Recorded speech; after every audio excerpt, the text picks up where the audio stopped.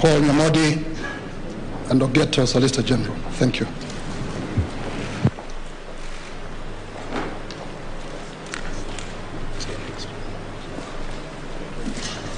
My lady and members of the court, for IEBC, Gedhu Moigai Senior Counsel, assisted by Eric Gumbo, Justice Munyidia, Moses Kipkogei, Ken Meli, Wamboi Moigai, Delbert Ochola, and Ron Makoha.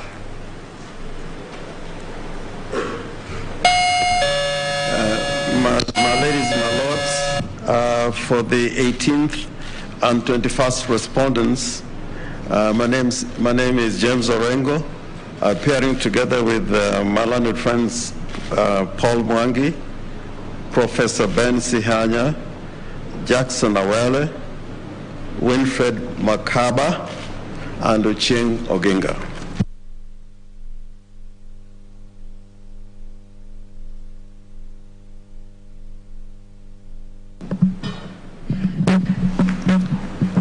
Please, my lady and members of the court, my name is Waweru Gatonya. I appear for the 20th respondent, together with my learned friend Mr. Kiragu, Mr. Paul Wanga, and Doctrine Chemngeno. Thank you. The Honorable Chief Justice, my ladies, my lords, may it please you, my name is Justice Njiru Nyaga. For the third appellant, Mr. Morara Omoke, appearing together with Mr. Orara Omoke himself, the third appellant, and remotely, Mr. Topua Lesinko and Margaret Kamau. Thank you.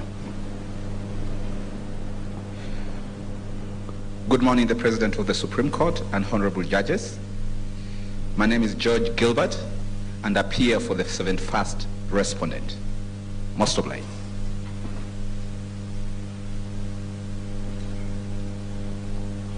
May it please you, my lady, the Chief Justice and the judges of the Supreme Court. My name is Nelson Andai Harvey.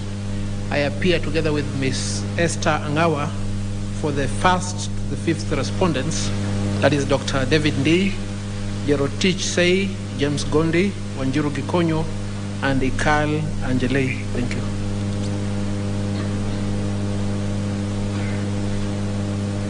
May it please the court, in the matter, my name is John Mwariri.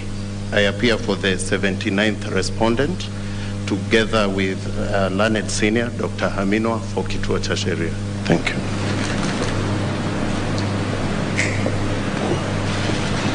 My lady, the Chief Justice and the Justices of the Supreme Court, my name is Caroline Gerono.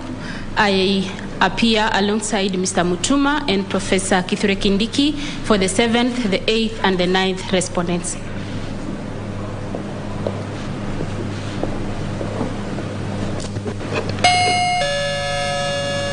If it may please the court, in the matter, my name is Kuyoni. I appear together with Mr. Mbarak Awath Hamed for the Speaker of the National Assembly, the 13th respondent, and the National Assembly, the 15th respondent.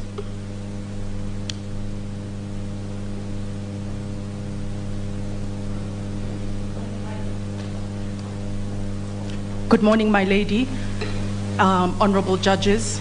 On behalf of the 78th respondent, Kenya Human Rights Commission, I'm Valentine Haminwa, appearing alongside my learned senior, Dr. Haminwa and Velin Shigoli. Thank you. Good morning, my lady Chief Justice, honorable judges of the Supreme Court. My name is Job Wambulwa. I appear together with Ms. Mercy Thanji for the 14th and 16th respondent, the Speaker of the Senate and the Senate. May it please you, my ladies, my lords, the President of the Supreme Court. My name is Ndegwa Njiru. I appear for the 78 respondents, the County Assembly of Kirinyaga. Good morning, Your Ladyship, the Chief Justice, Your Ladyship, the Deputy Chief Justice, Justice of the Supreme Court. My name is Evans Ogada. I appear alongside Mr. Elisha Ongoya. We are on record for the 11th and the 12th respondents. Thank you. Your Lordships, Your Ladyships, President of the Court, my name is Muthoni Nyuguto. I do appear with Senior Counsel Martha Karua for the 74th, 75th, and 76th respondents. My lady, my name is Ochiel Dudley. I appear for Professor Jack Mimali, the 77th respondent, and I hold brief for Ms. Kituku for Uhuru, the 24th respondent. I appear alongside Mr. Ray Odanga and Ms. Shitagwa Mwavishi. Most obliged.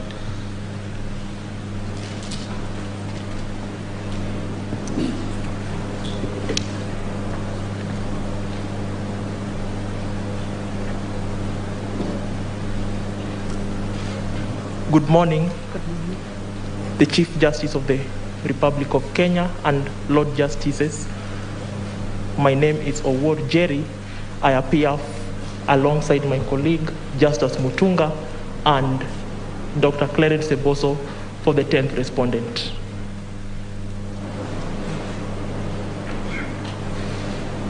Thank you. I believe that is all about the appearances. I will also like to say after we finish reading, we will also issue a media summary of the judgment.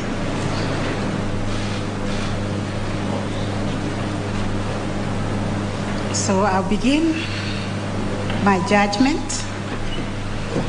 On 27th August 2010, in what may be fittingly depicted as a symbol of national rebirth and renewal, Kenya promulgated a new constitution, which has been described wound over as progressive.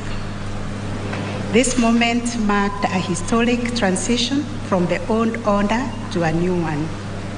The 2010 Constitution represents the people's aspirations laid out in the text of its preamble, articles, and schedules. It is a framework for the realization of a shared vision and common agenda. It spells out far-reaching fundamental institutional and other reforms meant to sustain human rights, equality, freedom, democracy, social justice, and the rule of law for the present and the future generations.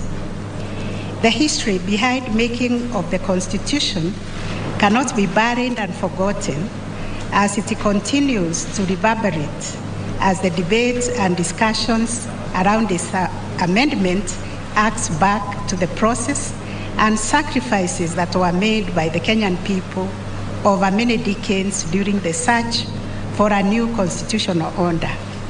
Indeed, the preamble thereto reminds us of honoring those who heroically struggled to bring freedom and justice to our land. It is the attempt to amend the Constitution as proposed in a document dubbed Constitution of Kenya Amendment Bill 2020, which ran to the instant appeals before this court. The amendment bill is at the core of the dispute that has engaged all the superior courts on the question of interpretation and application with regard to not only the provisions of Chapter 16 that provides for amendment of the Constitution, but the entire body thereto, as the canons of interpretation provided under Article 259(3) enjoins the court to inter alia consider, and I quote, "Every provision of this Constitution shall be construed according to the doctrine of interpretation, that the law is always speaking," end of quote. This means that the Constitution is always speaking to the present and the future generations. Therefore, in discharging their interpretive mandate within framework of a legal dispute before them, courts are required to uphold the Constitution by breathing life to all the provisions whilst promoting the dreams and aspirations of the Kenyan people in a manner that is consistent with the Constitution. In addition, it is envisaged that the approach to interpretation adopted by a court should not render any article or any provisions of the Constitution superfluous or ineffective. Consequently, as the apex court in the land and custodian of the Constitution, it is not lost to this court that we are being called upon to provide an impartial and authoritative determination which will guide and act as an interpretive compass to the courts below, to the state agencies, and to all the persons with respect to the questions before them. Before delving into the mandate under Article 163(4)(a) of the Constitution, as invoked by the appellants, it is instructive that we should place these appeals in the context by setting out very briefly the background. It is no secret that in striving to promote and strengthen our democracy, a number of attempts have been made to amend the Constitution. Of significance is that there have been a total of 3 attempts to amend the Constitution by way of popular initiative under Article 257 of the Constitution. These attempts were Constitution of Kenya Amendment 2010, Amendment Bill 2015, dubbed the Okoa Kenya Initiative, Punguza Mizigo Constitution of Kenya Bill 2019, and more recently, this particular amendment bill that has brought these appeals before us. The first 2 initiatives failed for not garnering the requisite support at various stages of the amendment process, while the amendment bill was subject to the court process, culminating in the instant appeals. Besides the above 3 attempts under the popular initiative, there have been more than a dozen other unsuccessful attempts to amend various articles of the Constitution since 2011 through parliamentary initiative route under Article 256.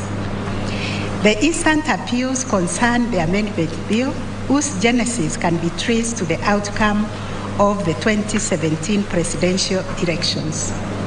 Following the initial and repeat presidential elections in 2017, His Excellency Honorable Uhuru Kenyatta, the President and Commander-in-Chief of the Kenya Defense Forces, embarked on uniting a divided nation, which led to the reconciliation famously known as the handshake between Honorable Raila Odinga, the then leader of the opposition coalition, and himself on 9th March 2018.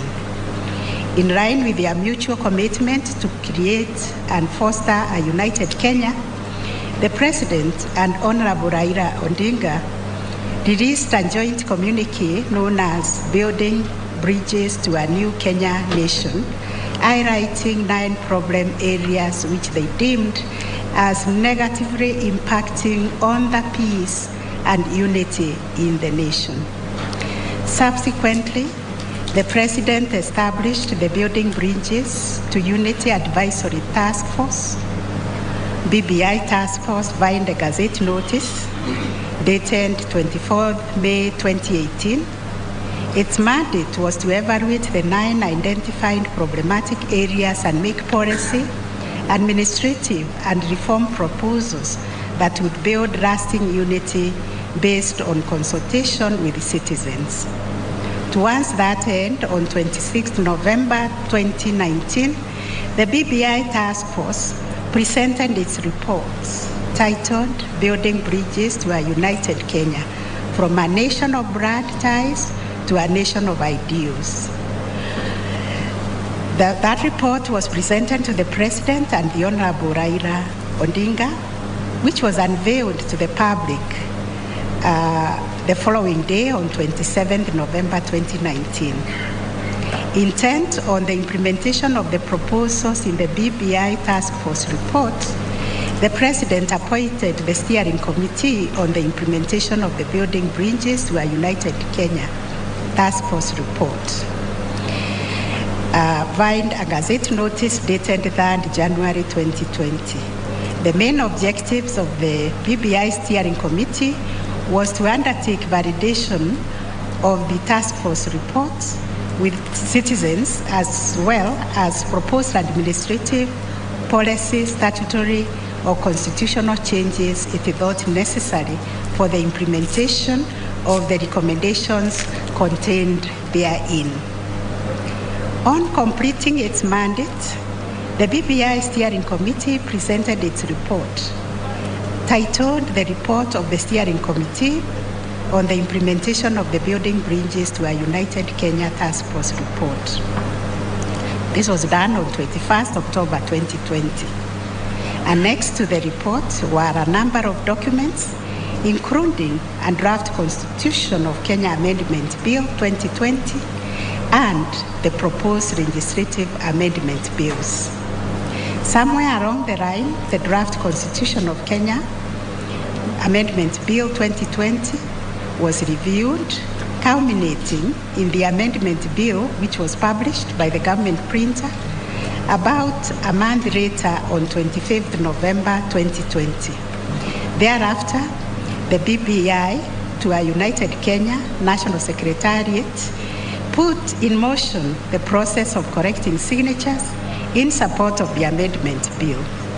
Upon correction of the requisite number of signatures, the BBI National Secretariat submitted the same, together with the amendment bill, to the Independent Electoral and Boundaries Commission for verification and thereafter submission to the county assemblies and Parliament for approval. This is what brought the litigation. While the amendment process was ongoing, 8 petitions were filed before the High Court challenging the constitutionality of the process, which resulted in the amendment bill and the contents thereof. 7 petitions were consolidated on 21st January 2021, while the 8th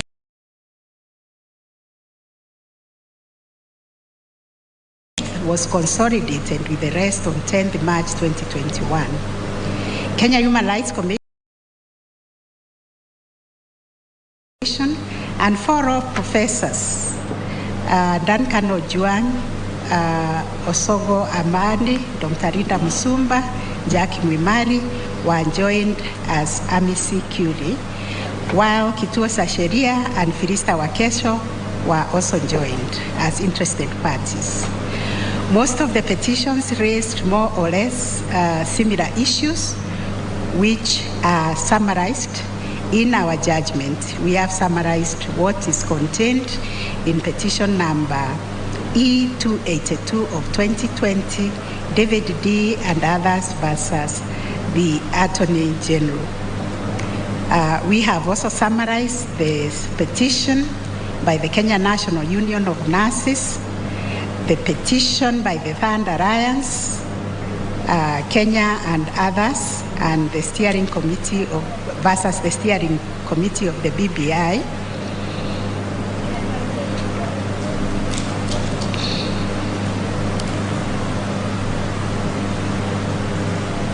In opposition to those petitions that were filed, the competency of the petition was challenged by the Attorney General, who argued that the issues raised therein were res judicata or sub judice.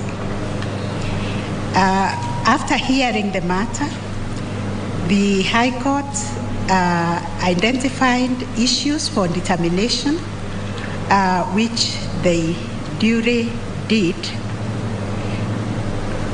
and came up with a judgment which was appealed before the Court of Appeal. Before the Court of Appeal, IBC filed 12 grounds of appeal challenging the High Court's findings, contending that the court had, by finding there was no quorum to undertake the constitutional and statutory mandates. It is also challenged the decision that the court misapprehended the provisions of Article 257.4 which did not require the IEBC to verify whether there was public participation before the verification exercise. In the High Court, this appeal was challenged.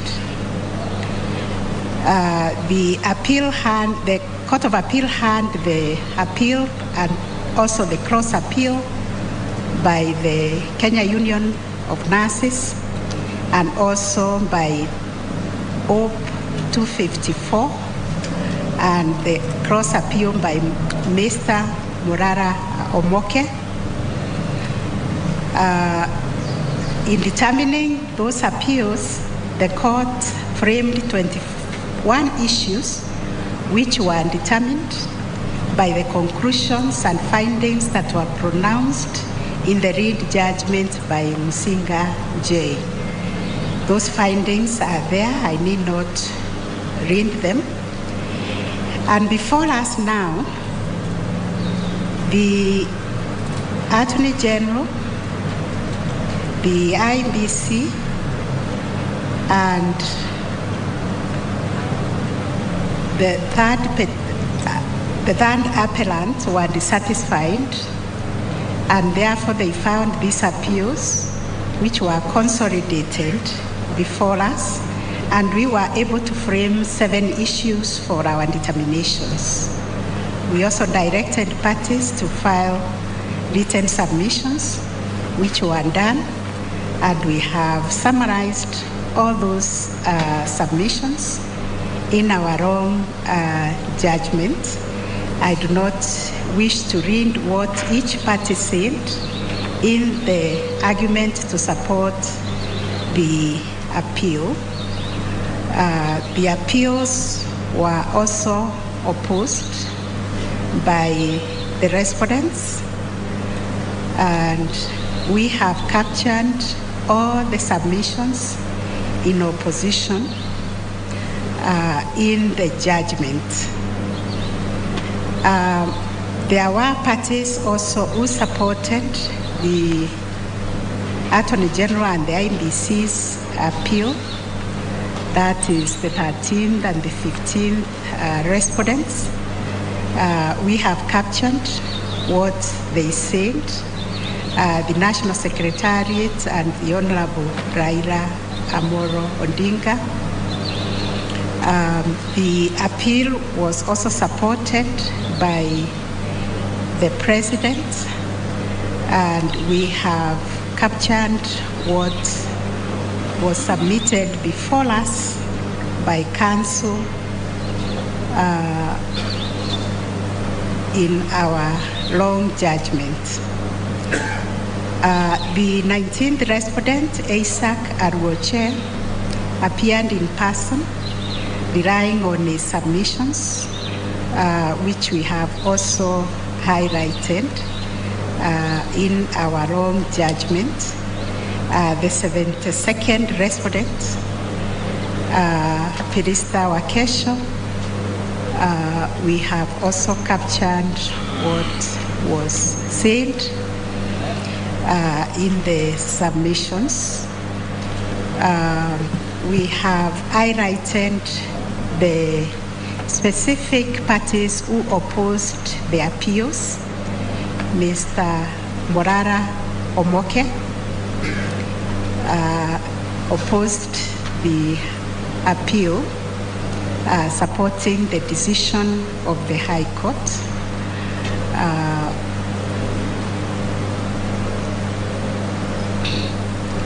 The first, second, third, fourth, and fifth respondents represented by Mr. Nelson Harvey and Ms. Esther Angawa also opposed the appeal and relied on their written submissions and made oral submissions, which we have captured in our own judgment.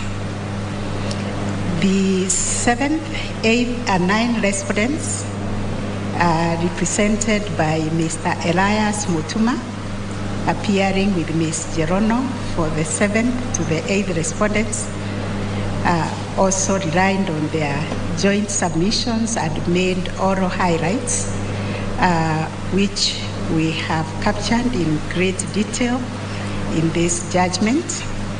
The 11th and 12th respondents, represented by learned counsel Mr. Elisha Ongoya and Evans Oganda, made submissions in opposition to the appeal. So was Muhuri, represented by Ms. Caroline Kituku, made extensive submissions on the issue of the verification of signatures by IEBC and also the quorum of IEBC. We have captured that. The 79th respondent, Kituo Sasheria, represented by learned counsel Dr. Kaminwa, also made extensive submissions, and we also have considered the briefs by the Hamisi, Professor Rosalind Dixon, and Professor David E. Randau, the first and second Hamisi. We have also considered Gautam Bhatia, the third Hamisi, and what he told us in his written submissions on the application of the basic structure. Professor Migai Akich, the fourth amicus, also submitted a submissive brief, which we have summarized on the issues that they raised. Professor Richard Albert, the fifth amici, we have captured the submissions regarding the issue of the basic structure doctrine. And Professor Yaniv Rosnai, the sixth amicus curiae. Professor Charles Manga Forband, Professor Dr. Adem Abebe, Dr. Duncan Ojuang, John Osogo, and Dr. Rinda Musumba also filed a very extensive amici brief with Dr. Jack Mwimari. The Kenya Human Rights Commission also made some extensive submissions on the basic structure doctrine. I have considered all those submissions for and against the appeal, and as observed, the appeals are predicated on Article 163, 4A of the Constitution, which clothes this court with jurisdiction to determine appeals from the Court of Appeal on question of interpretation and application of the Constitution. Although the length and breadth of the pleadings and arguments are summarized, I've touched on several chapters of the Constitution. The common denominator is that they are focused on the interpretation and application of Chapter 16 of the Constitution and how that is to be done. The two superior courts below have traversed and touched all the key provisions of the Constitution. In my view, therefore, this court's jurisdiction is properly seized under that provision of the Constitution. And having set out the issues framed by the court for determination, the 7 issues, I will now proceed to deal with them sequentially. On the basic structure, it is pertinent in the circumstances to point out that the basic structure doctrine, as articulated in the High Court and endorsed by the majority judgment of the Court of Appeal, the sum total of the 2 decisions being that beyond the 3 stipulated pathways for amending the Constitution provided in Chapter 16, there are certain fundamental features in the 18 chapters of the Constitution that are not amendable without first determining on a case-by-case basis whether a proposed amendment forms part of the basic structure. Further, that any amendment to these particular articles identified as fundamental features of the Constitution would follow a four-sequential process, being civic education, public participation, and collection of views, constituent assembly debates, and a referendum. In effect, the two superior courts below concluded that certain provisions of the Constitution are beyond the reach of enumerated amendment powers stipulated in Chapter 16 of the Constitution. The history of the emergence and evolution of the basic structure doctrine was comprehensively covered in the very detailed judgments of the two courts below. Therefore, I will merely mention some of the key features to place my findings in perspective. The basic structure doctrine first received judicial recognition in 1973 in the Kesavananda case, a decision of the Supreme Court of India. The case concerned a challenge to the state government of Kerala's attempt under two land reform acts to allow state government to acquire privately owned land to fulfill its socio-economic obligations. Subsequently, the Indian Parliament passed the 24th, 25th, and 29th amendments to the Indian Constitution, which in one way or the other shielded Kerala State's land reform acts from being challenged in court. It is in this context that the Supreme Court of India addressed the question of whether there were limits to Parliament's power to amend the Constitution. In a majority judgment of 7 judges with the 6 judges dissenting, the Supreme Court of India held that the 24th, 25th, and 29th Constitutional Amendment Acts passed by Parliament, exercising its powers under Article 368 of the Constitution of India, were unconstitutional to the extent that they damaged the basic structure of the Constitution. The doctrine places substantive limits on the amendment power by placing the basic features of the Constitution beyond the legislative's power to amend the Constitution. In effect, the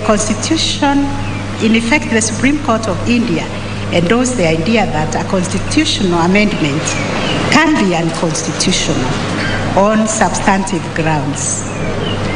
I have recited or restated the provisions of Article 368 of the Indian Constitution. And from that provision, it is clear from its reading that the amendment process under the Constitution of India is exclusively vested in the legislature. This therefore means the amendment process of India's Constitution can be described as falling under the flexible model of amendment powers in the flexible rigid dichotomy used to categorize the nature of amendment powers in a given constitution. And for this preposition, I have also read the books by Zachary Ekins and Richard Albert on making, breaking, and changing the constitutions. Subsequently, the basic structure doctrine and the idea of limits of power to amend a constitution have been considered by courts in several jurisdictions across the world and received mixed reception. For example, the basic structure doctrine and its various variants have been accepted in Bangladesh, Belize, Colombia, Taiwan, Malaysia, Slovakia, and Peru. While courts in France, Georgia, South Africa, Singapore, Zambia, Uganda, and Tanzania have rejected the doctrine. What this state of play demonstrates, which has been recognized by some of the distinguished scholars as reflected in the various materials cited before us, is that the basic structure doctrine has not yet matured into a universal norm of constitutionalism. And for that, I have referred to the writings by Richard Albert, Maukas, Makize, and Therese O'Keefe. Given that the basic structure doctrine has not matured into universal norm of constitutionalism or a doctrine of general application, courts have adopted the approach of evaluating its fit within their constitutional systems before accepting its applicability in the various jurisdictions where it has been considered. In Kenyan context, this court has already developed an approach which courts are obligated to follow in ascertaining whether to transplant any juridical idea to the Kenyan Constitution in the post-2010 constitutional order. In the vetting board case, this court grappled with the question of the scope and effect of the ouster of the judicial review power of the High Court by a constitutional ouster clause. Whereas the court considered similar jurisprudence on ouster clauses from other Commonwealth countries that had been inspired by the landmark decision of the House of Lords in the animistic case versus Foreign Compensation Commissions and other. This court developed the interpretive model to be followed. In that case, the vetting board. I have considered the dictum in that case and the imposed obligation by this court under Section 3C of the Supreme Court Act, which provides that we must develop rich jurisprudence that respects Kenya's history and traditions and facilitates its socio-economic and political growth. Accordingly, before declaring the applicability or otherwise of the basic structure doctrine in Kenya's constitutional context, a court is obligated to take into account our constitutional history, especially bearing in mind that the doctrine, which found root in 1973 in India, was available when the framers of the Constitution of Kenya conceptualized the provisions of Chapter 16 on amendments. Another way of looking at the matter is to ask a pertinent question as to whether there are gaps identified in particular in regard to the provisions of Chapter 16 of the Constitution requiring to be sealed by the basic structure doctrine.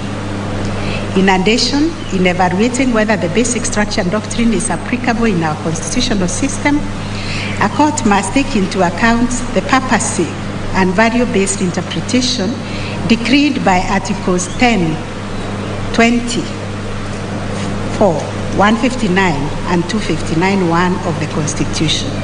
Such an approach to constitutional interpretation begins from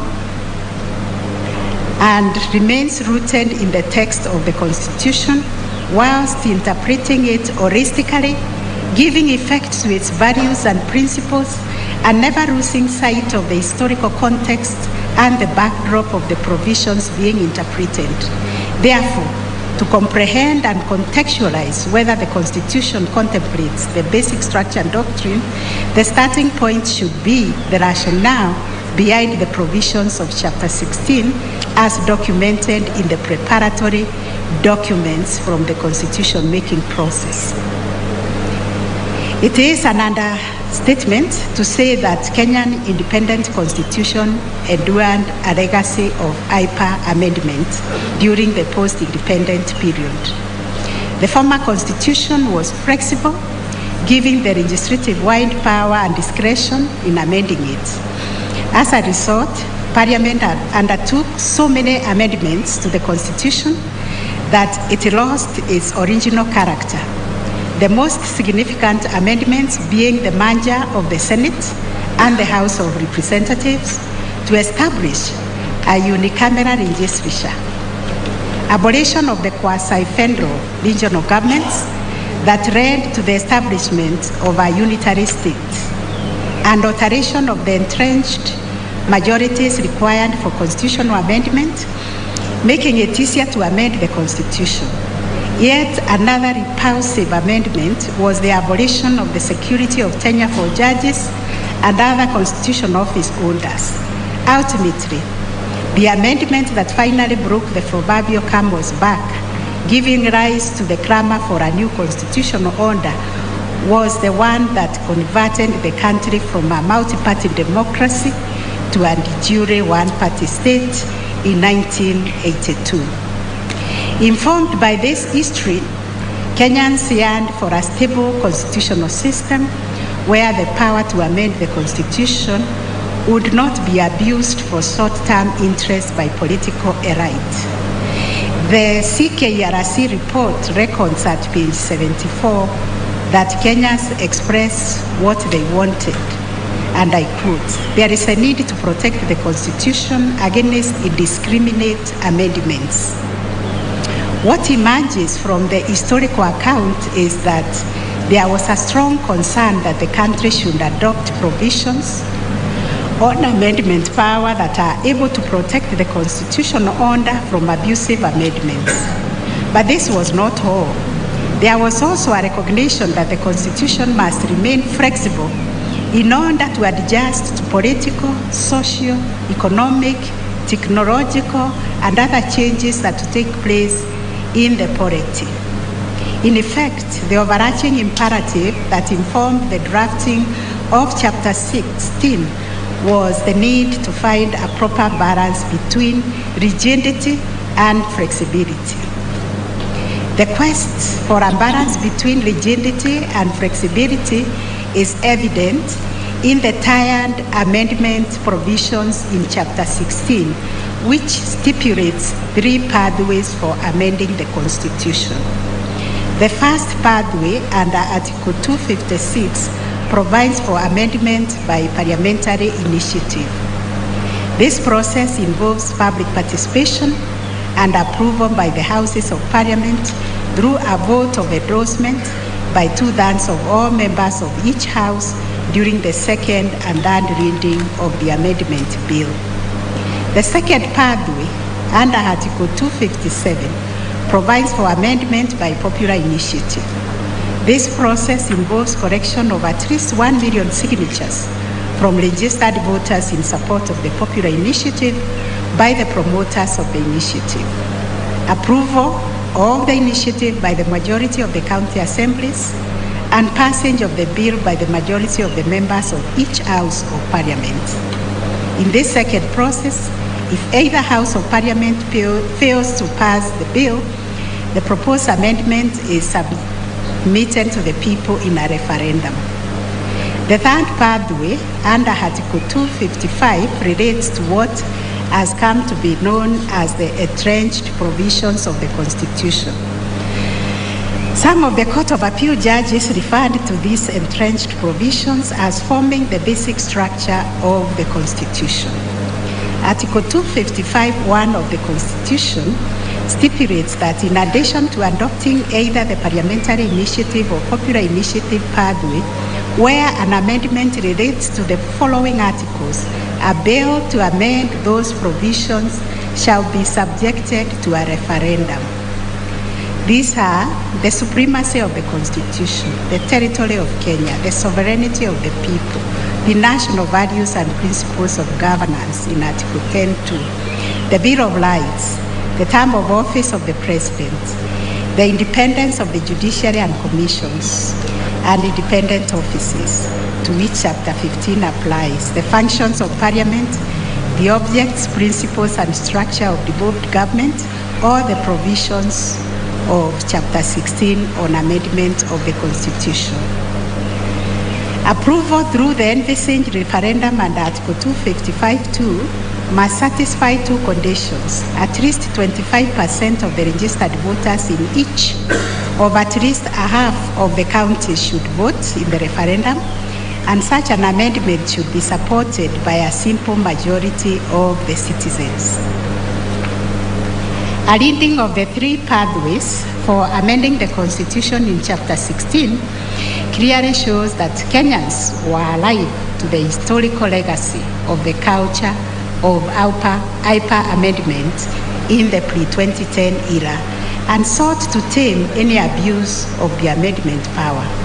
In particular, Article 255(1) and 2 of the Constitution demonstrates that, alive to the culture of IPA amendments, the Kenyan people sought to ring-fence the core fundamental commitments of the Constitution by entrenching them and subjecting the process of amendment to deepened public participation, as well as imposing a downstream constrained veto by stipulating that the entrenched provisions enumerated in Article 255(1) of the Constitution can only be amended through a referendum process. The rationale of entrenching the provisions mentioned in Article 255(1) of the Constitution is, in my view, informed by the very democratic idea that constitutional amendments of a fundamental nature should take place through a deeply participatory process and be ratified by the people, being the ultimate sovereign of the polity, through a referendum. The approach in balancing flexibility and rigidity in constitutional amendment adopted in Chapter 16 reflects and compares favorably with modern constitutional architecture and design. Drafters of contemporary constitutions pursue the goal of balancing rigidity and flexibility through what has been termed as tiered design amendment rules. This argument is augmented by the article cited before us by Professor Rosalind Dixon and David Randau in their writing titled Tiered Constitutional Design. Under the tiered constitutional model, amendment rules vary with provisions that are core to fundamental to constitutional systems being placed on a higher tier and made more difficult to amend. The amendment rules under the Constitution adopt this modern tiered constitutional design, combining the virtues of rigidity and flexibility by having different amendment procedures apply to different parts of the Constitution. The core foundational values, principles, and structures of the Constitution have been granted a higher level of entrenchment to ensure the stability of the constitutional system. It follows, therefore, that Kenyans were conscious of the core constitutional values, principles, and structures that they wanted protected from abusive amendments, and they protected them through entrenched provisions in Article 255 of the Constitution. In my view, therefore, the framers of the Constitution, well aware of the basic structure doctrine, chose to ring-fence some key features from flexible amendments, and if it was their intention to provide for eternity clauses or the basic structure doctrine, nothing would have stopped them from doing so. The next question that follows is whether it was necessary for the two superior courts to adopt the basic structure doctrine and thereby devise a fourth-way path for amending the Constitution outside the three pathways that are stipulated in Chapter 16. To answer this question requires one to appreciate how the High Court and the majority of the Court of Appeal judges proceeded to analyze Chapter 16. It was on the premise that, based on the history of IPA amendments of the repealed Constitution during the pre-2010 dispensation, the Constitution demanded heightened procedures beyond the tiered design of the amendment procedures provided in Chapter 16 that would make the Constitution more difficult to amend. The two courts, therefore, did not go into a detailed analysis and to specifically point out the actual shortcomings of the provisions of Chapter 16, especially in light of all the 21 unsuccessful attempts that have been made over time, over the last 10 years, to amend the Constitution. The Court of Appeal, in my respectful view, under duty to analyze the findings of the High Court and specifically point out whether there were apparent inadequacies as far as the provisions of Chapter 16 were concerned. Looking at the history, as stated above, as well as the provisions of Chapter 16, it is clear to me that Kenyans sought to achieve a balance between rigidity and flexibility in the amendment process. Kenyans did not want to shift from one extreme of hyper amendment to another extreme where no amendment can take place. That is, from hyper amendment to ultra rigidity in the amendment process. Rather, what Kenyans desired is a balance between rigidity and flexibility, as reflected in the tiered amendment process in Chapter 16 of the Constitution, with the core or essential features of the Constitution being accorded heightened protection, but still open to amendment through an enhanced, inclusive, and participatory process that culminates in our people exercising their sovereign power through ratification in a democratic process in the form of a referendum. The High Court and the majority of the Court of Appeal, with tremendous respect, failed to appreciate that the tiered amendment process is one of the options available in the menu of constitutional designs options for dealing with the practice of abusive amendments, just like other designs options limit amendability. For example, eternity clauses and basic structure doctrine. Therefore, where Kenyans have selected the tiered amendment procedure as their response to the culture of hyper-amendability, I find it difficult to justify this judicially created fourth pathway of amending the Constitution founded on the basic structure doctrine. Unfortunately, there was no justification provided to demonstrate the lacuna in the Constitution and hence the need to call in aid the basic structure doctrine to enhance the existing tools of interpretation. The 2010 history of Kenya is replete with precedents of application of foreign laws and doctrines from Commonwealth and other jurisdictions, which was done due to absence of local statutes. Today, I dare say that courtesy of our Constitution, we have sufficient arsenals that include our own canons of interpretation, which we must exhaust before borrowing from other jurisdictions.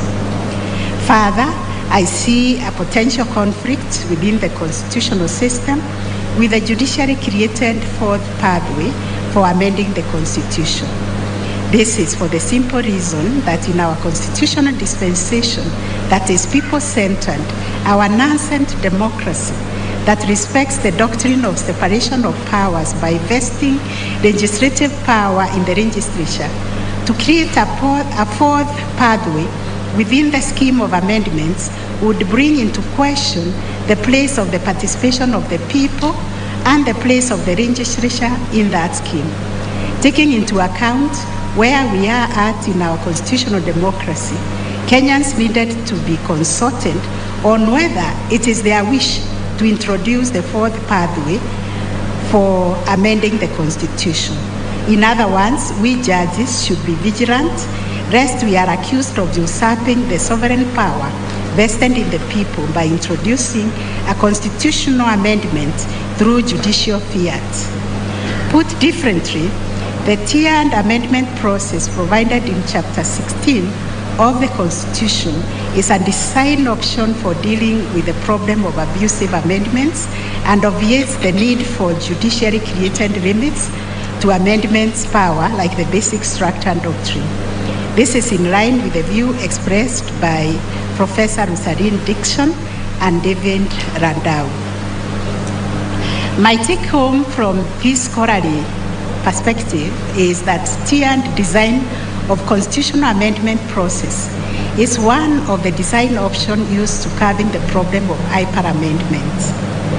Professor Rozanai rightly points out in his well-balanced amicus brief that the applicability of the basic structure doctrine depends very much on the context. The most important contextual consideration is the balance between flexibility and rigidity of the amendment process. The more difficult the amendment process, the less there is need for a doctrine of limits to amendment power. The jurisprudential underpinning of this view is that in a case where the amendment process is multi-stage, involves multiple institutions, is time-consuming, engenders inclusivity and participation by the people in deliberations over the merits of the proposed amendments, and as downstream veto by the people in the form of referendum, there is no need for judicially created implied limitations to amendments power through importation of the basic structure doctrine into a constitutional system before exhausting homegrown mechanisms. Moreover, I fully agree with a portion of the judgment by Sishare J, where she questioned the viability of relying on judges to interpret on case-by-case basis on whether a particular provision of the Constitution is amendable. To put this into perspective with respect to our constitutional architecture, amendment of entrenched provisions of the Constitution relating to the matters listed in Article 255(1) through popular initiative route requires, first, there must be public participation throughout the amendment process by dint of Article 10(2) of the Constitution.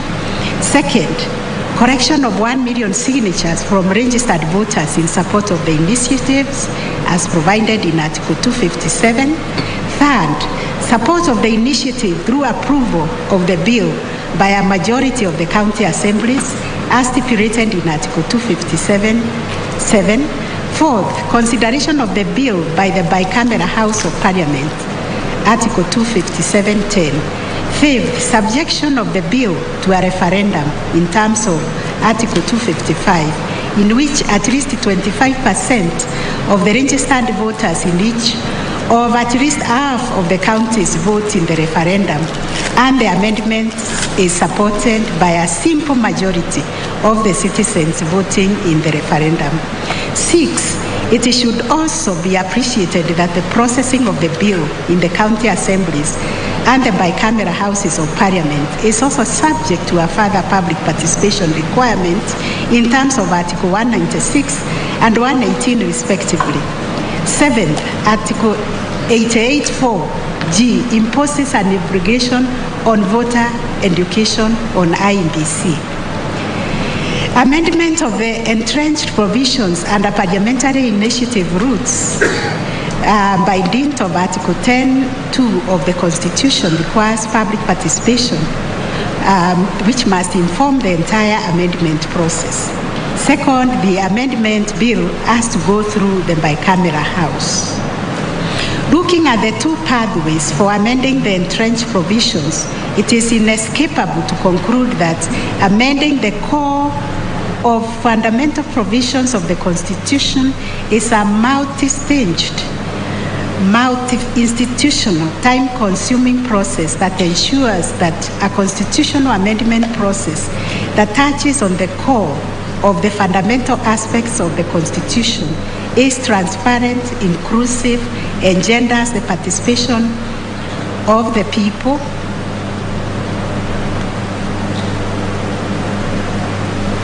in a democratic society where they decide their own governance.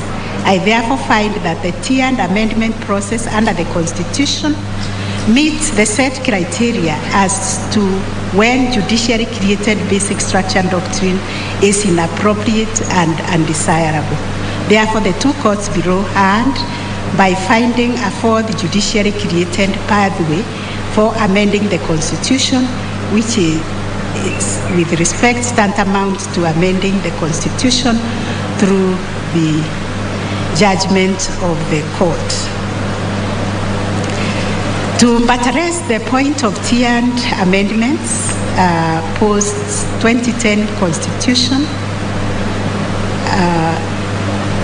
the amendment practice post-2010 Kenya Code illustrates that the tiered amendment design is an adequate bulwark against abusive amendments. As pointed out by Sishare J in a dissenting opinion at the Court of Appeal, there have been 21 failed attempts to amend the 2010 Constitution during the first decade of its operation. 19 of these were through the parliamentary initiative and 2 were through the popular route. It is also notable that although the amendment bill had gone the farthest in amendment process, it was yet to be subjected to the ultimate downstream veto of the referendum process. Comparatively, the Independence Constitution had undergone 12 major amendments by its 10th birthday. In essence, it is right to conclude that the resilience of the 2010 Constitution in its first decade is proof that Kenyans attained the goal of balancing flexibility with rigidity in designing the amendment power as reflected in Chapter 16 of the Constitution. It ought also to be appreciated that judicial protection of implied limitation to the amendment power, such as through the basic structure doctrine, become increasingly required in context where the country has too flexible constitution that can be amended fairly easily. Therefore, while it was inappropriate in the pre-2010 dispensation for the High Court, Ligera J, as he then was in the Joya case, to recognize the basic structure doctrine under the repealed Constitution, there is no such need under the 2010 Constitution. This view is founded on the premise that the risk of abusive amendments has been tamed by the tiered amendment process that entrenches the core of essential provisions through a heightened, elaborate amendment process. Considering the progressive nature of the Constitution, a 3-judge bench, Korio, Goge, and Odunga in Priscilla Dururu case, expressed skepticism as to the continued relevance of owning the Joya case on the basic structure post-2010 Constitution in light of the provisions of Article 255 of the Constitution. In contrast, the unique context of India, with a too flexible constitution that grants the legislature the wide discretion in amending the Constitution, arguably justifies the judge-made basic structure as developed and practiced in India in order to stabilize the constitutional order and prevent the practice of abusive constitutional amendments, given the low threshold for amendment in the text of the Constitution, just as it was in our case prior to the 2010 Constitution. Although I think I've said enough to demonstrate why I disagree with the judgments of the majority of the Court of Appeal bench regarding the application of the basic structure post-2010 constitutional order, I will briefly highlight some of the critical aspects which were not considered by the two superior courts, and if the judges had done so, perhaps they would have come to a different opinion. Number one, the superior courts failed to appreciate that the concern with the culture of hyper amendment had already been taken into account during the drafting of the Constitution of Kenya 2010. This led to the design of the tiered amendment process that balances flexibility and rigidity. In such a context, the correct judicial posture ought to have been fidelity to our Constitution. This is informed by the reality that the Constitution, to a large extent, is self-contained and self-regulating in dealing with the legacy of abusive amendments in the former constitutional amendments.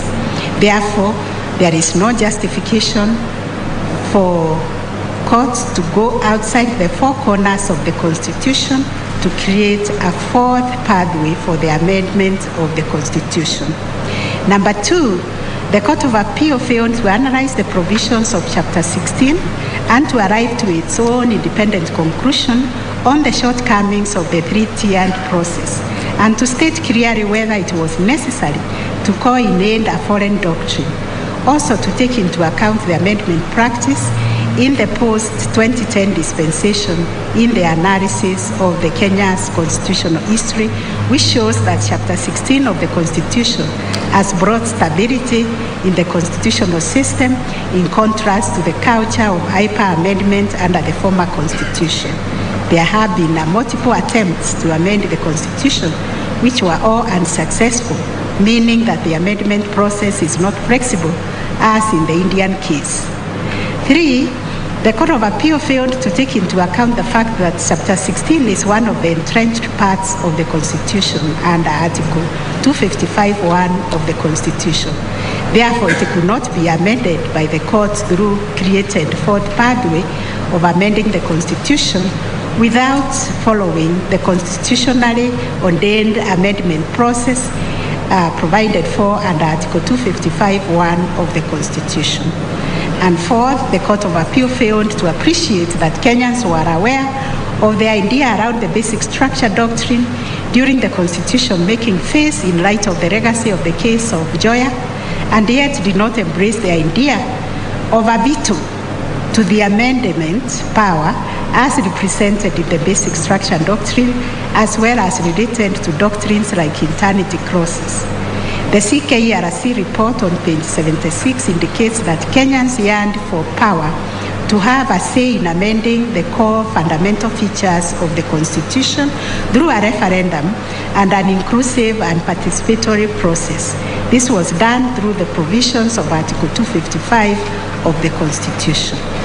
Another aspect of the majority judgment of the court that I need to address relates to how the two courts treated the historical background informing the drafting of Chapter 16.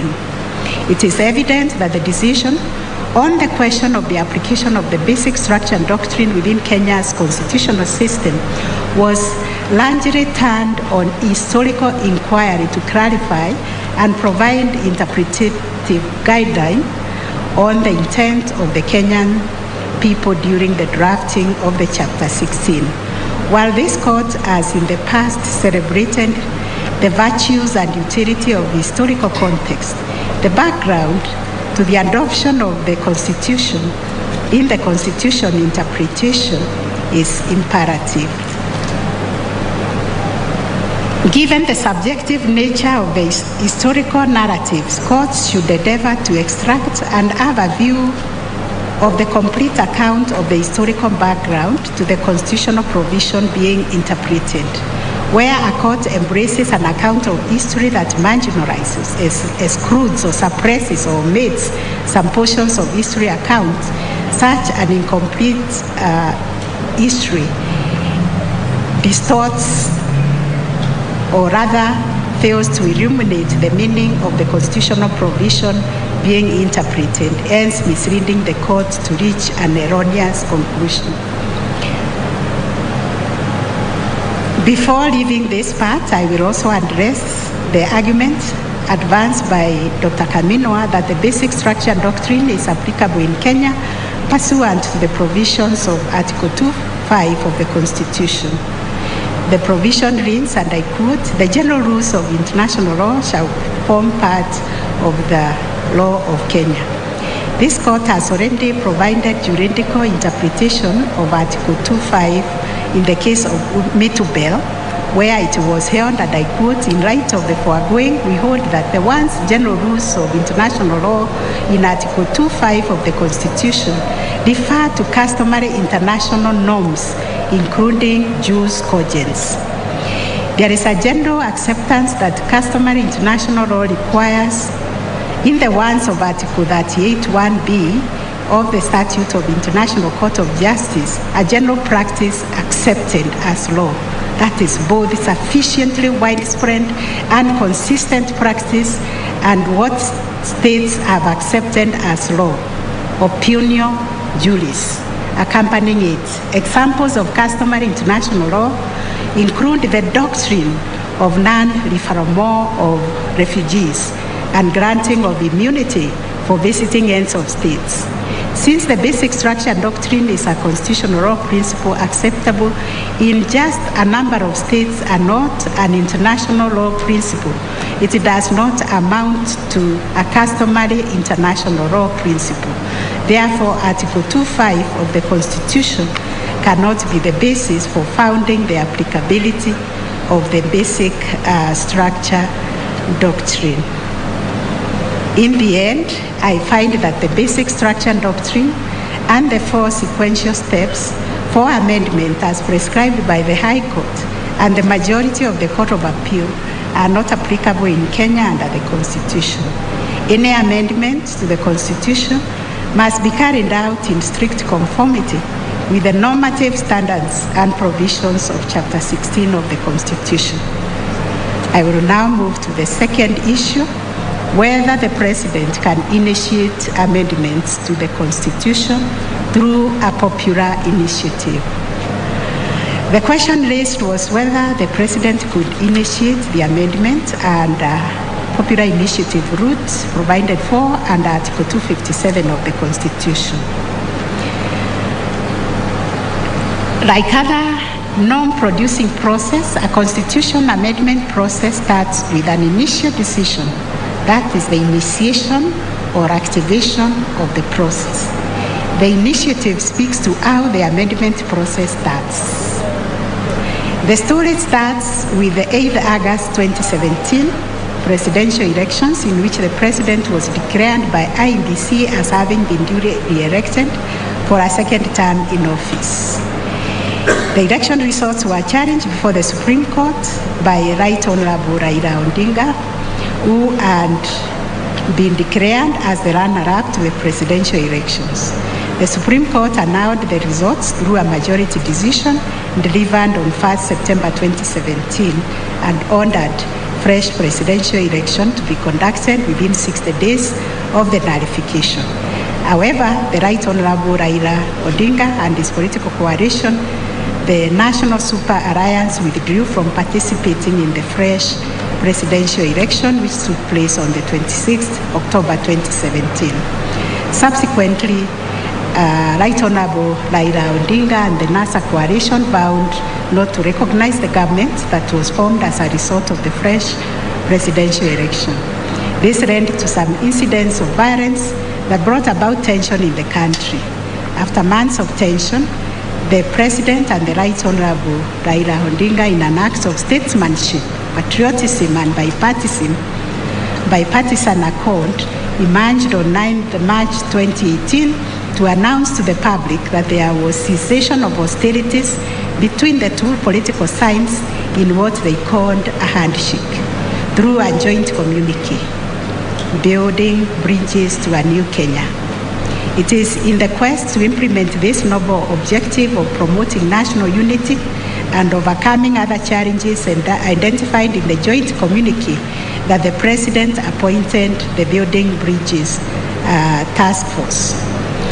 On 26 November 2019, the BBI Task Force released their report, which was unveiled to the public. On 10 January 2020, the President appointed the BBI Steering Committee with the terms of reference that were stated therein. As far as the President's actions with respect to setting up the BBI Task Force and BBI Steering Committee to further the agenda of promoting national unity were concerned, in my view, these actions cannot be faulted. Indeed, they are roundable acts of statesmanship executed within the ambit of the provisions of Article 131(2)(c) of the Constitution. This article demands nothing less from the President, as it directs the holder of that venerable office to promote and enhance the unity of the nation.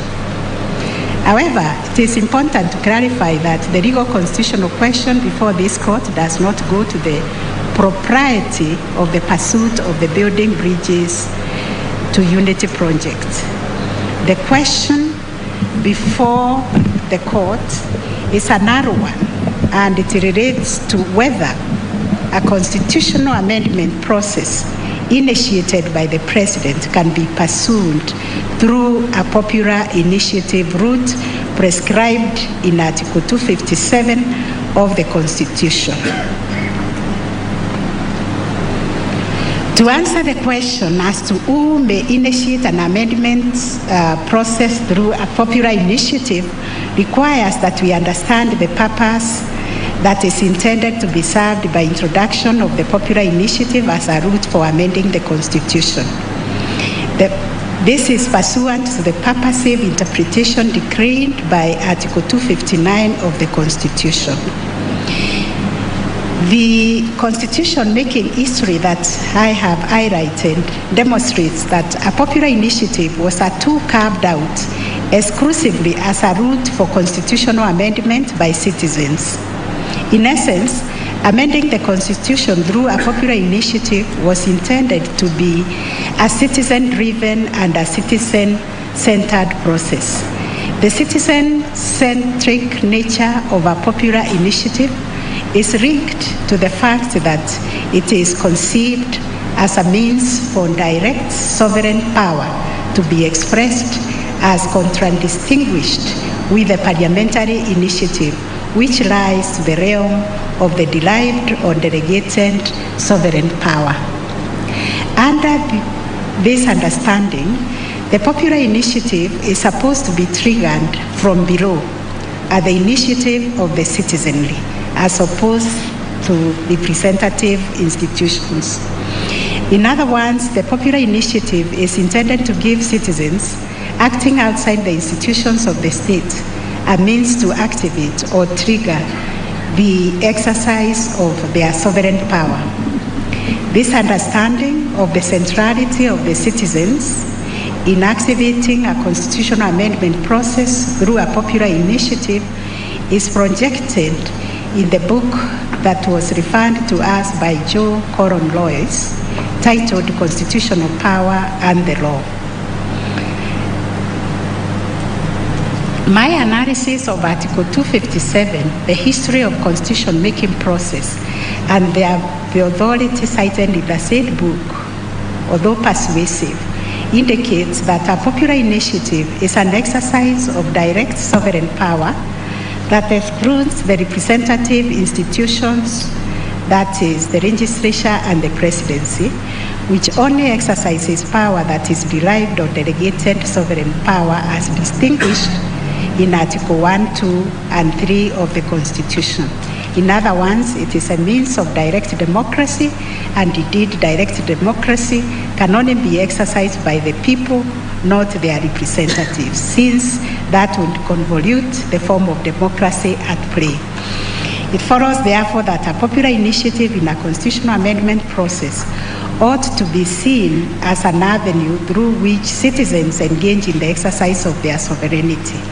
As such, state organs, being not bearers of direct sovereignty, have no right to activate the popular initiative. This leads to the conclusion that the popular initiative is a preserve of the citizens, the one popularly known in Kenya as the Wanjiku. It ought to be appreciated that the Constitution provides normative markers for how, when, where, and by whom particular powers are to be exercised. Article 257 delineates who has the power to undertake what duty or obligation as a right to undertake specific measures with respect to the constitutional amendment process. It is in appreciation of this that I need to interrogate the argument that institution of the presidency has the authority to initiate a popular initiative in light of the overarching leitmotif of the Constitution, which is concerned with tampering or limiting the powers of the presidency. In its architecture and design, the Constitution strives to provide explicit power to the institution of the presidency and at the same time limit the exercise of that power. This approach of explicit and limited power can be understood in light of the legacy of domination of the constitutional system by imperial presidents in pre-2010 dispensation. As a result, Chapter 9 of the Constitution lays out in great detail the powers and the authority of the president and how such power is to be exercised.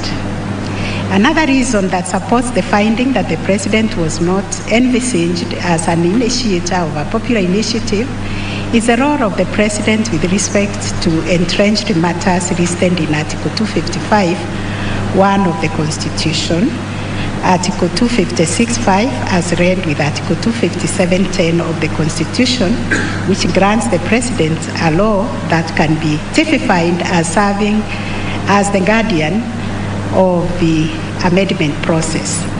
In that, where a constitutional amendment bill is presented for assent, the president has the obligation of reviewing the bill and referring the bill to undergo a referendum process where it involves matters listed in Article 255 of the Constitution. Such a guardianship role over the amendment process ought not to be undertaken by the prayer in the amendment process. I therefore endorse the finding by the two superior courts that the president ought not to be both a prayer and an umpire in the amendment process.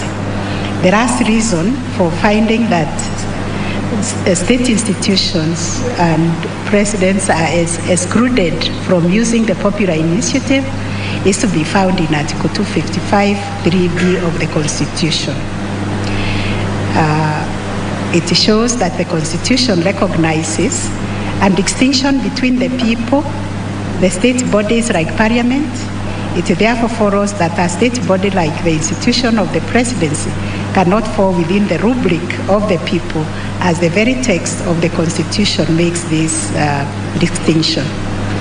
This brings me to the inescapable conclusion that state institutions and state organs such as the presidency cannot initiate constitutional amendments via the popular initiative route provided for under Article 257 of the Constitution.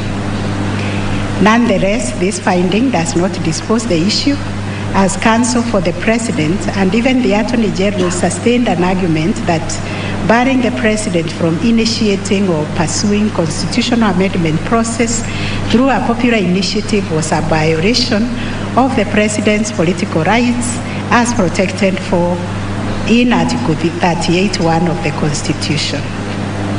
Given that a process to amend the Constitution is a democratic process which is meant to give effect to self-government, the limitation and promotion of an initiative to change the Constitution is a political choice protected under Article 38.1c of the Constitution. However, there is an additional angle in deciding whether a right is applicable in a given factual situation. This is the concern with the rights range of application as provided in Article 22 of the Constitution, which provides every person shall enjoy the rights and fundamental freedoms in the Bill of Rights to the greatest extent consistent with the nature and the right of the fundamental freedom. What I deduce from this provision is that a court is under an obligation to interrogate whether a person arranging a violation of a right is actually a beneficiary of that right in question. In this context, it is notable that Article 38.1 grants the freedom to make the political choices to every citizen. The citizen qualifier speaks to the range of application of the freedom to make political choices by limiting the rights enjoyments to the citizens. Therefore, for one to be a beneficiary of the freedom to make a political choice, they must fall within the category of the citizen. Based on the citizenship qualification, the freedom to make political choices is a right that does not accrue to state organs or institutions. State organs or institutions cannot be citizens because under Chapter 3 of the Constitution, citizenship is limited to living human beings, excluding state organs. Consequently, while the president, when acting in his private capacity as a citizen, can enjoy freedom to make political choices, this right does not accrue to the institution of the presidency, which is a state organ. The presidency and other state organs do not fall under the rubric of citizens. I therefore find that exclusion of the institution of presidency and other state institutions from initiation of a process to amend the constitution through the popular initiative route does not violate the political rights protected under Article 38(1) of the Constitution. The last aspect of this issue relates to whether it was established through evidence that the process to amend the Constitution through amendment bill was initiated by the President. At the outset, it should be pointed out that the concurrent findings by the two courts below was that the President, by a number of antecedent acts, and initiated the process, and the state was the real force behind the amendment process, including through the use of state resources to support the process. In a challenge to this finding, it was argued by the Attorney General and the BBI National Secretariat that it is the BBI National Secretariat through Honorable Dennis Wawero and Honorable Junet Mohammed who are the initiators and promoters of the impugned constitutional amendment initiative and not the President. An examination of the evidence before the courts reveal a number of things relevant to this factual determination. For starters, the President and the National Executive took certain actions which portray its role in the initiation and promotion of the constitutional amendment. The President did not do those things as a private citizen, and this is clearly demonstrated in a number of ways. One, the President signed off the communique in March 2018, the official title of the President. The communique was published in a paper bearing the coat of arms of the Republic and the seal of the President. The President appointed the BBI Task Force and the BBI Steering Committee Task Force through Gazette Notice of 51, 54, and 264 of 2018, respectively. The President received the official reports through a state function as President. As a result, it cannot be disputed that the President was involved in the initiation of the amendment bill. However, in my considered view, the President cannot be blamed for this because it is the promoters who took over the amendment bill under the auspices of the BBI National Secretariat, who had, by invoking the popular initiative route under Article 257, to pursue the amendment process. It is my finding that the genesis of the amendment bill can be traced to all these actions. I therefore affirm the factual findings by the two superior courts that the President was involved in the amendment bill and agree with the finding by Tuyot J. I believe I have stated enough to support by conclusion that the President of the state institutions are not permitted to initiate or promote a constitutional amendment process through the popular initiative route envisaged in Article 257 of the Constitution. This now takes me to the third issue, whether the second schedule to the amendment bill was constitutional. To put this question in context, it ought to be appreciated that the second schedule was intended to serve as a transitional scheme of implementing Clause 10 of the amendment bill. Clause 10, which intended to amend Article 89 of the Constitution, provided, and I quote, Article 89(1) of the Constitution is amended by deleting the words 290 and substitute therefore with words 360.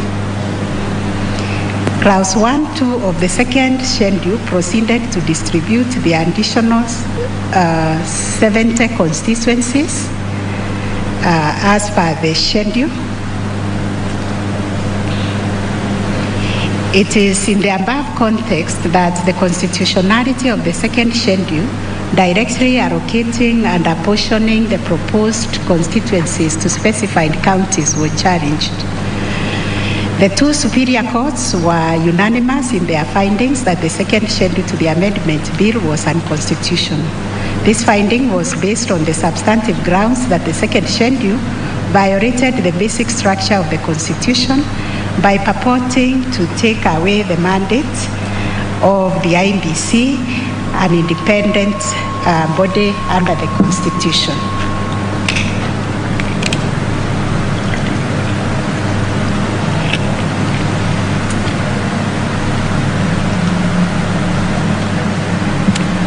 Further, it was contended that the second schedule impermissibly directed IEBC on the execution of its constitutional functions.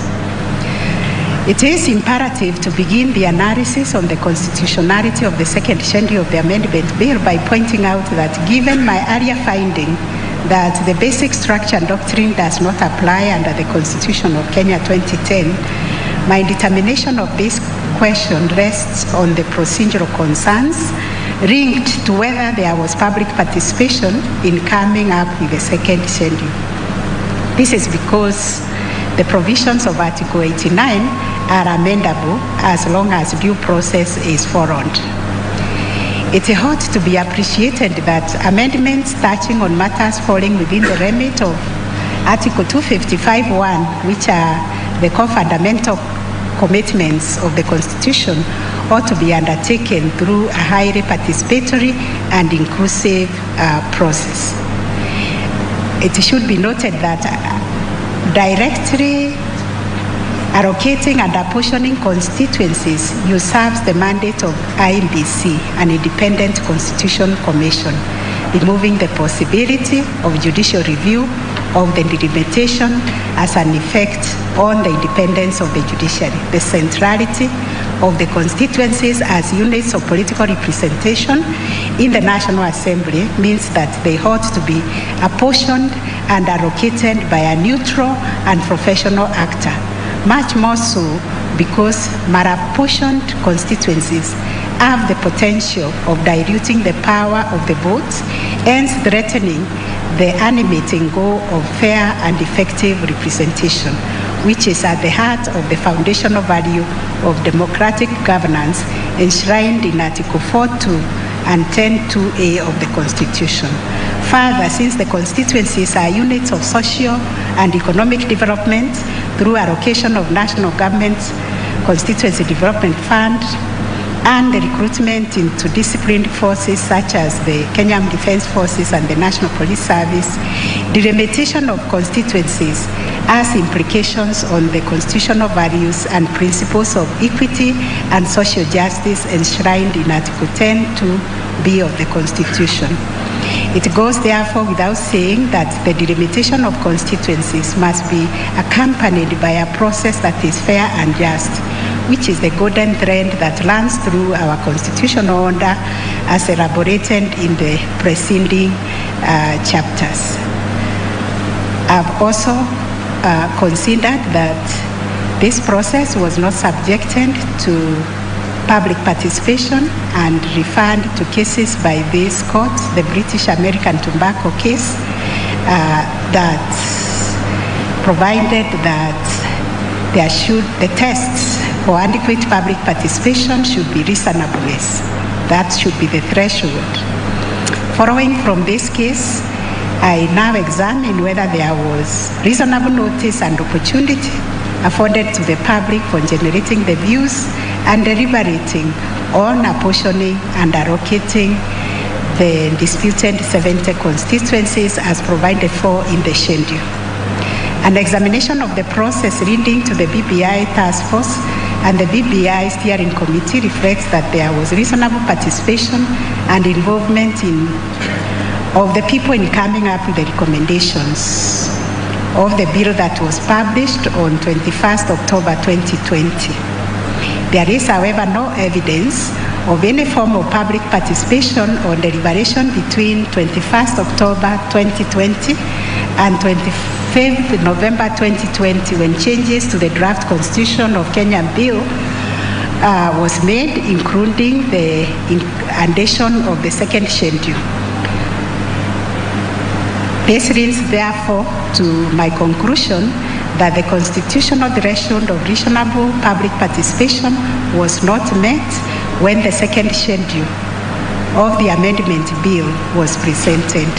Consequently, I come to the conclusion that the second schedule of the amendment bill is unconstitutional for want of public participation, a constitutional obligation that flows from Article 10(2) of the Constitution.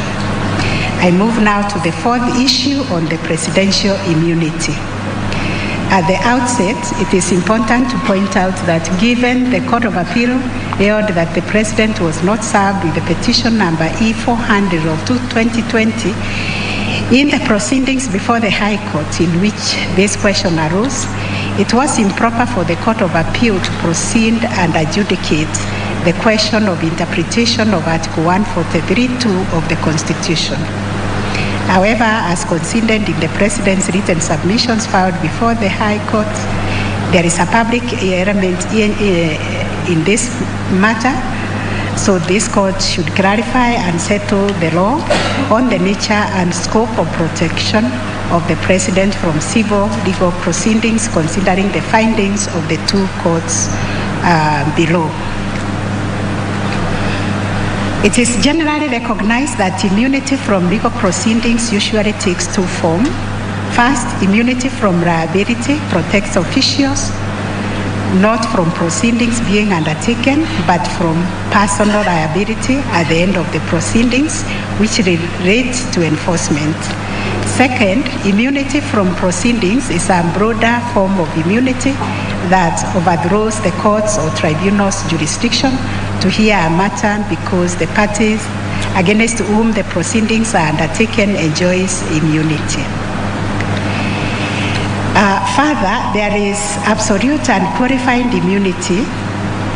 Absolute immunity has no limitation as to its application, while qualified immunity usually has limitation like extent of actions and other related to other official function, whether done lawfully or done in good faith. The Constitution contemplates immunity of certain officials in the performance of their functions. For example, Article 160, a member of the judiciary; Article 250, a member of the commission; Article 143, criminal proceedings shall not be instituted against the President or a person performing the functions of that office during the tenure. From the structural reading of the above provisions, there are glaring distinctions that illuminate the nature and scope of presidential immunity envisaged under Article 143(2) of the Constitution. Firstly, all the officials set out above enjoy immunity as persons, holder of office or member of a commission, but not their offices, whereas the President enjoys immunity as both the person in the office and the office itself. This is evident from the choice of phraseology used in Article 143 to the effect that the President or the person performing the functions. To make the point clearer, one can contrast the nature of immunity envisaged in Article 143(2) to Article 259 for an holder of an independent office. Consequently, this leads me to the inescapable conclusion that the immunity of the President is unlike that of the other state actors. The President not only enjoys functional immunity like all public officials who perform state duties, which protects them from civil liability for official functions, they further enjoy sovereign immunity as the end of state and the single representation of the sovereignty of the Republic. Indeed, it is only sovereign immunity that can immunize anyone against both proceedings and criminal liability, because any other immunity would be related to official functions and therefore would inherently be a qualified immunity.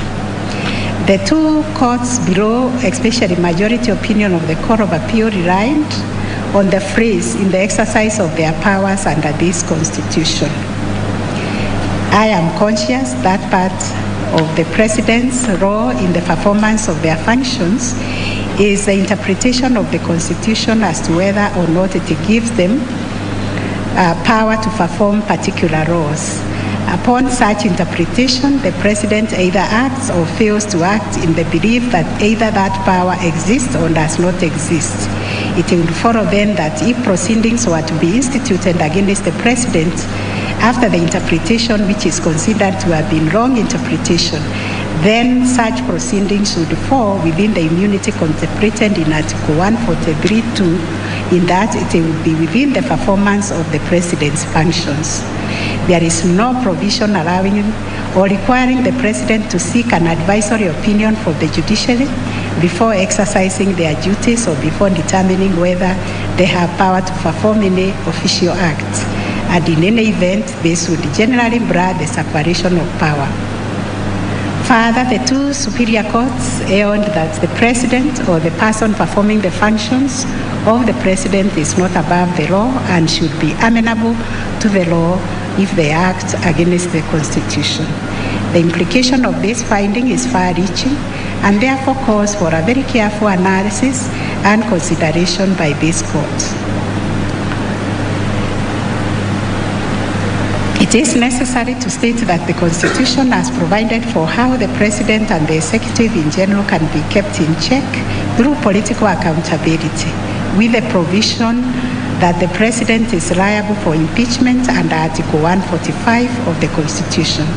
The grounds for impeachment listed under Article 145(1) of the Constitution includes gross violation of the Constitution or any other law, commission of a crime under national or international law, or gross misconduct. This means that there is a clear avenue to check the President's conduct as acknowledged by this court, by the Court of Appeal in the case of Minister for Internal Security and Provincial Administration versus Center for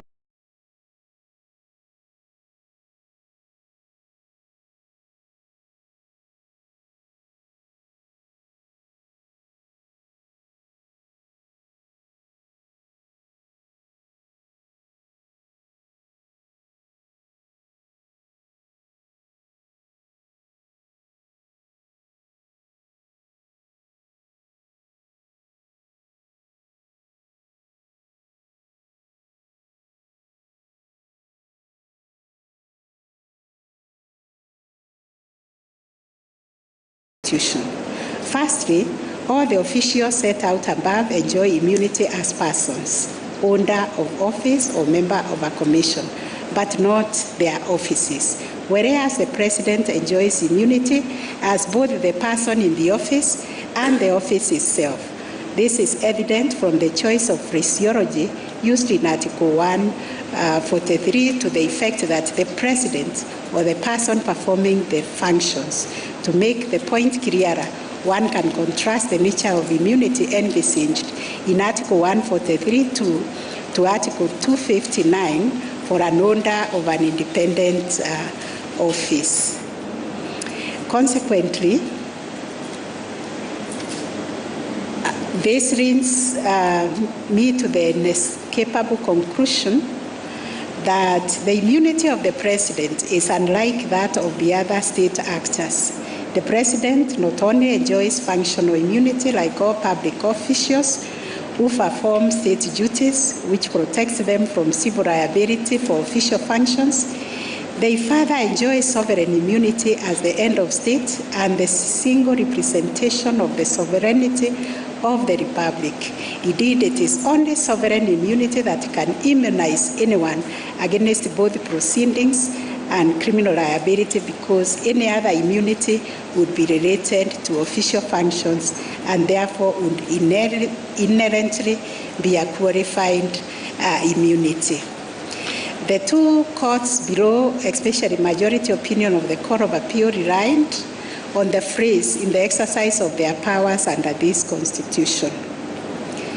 I am conscious that part of the President's role in the performance of their functions is the interpretation of the Constitution as to whether or not it gives them power to perform particular roles. Upon such interpretation, the President either acts or fails to act in the belief that either that power exists or does not exist.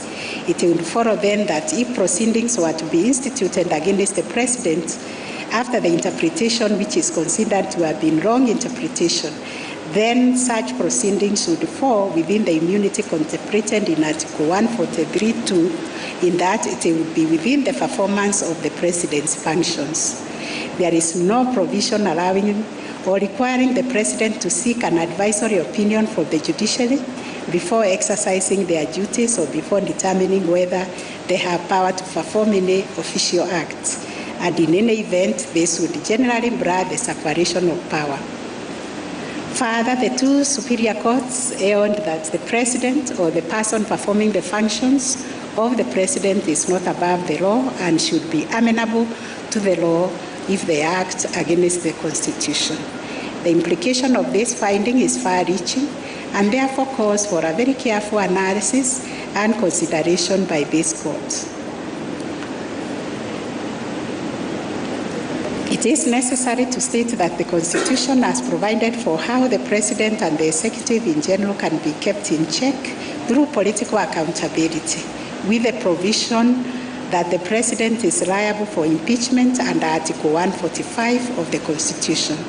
The grounds for impeachment listed under Article 145(1) of the Constitution includes gross violation of the Constitution or any other law, commission of a crime under national or international law, or gross misconduct. This means that there is a clear avenue to check the President's conduct as acknowledged by this court. By the Court of Appeal in the case of Minister for Internal Security and Provincial Administration versus Center for Rights, Education and Awareness. With respect to legal accountability, the protection of the President from legal proceedings under Article 143 does not mean that President's actions or omissions cannot be challenged in court. Anybody or a party aggrieved by the President's actions or failure can initiate proceedings against the Attorney General, who by virtue of being the legal representative of the government in legal proceedings also represents the President. As such, pursuant to Article 156(4) of the Constitution, the exercise of public power by the President can be challenged in court of law by suing the Attorney General through an action of judicial review or constitutional petition, wherein a court may issue appropriate remedies. In effect, the findings of the two superior courts and the ramification of rendering Article 143(2) of the Constitution ineffective or superfluous. This is an interpretive path that, in my view, is not open to the courts. An interpretation of the Constitution that resorts to an amendment by a judgment is tantamount to judicial overreach. This leads me to the conclusion that the learned judges unfortunately fell in error in their interpretation and application of Article 143(2) of the Constitution by holding that civil proceedings can be instituted against the President or a person performing the functions of the President during the tenure of the office. I hold that civil proceedings cannot be instituted against the President or a person performing the functions of the President of the office of the President during their tenure of office in respect of anything done or not done contrary to the Constitution. Such proceedings can be instituted against the President via the Attorney General. Issue number 5 on public participation, whether there was public participation. The issue was framed by the courts with two components. The first relates to the role of IBC and Article 257(4), whether IBC is under an obligation to ascertain that promoters of a popular initiative have undertaken public participation during the collection of signatures. It is clear to me that there is no direct requirement arising from the provision of Article 257(4) that imposes an obligation on IBC to ascertain that the promoters of the popular initiative have undertaken public participation.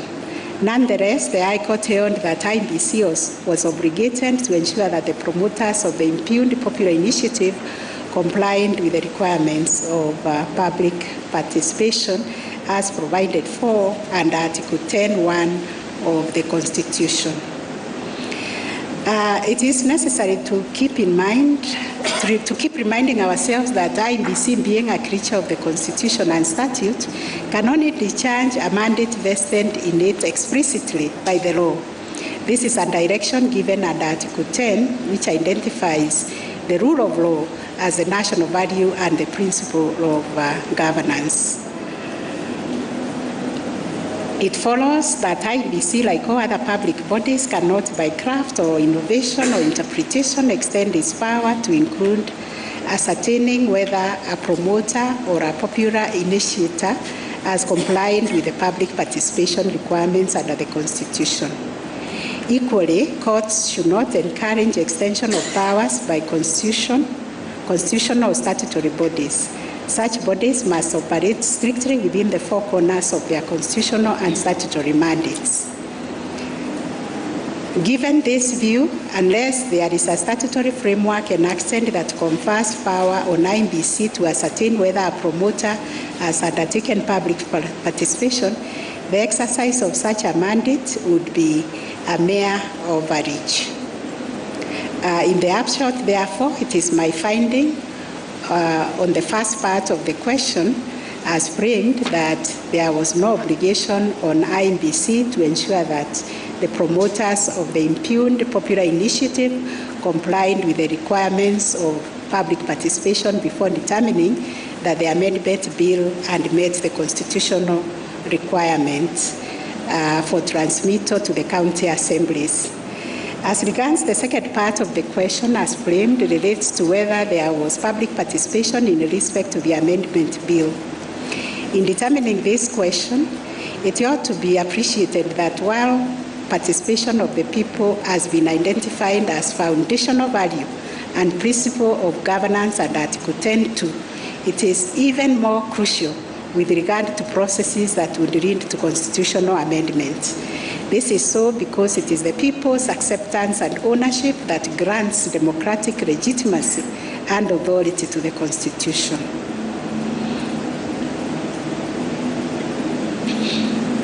It is against the standards that are set in the case of BAT by this court that I proceeded to examine whether there was public participation as regards the Constitutional Amendment Bill 2020.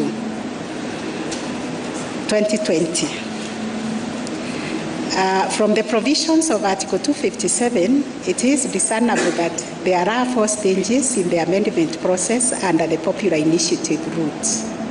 The initiation stage, that is the correction of signatures, which typically involves the promoters of the initiative setting the referendum agenda. However, this is to be within the context of the constitutionally guaranteed opportunities for citizens to influence the process.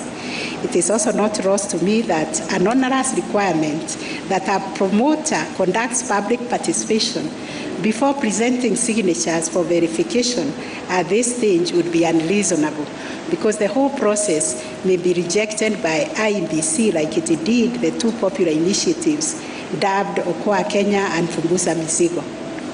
Moreover, unlike subsequent stages where the cost of public participation is borne by the public bodies, that is the county assemblies, the IBC, the cost of public participation will be borne by citizens or a group of citizens.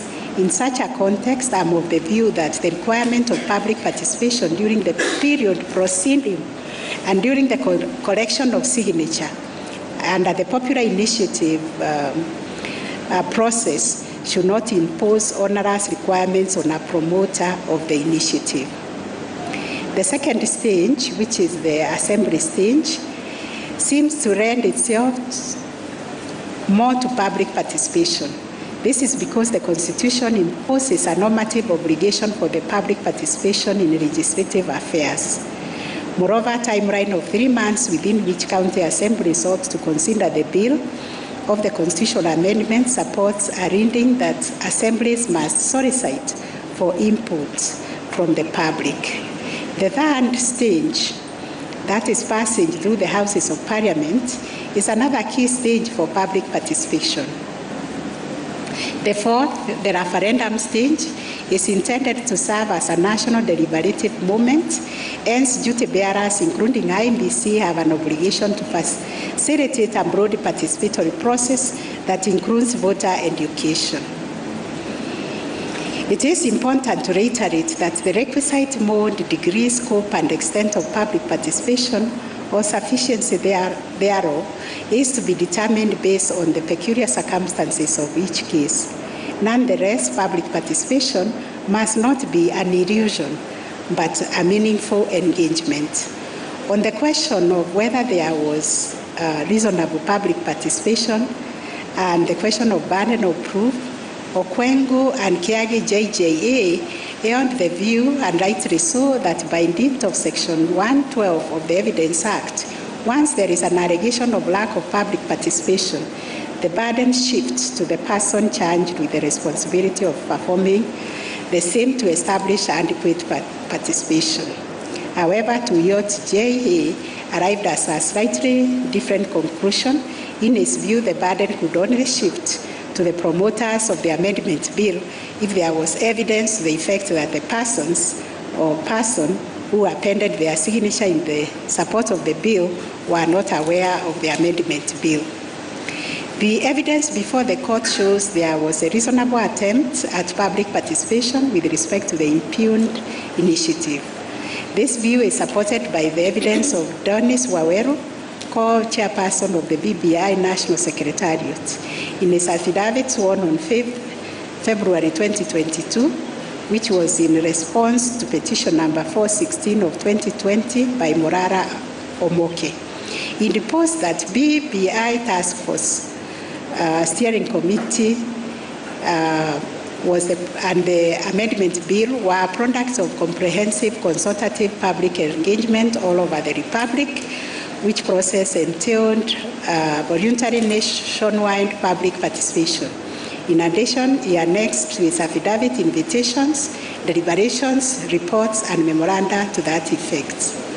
I have also taken time to go through the BBI Steering Committee report, and there is evidence of public participation with regard to the process as documented on page 2 of the report, which I have reproduced in my judgment.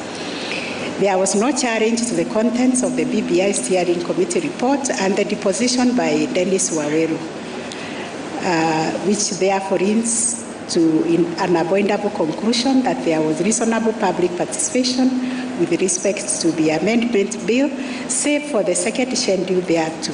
As far as the second schedule of the amendment bill is concerned, as I have discussed earlier, it was a late addition to the process.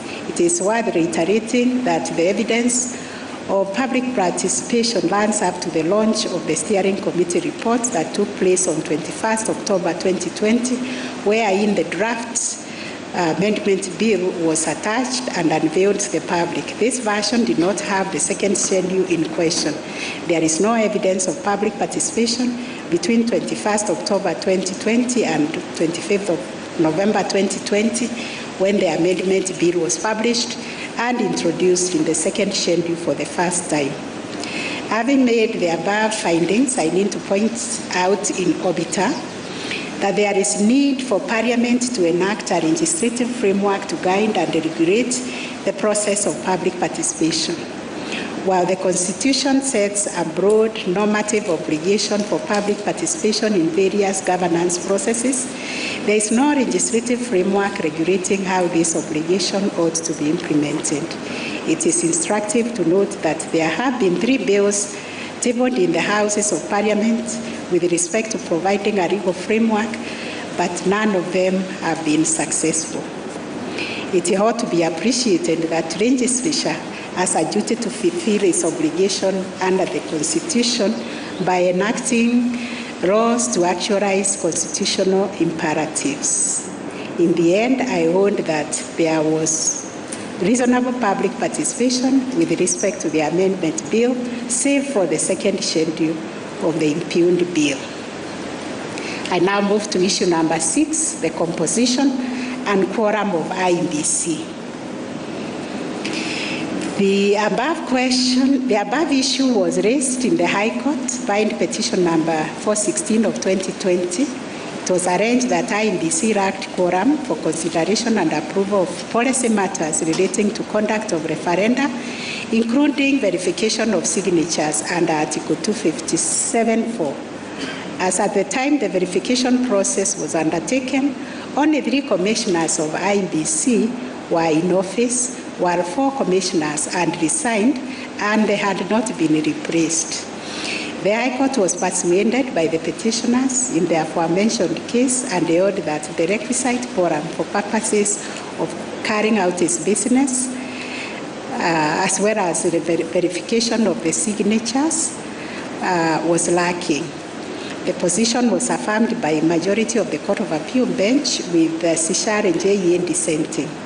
In light of this background, that this court is called upon to determine whether IEBC was constitutionally infirm in terms of its composition. It ought to be appreciated that the legal regime on the composition of IEBC is regulated by the Constitution. While Article 88 of the Constitution establishes IEBC, provides for eligibility of appointment of its members and its mandates, this provision does not touch on its composition. It is Article 251 which provides for the composition of the commissions and independent offices. Article 248, 2C lists IEBC as one of the commissions and independent offices, making Article 251 the constitutional provision regulating its composition. The Article 251 provides as follows, I quote, "Each commission shall consist of at least 3, but not more than 9 members." Section 5(1) of the IEBC Act, which statute, according to its long title, is an act of Parliament to make a provision for the appointment, effective operation of the IEBC, provided that the commission shall consist of a chairperson and 6 other members appointed in accordance with Article 254 of the Constitution. Section 5(1) appears to have influenced the reasons of the 2 courts below as regards the quorum. It is readily apparent that there is a possibility of the provisions of Article 250 of the Constitution and Section 5(1) of the IEBC Act being read as imposing different requirements with regard to the composition of IEBC. This leads to the question as to whether IEBC, composed of 3 commissioners, would be infirm to conduct its constitutional mandate, including the verification process provided for under Article 257. My finding on the above question is that Section 5(1) of the IEBC Act should be read in a manner that conforms to Article 251 of the Constitution. The reason being that Article 2, which expresses the supremacy of the Constitution, demands that no legal norm, including registration, should have an effect contrary to that expressed in the Constitution. In other words, the provisions of the Act of Parliament cannot erode the Constitution. The expressed intention of Parliament in registration cannot trump the normative command of the Constitution in a legal system where the Constitution is supreme. And this has been emphasized by the decision of this court in the case of Hassan Joho and also in the case of Mumo Matemo. I have also looked at persuasive jurisprudence from other courts in other jurisdictions which support this approach to statutory interpretation.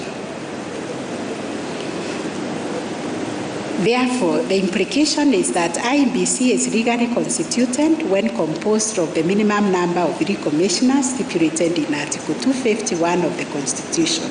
As such, I find IEBC was constitutionally and legally composed when it undertook the verification of the verification process under Article 257 of the Constitution.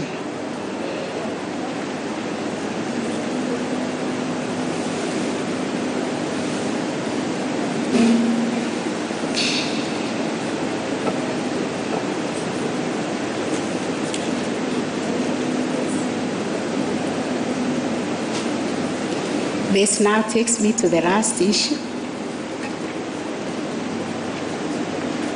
Issue number 7.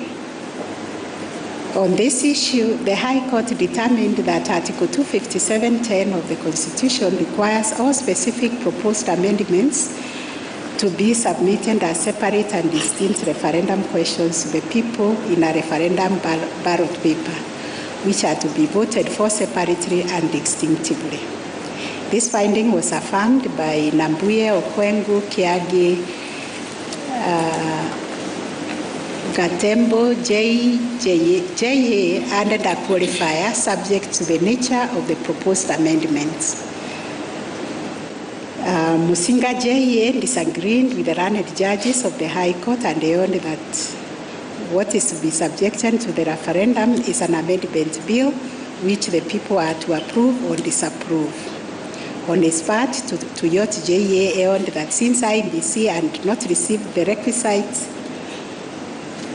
and had not discharged its responsibility of framing the questions, the matter was not ripe for determination. The first question for determination is a preliminary one, which is whether the question on formulation of referendum question was ripe for determination.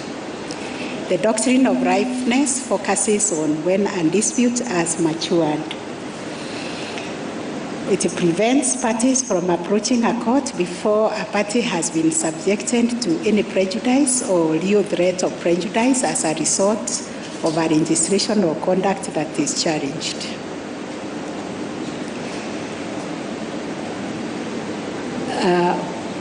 At the time of filing of the subject petitions, particularly petition E400 of 2020, the amendment bill was yet to be subjected to the county assemblies for debate. This means that IBC was yet to be invited to make a determination on the manner and form of the referendum questions, taking into consideration that IBC obligation under Article 257(10) of the Constitution had not arisen. Tuyot J.A. was right in finding that there was no live controversy before the High Court, which ought to have declined to make a determination on this case.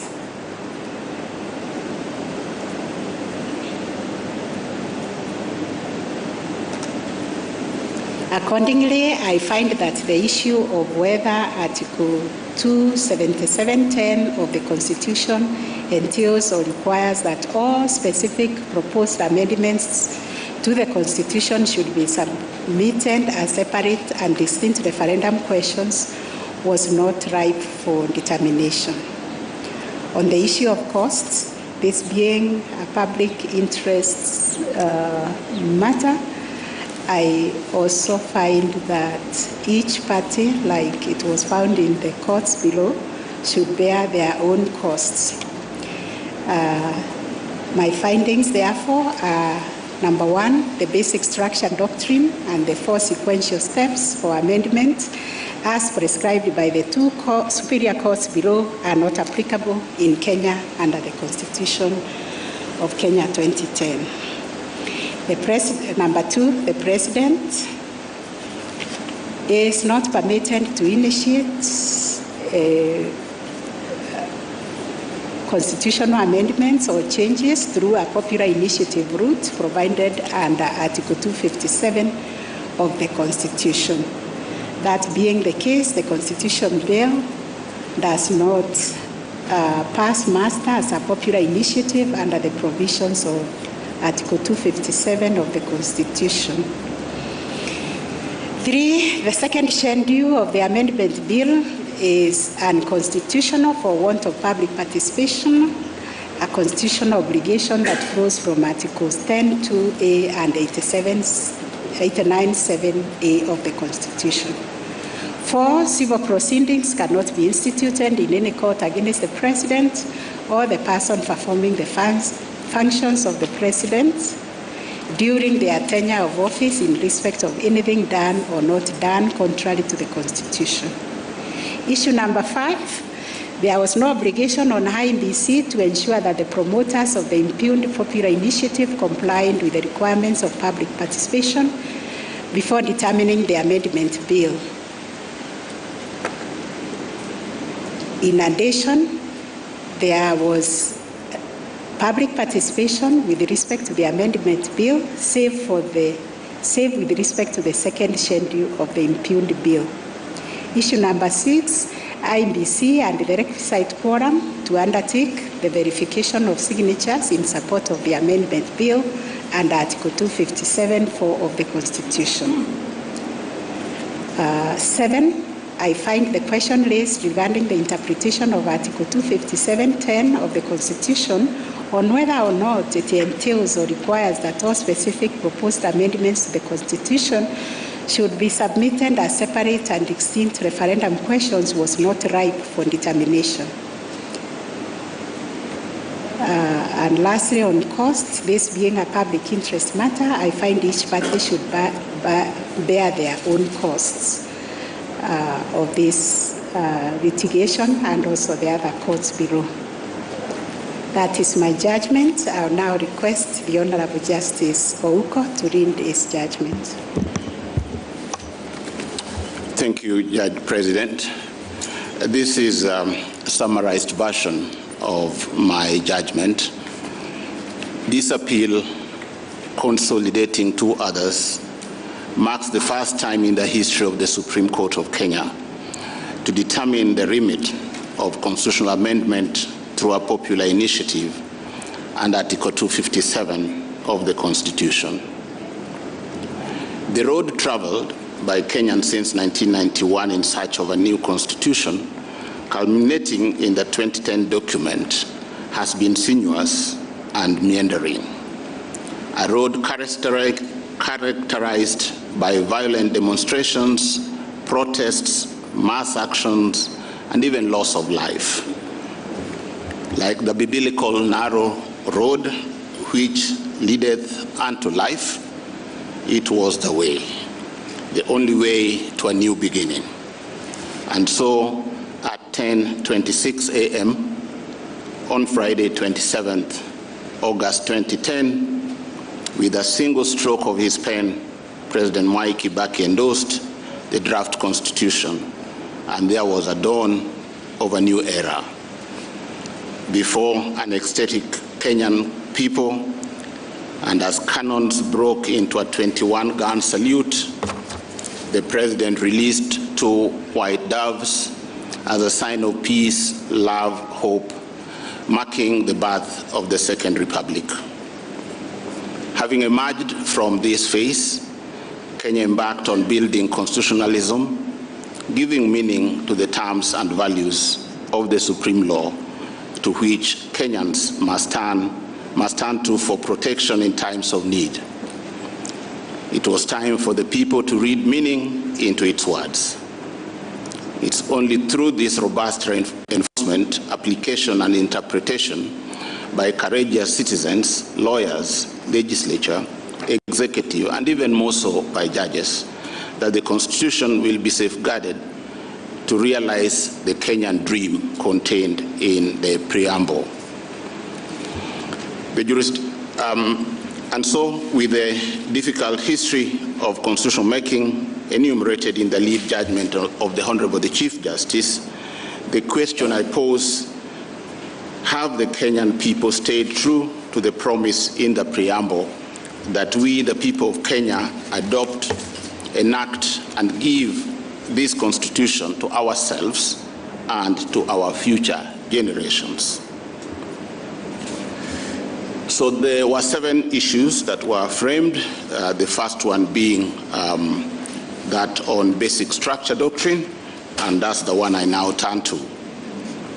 In the last 50 years, since the Supreme Court of India decided Kasavananda case, The name Casavananda has been synonymous with the basic structure doctrine, and although the term basic structure has not been used, has been used in a few cases in this country in the past, it is during the hearing of this case from the High Court through to this court that it became a household name.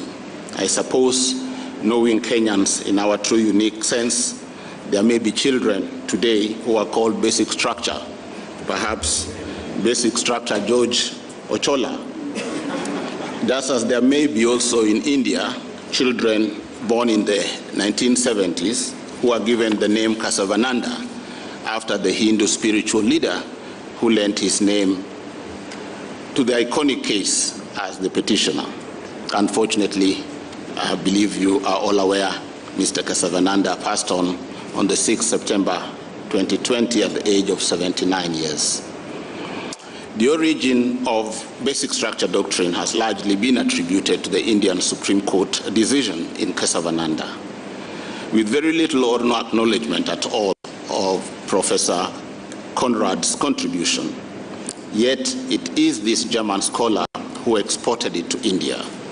Professor Conrad's theory, which was applied in Casavananda, postulates that there are implied limits on the power of Parliament to amend certain protected provisions of the Constitution called the basic structure.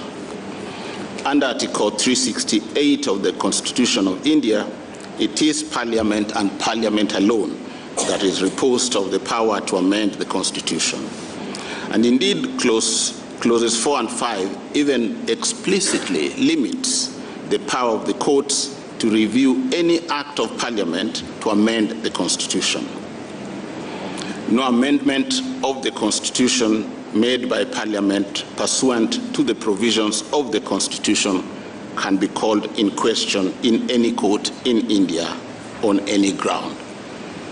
However, in construing Article 368 and the limitations on the powers of the court to question the power of Parliament, notwithstanding, the Supreme Court in Casavananda held that although the article donates exclusive power to Parliament to amend any provision of the Constitution in accordance with the procedure in that article, the powers could not be used to damage, emasculate, destroy, abrogate, change, or alter the basic structure or the framework of the Constitution.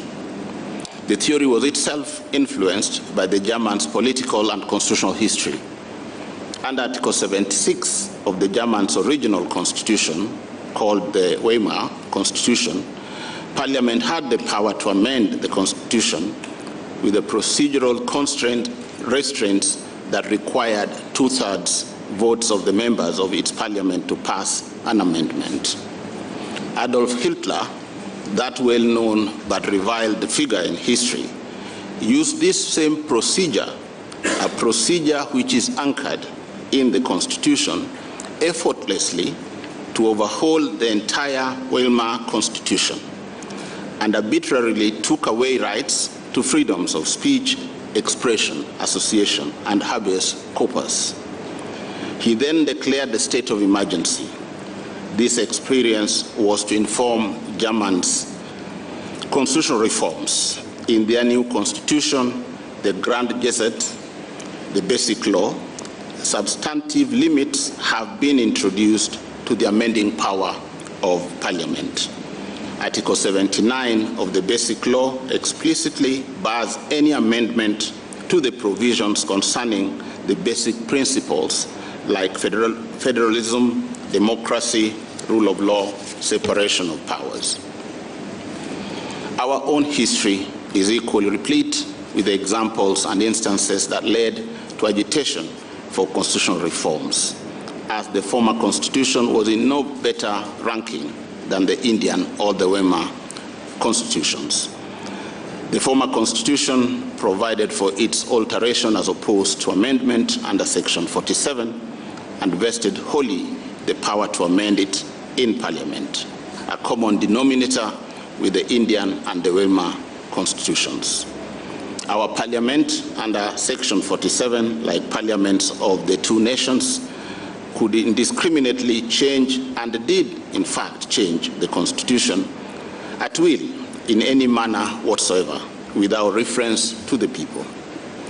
The history of agitation to reverse the trend and save the Constitution leading to the promulgation of the 2010 Constitution is well known and are chronicled in details in my main judgment. But why is this history important? Just like India and Germany, where the seed of basic structure doctrine was planted, it is their unique history that influenced the path of constitutional reforms and the decision of the courts in those jurisdictions in applying the doctrine. Constitutions the world over reflect the uniqueness and specificity of each society, even if lessons or experiences can be drawn from those places. In the Kenyan situation, drawing from the past, informed by the present, and focusing on the future, the 2010 Constitution has set up a framework which returns Kenya to the path of democratization. Parliament cannot be used to pass amendments to the Constitution in the manner it did before 2010 because of the current inbuilt mechanisms and safeguards, as well as the complex and elaborate procedures in the Constitution itself. The situation the Supreme Court of India was addressing in Kesavananda is unique to India based on the specific provisions of the Indian Constitution, Article 368 to be exact, their experience, and also based on their history generally. Therefore, in relying on Kesavananda, hook, line, and sinker to address the peculiar circumstances of Kenya, the superior courts below ought to have exercised caution and followed the guidelines repeatedly emphasized by this court in various cases, Judges and Magistrates Vetting Board and the Rai case. Courts ought to avoid mechanistic approaches to president because it is inappropriate to pick a president all over the world simply because they appear to provide an answer to a matter at hand. Each of those presidents has its place in the jurisprudence of its own country of origin. There was justification to rely on Kesavananda in interpreting Section 47 of the former Constitution in the Njoya case because at the time our constitutional framework was more or less similar to Article 368 of the Indian Constitution in the sense that the power to amend the Constitution reposed in Parliament and Parliament alone. But this is no longer the case in Kenya. Throughout the constitutional making process, from the Bomas draft, the Wako draft, the revised harmonized draft, and the proposed draft constitution, it has been made abundantly clear that since the Constitution embodies the will and aspirations of the people, they must be central to its amendment, and that there ought to be a balance to have a Constitution that is flexible enough for posterity and unforeseen needs, but rigid enough to prevent the abusive hyper-amendments of yesteryears. This balance was achieved by clear, unambiguous, and distinct tiered or multi-staged design model, codified in Chapter 16, applying different procedures of amendment for different provisions of the Constitution. Specifically, amendment process of any matters in Article 255(1) is complex and onerous. It requires support of 1 million voters, requires the promoters to draft a bill, which then must be verified by the IEBC, and finally, and approval by the county assemblies and parliament, meeting a certain threshold, and finally ratified in a referendum. Attempts to utilize both parliamentary and popular initiatives have failed, essentially because of the tiered or multi-stage design of Chapter 16. You remember the Okoa Kenya Bill 2016, Punguza Mizigo, Bill of 2019. To this extent, even the two courts than the steps outlined in Chapter 16. The second issue is on the role of the President in the process. This question to me, and of course the question of basic structure doctrine, are the real nerves of this dispute. This particular question seeks to answer the issue of legality, legitimacy, and constitutionality of the process leading to the formulation of the draft bill based on the true construction of Article 257. The High Court was persuaded and declared that the President does not have authority under the Constitution to initiate changes by way of amendment. That a constitutional amendment can only be initiated either by Parliament through parliamentary initiative under Article 256 or by a popular initiative under 257. The Court of Appeal, in a unanimous decision, agreed and affirmed that conclusion. Friday afternoon, March 9th, 2018, which was the same day the justices of the Court of Appeal elected me as their president at Safari Park Hotel, will be remembered as one of the many defining moments in the history of Kenya. It was on that day that, in a move that took many by surprise, the President and his political opponent, Honorable Odinga, with whom he had recently engaged in fiercest and bare-knuckle political contest, met and agreed in what has come to be known as the handshake. That is Justice William Ouko, live from the Supreme Court, there giving his verdict after CJ Martha Koome did give her verdict on the BBI. And we interrupt that ruling to take you to Nakuru, where the Kenya Military Academy is situated, and the head of state, President Uhuru Kenyatta, is commissioning a parade for graduate general. For me, the most difficult part of the two judgments of the two courts below and the dilemma flowing from them is the imprecise scope and extent of basic structure doctrine. Which provision in the Constitution of Kenya, for instance, are not amendable through the procedure in Chapter 16? What does it mean, for instance, when the High Court and the Court of Appeal accept, on the one hand, that all articles in the Constitution are amendable in accordance with the constitutional procedures provided, but on the other, qualifies the statement by declaring that basic structure of that very Constitution cannot be altered using the amendment power in the Constitution? What does it mean when they declare that the basic structure consists of the preamble, the 18 chapters, the 16 schedules? Is it the Constitution is in entirety as a basic structure? Where do Kenyans who wish to propose amendments to the Constitution go to be shown which provisions cannot be amended using Chapter 16 procedure? Do they go to some deity, some oracle of Delphi, for instance? In interpreting the Constitution, courts must provide pragmatic solutions without adding confusion to the controversy that the parties have brought to them for resolution in the first place.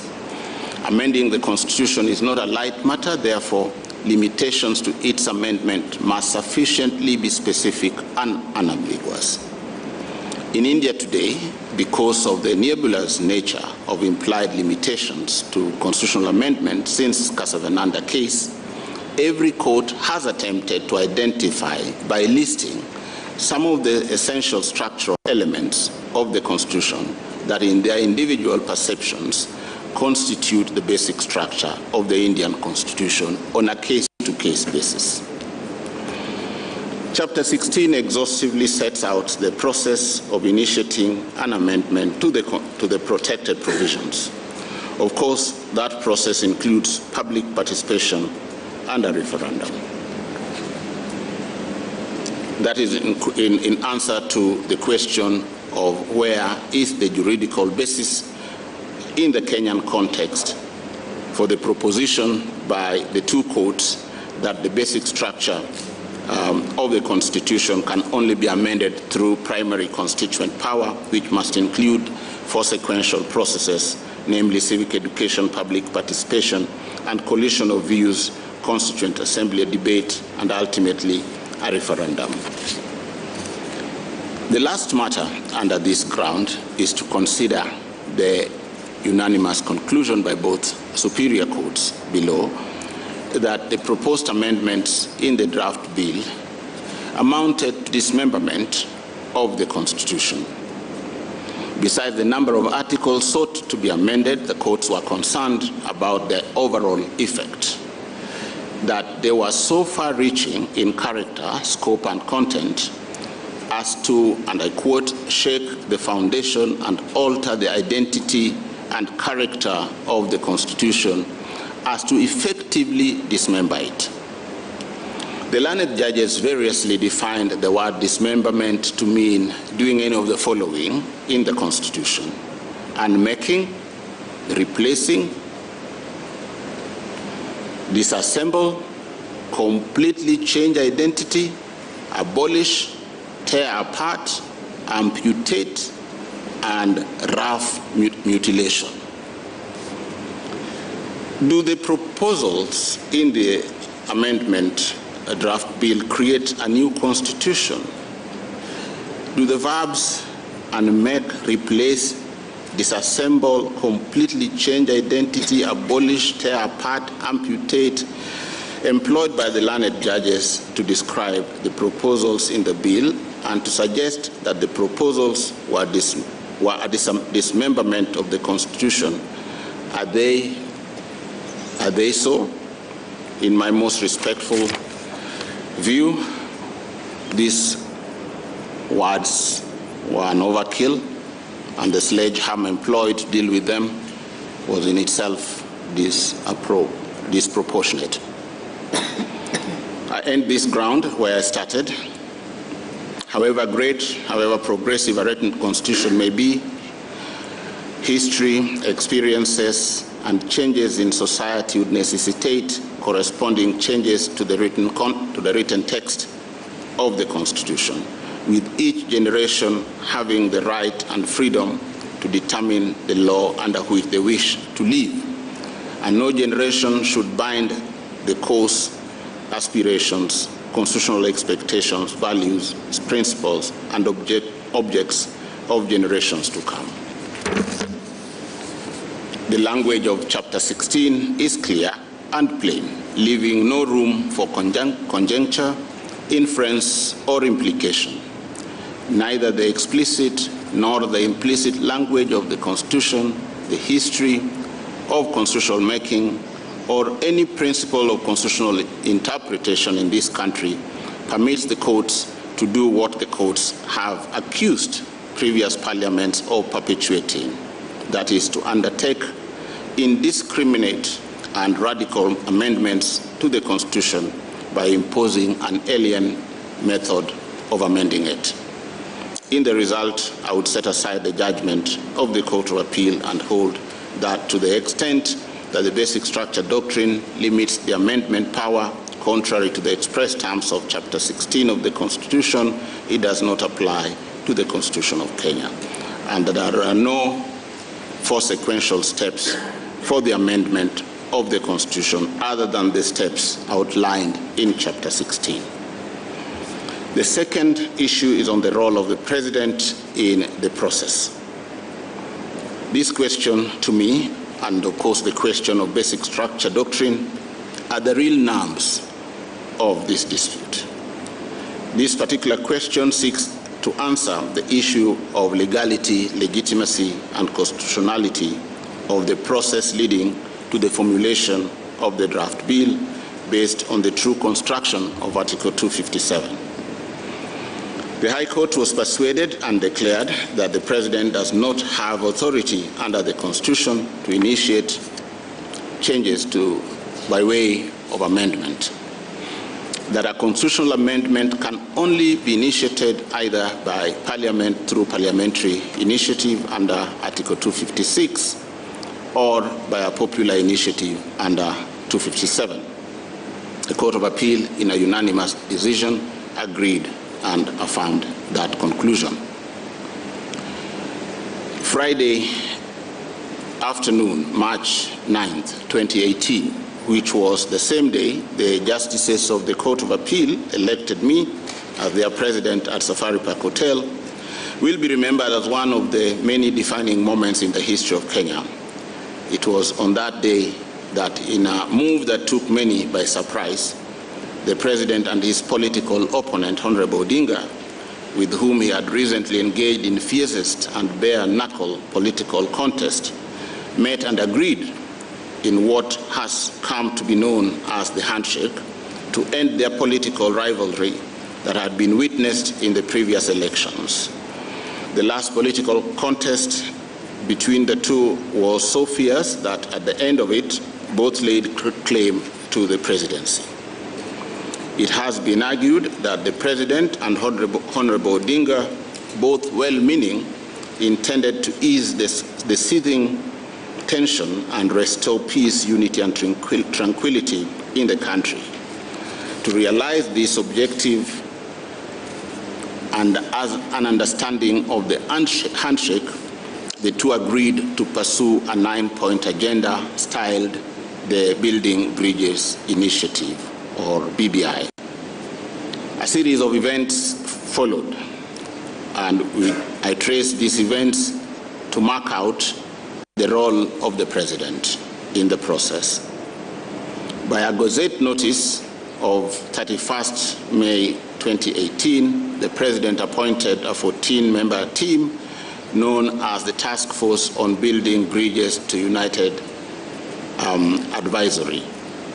By a subsequent Special Gazette notice of 10th January 2020, the Steering Committee on the Implementation of Building Bridges to a United Kenya Task Force report was also established, and as the name suggests, to implement the report of the task force.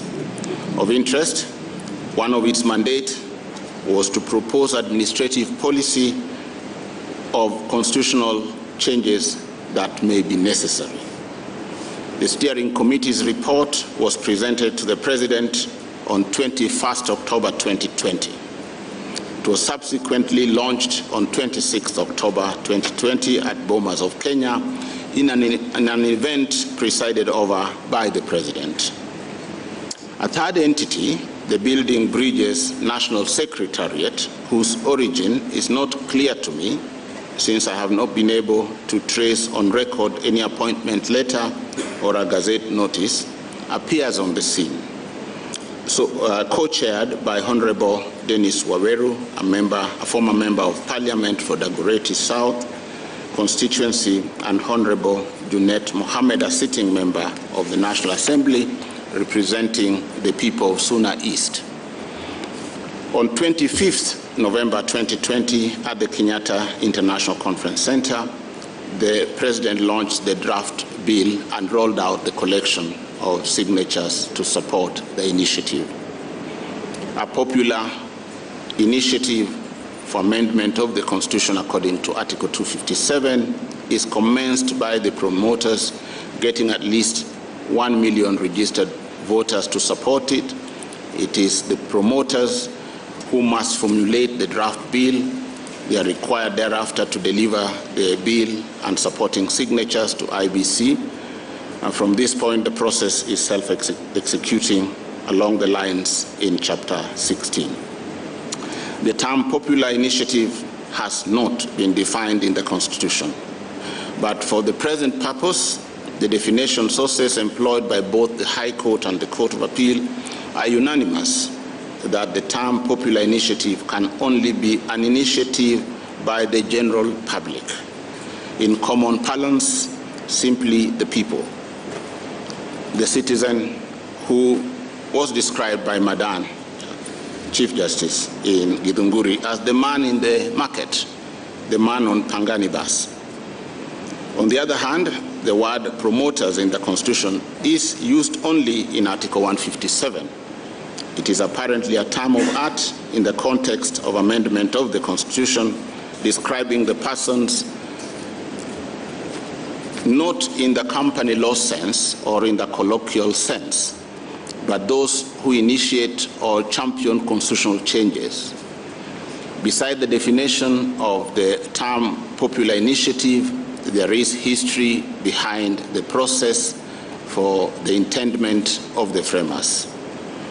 The CKRC final report 2005 acknowledged and recommended that apart from Parliament, it was necessary for the people, in brackets, citizens and civil society, in exercise of their constituent power, to be involved in the constitutional changes. The term popular initiative originated from this report. With that history in mind, there cannot be any debate as to the target of Article 257. It is the people. The suggestion that Honorable Waweru and Honorable Mohammed, as co-chairpersons of the Secretariat and not the President, were the promoters cannot be accurate. First, the Secretariat emerged, as I've said, from the blues, as it were, for the first time in the process.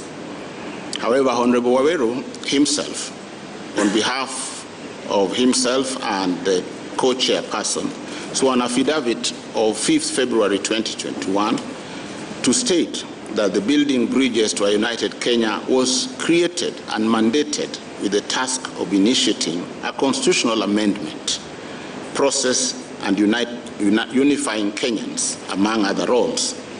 That the task force and the Secretariat conducted a robust nationwide public engagement and collection of views, and that from these views, it made various legislative, policy, and constitutional amendment proposals in various fields affecting Kenyans. So that, although the Secretariat does not disclose its origin, its ancestry, its family tree, its gene cannot be concealed. The affidavit says it all. The great-grandfather is the handshake, the grandfather is the task force, its father is the steering committee, and the surname of all of them is Building Bridges Initiative, alias BBI. The bill which the Secretariat presented together with the signatures to the IEBC was clearly, so to speak, inherited from the steering committee, almost a replica of the bill annexed to the steering committee's report to the President. The draft bill was curiously signed by Building Bridges Initiative as the promoters, and not Honorable Waweru or Honorable Junet, or even the Secretariat. It's not clear how they went about collecting the signatures, but on record, at least, there is some evidence of state involvement, going by the letter written by the Principal Secretary, State Department for Sports, directing the Director General, Sports Kenya, to supervise the staff in the organization to complete the forms and sign appropriately and urgently the forms.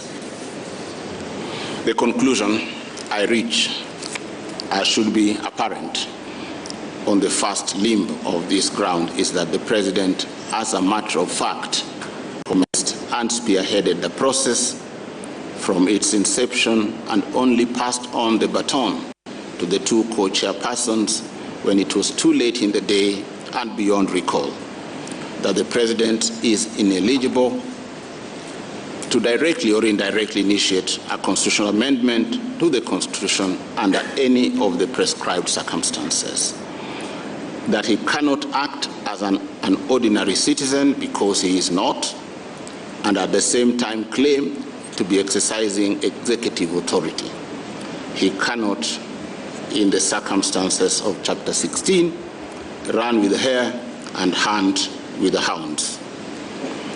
It has been argued that by barring the President from initiating the process of constitutional amendment, his right to equality and freedom from discrimination would be violated. The nature of violation has not been demonstrated. Looking at the facets of the rights and fundamental freedoms under Article 27, I cannot see any that could be breached by simply asking the President to stay on his lane of constitutional amendment process. Similarly, the guarantee of his political rights, which are specific under Article 38(1), that is to make political choices, to be registered as a voter, and to vote by secret ballot in any election or referenda, have not been violated. The President's role in the constitutional review process has been preserved and is intact. The power to assent to a draft bill passed by Parliament and to request the IEBC to conduct a national referendum for approval of the bill are indispensable roles and essential cogs in the process. Apart from these, the President, as indeed any other voter, is entitled to support a popular initiative by signing it, and in fact, he did so in public. Indeed, nothing stops the President from campaigning for or against the initiative. For these reasons, I agree with the learned justices that to the extent that the President took certain steps and actions at the inception of the popular initiative process, as explained, the entire process was irredeemably flawed. I would, in the result, affirm the conclusion of the Court of Appeal. The third framed issue is on the second schedule to the draft bill. The number of constituencies today, by dint of Article 89(1), stands at 290. The superior courts below were unanimous, and I am in agreement with them, that Article 89 is amendable in accordance with Chapter 16 to increase or even decrease the number of constituencies as proposed. The quarrel with the second schedule relates to paragraphs 1, 2, and 3 of the draft bill. After delimiting the constituencies for the National Assembly to 360, an additional 70 constituencies, the schedule sets out the manner and the period of review of the names and boundaries of those constituencies. This task, in terms of the Constitution, is donated to the IBC, the period being at intervals of not less than 8 years and not more than 12 years, but on condition that any review must be completed at least 12 months before a general election of members of Parliament. Furthermore, if a general election is to be held within 12 months after the completion of a review, the new boundaries cannot be used in that election. The second schedule went against Article 89 and all that I've said by providing only for a single criterion, the population quota, as the basis for delimitation. It went ahead and distributed the newly created 70 constituencies to specific counties. It directed the IBC to delimit the boundaries on the new constituencies on the single criterion. It ignored the irreducible constitutional consideration and the existing scientific criteria in Article 89. And finally, it ignored the principle of public participation. In view of the foregoing, the inescapable conclusion is that I'm in respectful agreement with the learned justices of the Court of Appeal that the second schedule to the bill was inconsistent with the Constitution, to which extent it was correctly so declared. I would reject this ground of appeal. The fourth issue is on presidential immunity. In his petition, Force 26 of 2020, Isaac Alochier versus Uhuru Kenyatta, Mr. Alochier asked the court to determine whether the President can lawfully initiate a constitutional amendment through a popular initiative process, whether the President can establish a steering committee, and whether the steering committee had locus standi to promote constitutional changes pursuant to Article 257. It also sought from the court to determine whether civil court proceedings can be instituted against the President during the tenure of office in respect of anything done or not done in excess of powers donated by the Constitution. Before us, while highlighting his submissions, Mr. Alochier complained that the two superior courts below made pronouncements that were wider than his original prayers, where he had only sought a declaration that the President had acted outside the functions of his office by unlawfully establishing the steering committee, for which he ought to have been held liable. The Court of Appeal, having arrived at the conclusion that the President was not heard in his defense on allegations of breaching Chapter 6 of the Constitution, it was moot to consider whether the President was properly sued in his personal capacity, all the orders made against him in that capacity having been set aside. Consider, too, that both courts nullified the popular initiative on the ground that the President was not qualified qua President to initiate it, confirming that his actions, the Gazette notices and so on, were official. Mr. Alochier's question was effectively answered, that no civil proceedings could be instituted against the President in his personal capacity in respect of his role in the proposed amendment. That would have been sufficient to conclude this ground. I cannot agree more that the route taken by the High Court and the Court of Appeal in responding to Mr. Alochier's contention was respectfully slightly overboard. Their determination of the matter in the manner they did has, however, presented a chance to this court to express itself directly on the question for the first time. Under Article 131 of the Constitution, the people of Kenya acknowledge the immensity and the enormity of the office, and declared that the President shall not hold any other state or public office except that of the President.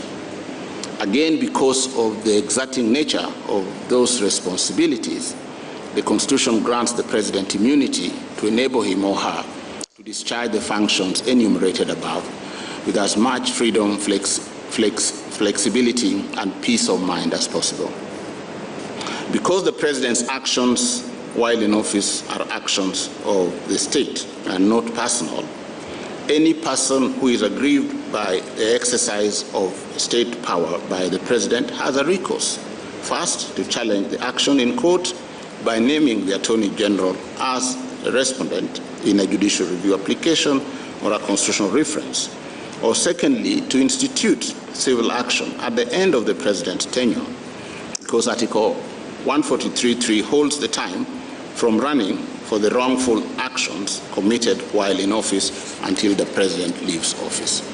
And of course, there is the option of impeachment motion, which may be moved in Parliament against the President for engaging in gross violation of the Constitution or of the law, or committing a crime under national or international law, or for gross misconduct. The Court of Appeal fell into error in the manner it construed Article 143 of the Constitution, and for these reasons, I would set aside the judgment of the Court of Appeal to the extent explained. The fifth issue was the place of public participation. The twin questions before us are specific. The place of public participation under Article 10 in relation to the role of IEBC and Article 257(4) of the Constitution, and whether there was public participation generally in respect of the draft bill. Public participation today is a constitutional imperative recognized as one of the principles of good governance and accountability. A reading of Article 257.4, the role of IEBC is to verify that the initiative is supported by at least 1 million registered voters upon receipt of the draft bill and the 1 million signatures. I've already, in the previous paragraphs, found in agreement with the two courts in respect of the delimitation of constituencies that there was no public participation. However, in respect of Article 257.4, the role of IEBC does not extend beyond verification that the initiative is supported by at least 1 million registered voters without going behind the process to inquire if the promoters did conduct public participation. It is the duty of the promoters to carry out public participation before or as they collect signatures. On their own volition and initiative, the promoters make a proposal to amend the Constitution. They must persuade 1 million Kenyans to vote in support of their venture, to convince the assemblies and parliament about the prospects of the initiative, and ultimately Kenyans in a national referendum. It is the promoters' burden. Was there public participation by the promoters and later by the assemblies and parliament? According to the Secretariat, according to the steering committee, both houses of parliament, some county assemblies, Honorable Odinga, there was public participation prior to and in the course of signature collection. Whether or not there was public participation is a matter of evidence. The burden of proof is always upon him who affirms and not on the one who denies. The burden was upon those who allege that there was no public participation to prove that assertion. Not a single person was presented to support the statement and to rebut the evidence in support of public participation. In support of public participation at the two levels, that is the promoters on the one hand, county assemblies and parliament on the other, there was sufficient evidence. For these reasons, I would set aside the determination of the Court of Appeal on the question of public participation. The sixth issue is on the composition and quorum of IEBC. And it is a common factor that IEBC was not fully constituted when the bill and the signatures were presented to it. Not fully constituted in the sense that it did not have its full complement. The vacancy started with the departure of Commissioner Koome, who fled the country and announced her resignation while abroad on 18th October 2017, 16th April 2018. Commissioners Mwachanya, Dr. Kibiwot Kurgat, and Consolata Nkatha was the vice chair, held a press conference at which they announced their immediate resignation. By a Gazette notice of 14th April 2021, the President formally declared the 4 vacancies. The vacancies were not filled until September 2021, nearly 4 years from the date of those resignations, and 1 month after the decision of the Court of Appeal in this very matter. Article 250 of the Constitution is what may be called a provision of general application for the reason that it applies to all the Chapter 15 commissions. It declares that each commission shall consist of at least 3 members, but not more than 9. Section 5 of the IEBC Act has fixed the membership at 7, the chairperson and 6 members. For the conduct and regulation of business and affairs of IEBC, Section 8 of the Act refers to the second schedule, which at paragraph 5 provides for a quorum of 5 members. I've discussed in my main judgment the amendments in 2017 to this paragraph, how it was challenged in the case of Katiba and the decision of Mutembei.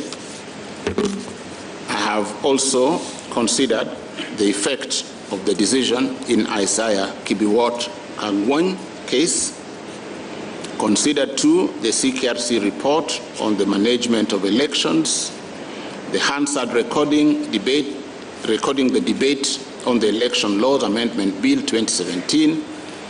I have taken into consideration international best practices and borne in mind that IEBC is a body corporate with perpetual succession. The IEBC, whether fully constituted at 7 members or with the minimum number of 3, is responsible for the formulation of policy and strategy, as well as providing oversight. The Secretariat and supporting units, directorates, divisions, and committees, being the professional and technical arm of the IEBC, perform the day-to-day administrative functions of the Commission and implement the policies and strategies formulated by the Commissioners. It is therefore a contradiction of terms for the Court of Appeal and the High Court to say in the same breath that the IEBC was properly constituted with 3 commissioners but lacked quorum to transact business and conduct its affairs. I arrive at the conclusion that with 3 commissioners, the IEBC was properly constituted, quorate, and competent to carry out all its constitutional and statutory duties. In the result, I would set aside the conclusion by the Court of Appeal that the IEBC lacked the necessary quorum to conduct any of its business under Article 257 of the Constitution. The final framed question is on the referendum question. Whether Article 257(10) of the Constitution requires that proposed amendments to the Constitution be submitted as separate and distinct referendum questions or question was raised by Mr. Morara. Again, the details of my analysis of this issue is contained in my judgment, where I have explained in conclusion why I think the issue was premature. Noting that the draft bill had not been returned to the IEBC from Parliament, IEBC had been restrained by an order of injunction from facilitating and submitting the draft bill to a referendum or taking any further action to advance it. The nature of a question or questions to be framed by the IEBC was not ripe. In the end, the Court of Appeal erred in failing to set aside the determination of the High Court on this issue for violating the doctrine of ripeness. I would set aside the majority decision of the Court of Appeal to the effect that Article 257(10) of the Constitution requires the specific proposed amendments of the Constitution to be framed as question or questions. The details of what I've just rendered is in my main judgment. I thank you, Judge President. Thank you, Justice Ohuko, for rendering your opinion. I will now call upon the Honorable Mr. Justice Renaura to read his opinion. Thank you, Chief Justice, colleagues and counsel. My judgment is 149 pages. I will greatly summarize it for purposes of this delivery. And there's a presumption that all counsel can read. So please do read it, because other teachers of law tell me that counsel hardly read judgments these days. Please try and read these ones. 2, I have read the judgment of the Chief Justice and President of this court, and I will adapt it for purposes of my judgment. I also agree with the reasoning and findings, save where I shall express myself to the contrary. In that context, when the Kenyan people gave themselves the Constitution 2010, it was a matter of public knowledge that certain parts of it would require amendments at some point in the future. There was, however, no agreement as to what these parts were, and it was left to a political class to raise a number of issues over the years that debatably required amendment. Third Way Alliance, for example, initiated the Punguza Mizigo, Lighten the Burden initiative at a referendum on a number of issues. That initiative failed. I have therefore taken into account the pleadings, the submissions, and my opinion on each issue is summarized as follows. On issue number 1, I delved into the history, the genesis and history of the basic structure doctrine. Like my colleagues before me, I looked at Kesavananda at length and the history of Kesavananda and the findings in Kesavananda. I also delved in the history of Article 257 on amendments through a popular initiative as opposed to legislative amendment under Article 256. I specifically looked through the CKRC reports, and in the final report, I reproduced sections, page 75, where the Commission said this: a distinction should be made between entrenched and non-entrenched provisions of the Constitution, with a stringent mechanism being set up for amending the former entrenched provisions, which should include supremacy of the Constitution, the Bill of Rights, land, the judiciary, security, finance, and the system of government. The final report then came up with the following recommendations. I'll only pick on two. Recommendation number A: the new Constitution should have some entrenched provisions, for example, human rights, that Parliament does not have power to amend. And Roman D2, the entrenched provisions should include the procedure on amending the Constitution itself, the provisions establishing the Republic of Kenya, the provisions of sovereignty of the people, the provisions on supremacy of the Constitution, the Bill of Rights, the separation of powers, provisions on existence and powers of independent commissions and bodies.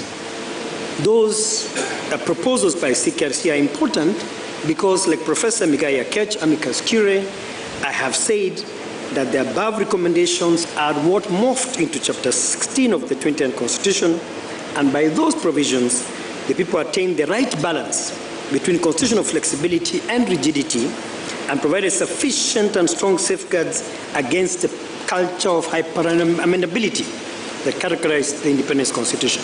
Chapter 19, in fact, of the Boas draft and Chapter 19 of the Wako draft are also identical as to what's contained in Chapter 16 of the Constitution today. History has shown us that the people did not intend to immunize the 2010 Constitution. To the contrary, they envisioned that they could amend the provisions of that Constitution through exercise of secondary constituent power, provided that the amendment procedure under Chapter 16 is strictly observed. If the people wanted to entrench provisions other than those set out under Article 255(1) or to immunize any of the provisions of the Constitution, they would have done so expressly. It is therefore correct to say that courts should not, by judicial craft or innovation, impose hurdles to prevent the people from amending the Constitution, provided that procedural requirements under Chapter 16 are complied with. In my judgment, I made reference to my own decision in Commission for the Implementation of the Constitution versus the National Assembly of Kenya and two others. I had counsel in this court say that that was the introduction of the basic structure doctrine by courts in Kenya. That is not anything near the truth. That judgment was addressing amendments by Parliament to Article 260 of the Constitution in order to remove the office of members of Parliament, members of county assemblies, judges and magistrates from the list of designated officers under that article. The dispute, much like Kesavananda, related to the amendment power donated to Parliament under Article 256 and not the popular initiative processes under Article 257 as read with Article 255. In that judgment I said, where the basic structure or design and architecture of the Constitution is under threat, this court can generally intervene to protect the Constitution. The threat was from Parliament and not the people. At the hearing of this appeal, I posed the question: what matters are outside Article 255 and which form the basic structure of our Constitution and which require exercise of the primary constituent power? I got no satisfactory answer precisely because, in fact, there are no such matters.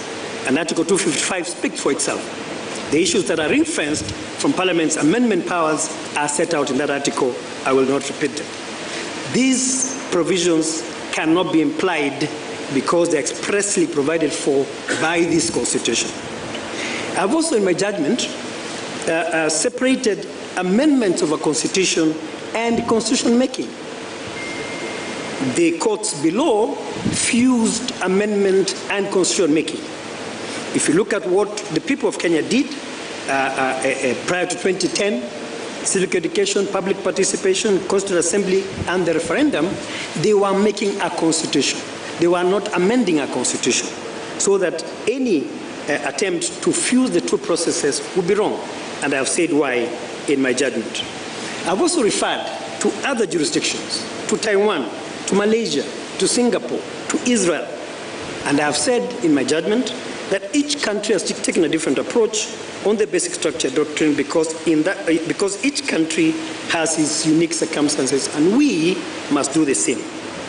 I've also looked at the Njoya case, and I've explained why the Njoya case, the circumstance it was made, the context in which it was made, and the reason why the Njoya case cannot be relevant in processes under Article 257.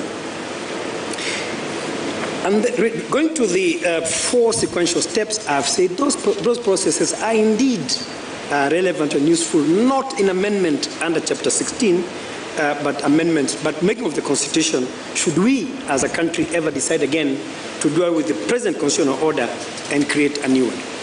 And therefore, in summary, on issue number 1, my finding is that the basic structure doctrine does not apply in Kenya in the manner suggested by the 1st to the 5th respondents, and that the 4 sequential steps set out by the High Court and the majority of the Court of Appeal only apply when a new constitution is being made and not in any amendment process under Article 257.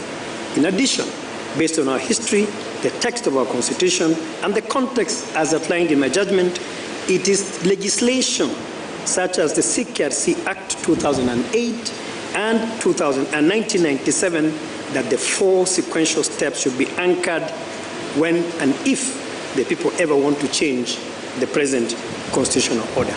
Those are my findings on issue number 1. On issue number 2, I have read the Chief Justice's judgment. I have looked into the history of Article 257. And if you look at the CKRC reports, Article 257 was intended to be exercised by the common man and civil society, and not anyone outside that category. I have therefore no hesitation in holding that the President cannot and should not initiate amendments to the Constitution under Article 257. Like George J.A., I'm certain that popular initiative is people-centric, and while the President has certain rights as a citizen, there are certain other things that are curtailed by the Constitution as regards him. The President cannot initiate the process by collecting 1 million signatures and crafting an amendment bill and then retire to await the same bill under Articles 257(9) and assent to it as President. That is an absurdity that could not have been the intention of the framers. Neither can he initiate a bill under Article 256(5)(a) and then under B, request the IEC conduct within 90 days a national referendum for approval of the bill and then retire to assent to it as a President. And therefore my finding is that he cannot initiate a popular amendment under Article 255. But I've said, knowing the politics of this country, if the President has parliamentary muscle, he can then invoke Article 256 and initiate amendments through Parliament. On the second limb of this question, I have disagreed with my colleagues. My finding is that there are 2 processes involved in this whole situation. The first process is the presidential political process, which ends with the creation of the steering committee. And then there is the process under 257(1), which is the process of the secretariat led by Junet Mohammed and Dennis Waweru.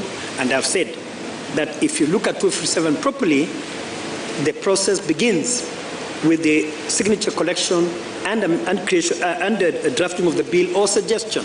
And that process was only undertaken by Dennis Waweru and Junet Mohammed, and there is no place in which I have found in the record the role of the President. And therefore, on that narrow issue, I have disagreed with the Chief Justice. On the second schedule of the Constitution of Kenya, whether it's unconstitutional, I have looked at Article 89(1), and I have said you cannot, as that was done by the initiators and promoters, purport to amend Article 89(1), leave Article 89(2) to Article 89(12) untouched, and then purport to bring this amendment bill and create new constituencies without involvement of the IEBC and the people, especially those who would be affected by the creation of new constituencies.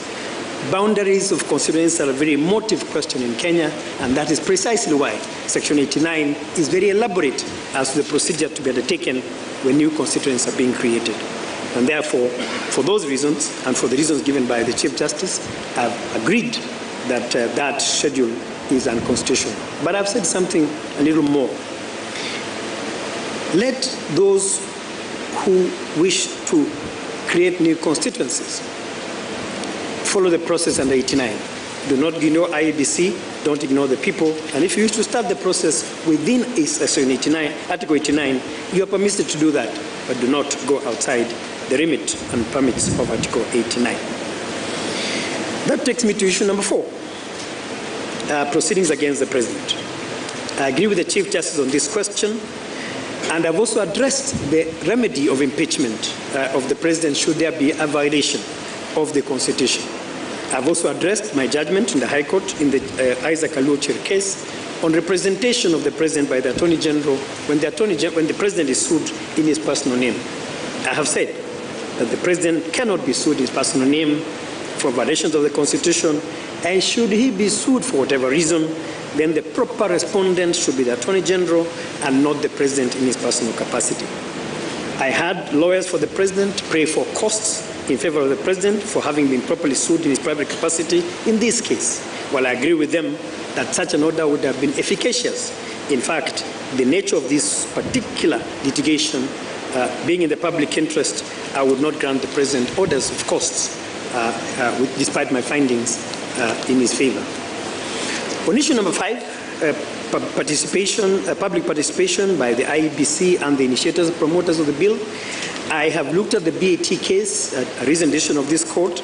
I've also looked at Justice Pauline Nyamoya's judgment in Republic versus County Assembly of Kirinyaga, and I've agreed with the judge that in processes under 257, there are certain rules attributable to IEBC and to the initiators and promoters. Looking at the stage at which the IEBC was stopped, or the whole process was stopped, it is very difficult for me to say that public participation was not sufficient. In fact, the two most important public participation elements in a popular initiative are voter education by the IEBC and popularization of the bill by the promoters. None of these processes had been reached by the time the High Court stopped the process. A last issue on this point is this. Gatembu Kairu and Tuyot raised a fundamental question. Why are we as a country still struggling with lack of a legal framework to govern processes under Article 257? There is no law on collection of signatures. There is no law verification of those signatures. There is no law on how county assemblies should pass the amendment bill, the processes by Parliament despite the standing orders, the receipt of the bill by the President, transmission of the bill to the President, the referendum. I have said it is about time to avoid the confusion that I'll address shortly as I address issue number 6 and 7, that we need a law. And so I agree with Justice Tuyot and Justice Kairu that this law is absolutely necessary. And therefore, the second schedule, in my mind, is an exception. The public participation processes were properly undertaken, save for the second schedule, where I have said that it's unconstitutional for the reasons that I've given. Articles 88 and 250 with regard to composition and quorum of the IEBC. I have looked in my judgment at the Katiba case by Chacha Mwita J. I have looked at the Isaiah Biwott case by Frida Okwan J. I have looked at Article 250, sub-Article 1. I have taken into account the very lucid submissions by Esther Angawa regarding Article 88.5, and I have said that, to my mind, looking at the law as I understand it, IEBC was correct at all material times, its processes were lawful, and therefore a contrary finding would, in my view, be in error. There was a second issue raised by Ms. Kituku regarding nullification of the laws. Well argued as the point was and lucid as arguments were, I've declined the invitation to address that question because once I found IEBC correct, other matters are irrelevant. The last issue is issue number 7 on the proposals, whether proposed amendments should be submitted as separate and distinct referendum questions. Like the Chief Justice, I have looked at the law of ripeness and mootness. I have looked at the law on justiciability, and I have come to the firm conclusion, like Justice Tuyot, that this question was premature. IEBC had not had the opportunity to exercise its mandate as the body to conduct the referendum, to draft the question or questions, and I have said only this as regards that mandate. Section 49 of the Elections Act and Article 257 do not sit well together.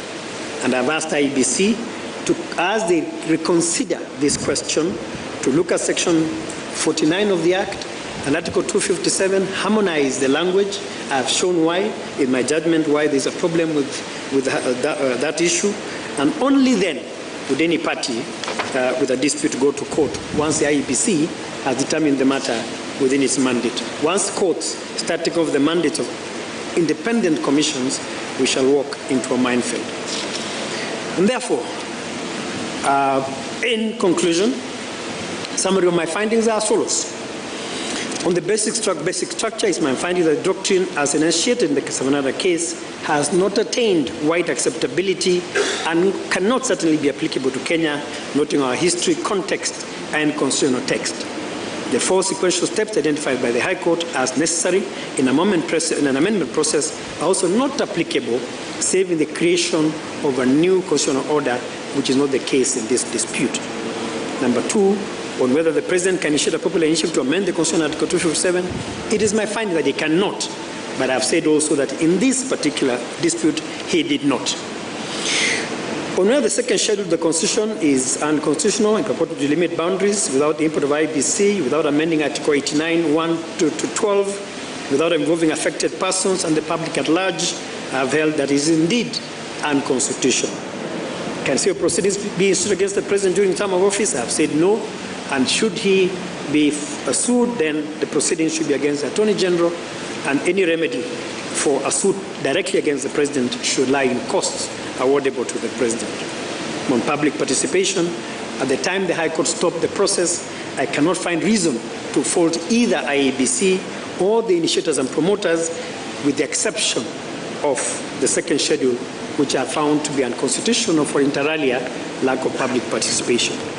On the quorum of IEBC at all material times, I find that IEBC was correct and all its undertakings were lawful. On the question whether a referendum, single multiple questions should put the people by IEBC, I find the matter was premature and was not ripe for determination. On costs, the public interest exhibited in this matter will lead me to the conclusion that each party should bear its cost. My reasons in detail are contained in my judgment, which you shall get copies of. I thank you, Chief Justice. I thank you, Counsel. Thank you, Honorable Mr. Justice Renaura, for rendering your opinion. I will now call upon Lady Justice Jokindongo to deliver her opinion.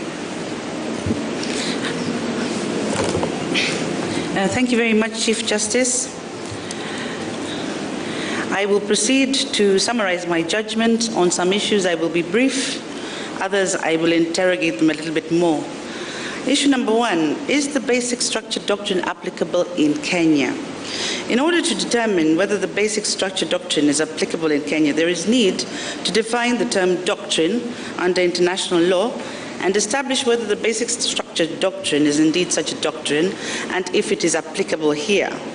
I recognize that there are differing opinions on the definition of a legal doctrine, but to my mind, the basic structure doctrine as presented by the parties to us is a judge-made law emanating from the municipal court, which is the Supreme Court in India, in the Kesavananda case. That basic structure doctrine has been upheld and relied on in subsequent decisions in India, and I note that there are few jurisdictions around the world where basic structure doctrine has been applied, while in others it has been rejected. It is my considered view that the basic structure doctrine as presented by the parties does not constitute a widely adhered to a legal doctrine. It is my observation that the basic structure doctrine has been both applied and rejected I've listed the countries in which that has happened, and therefore it is my considered opinion that the states only constitute a very small percentage of countries in the world that have attempted to apply or have applied the doctrine. Furthermore, there have been no pronouncements made at the international level, no international case law on the same.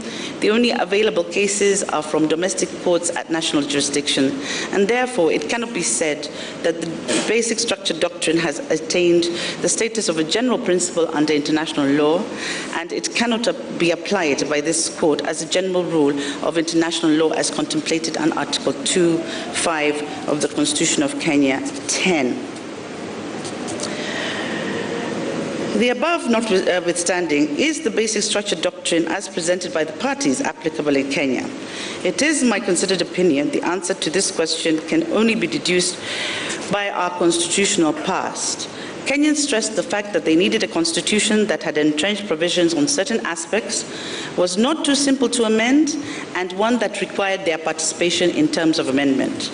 The final report of the Constitution of Kenya Review Commission captures these sentiments where the people's voice is summarized. And these sentiments made it into our current Constitution, where Chapter 16 of the Constitution is unequivocal on how to amend the Constitution. It is therefore my position that it was the intention of the drafters of the Constitution to protect or entrench the specified 10 matters in Article 255(1) by stipulating their specific amendment procedures.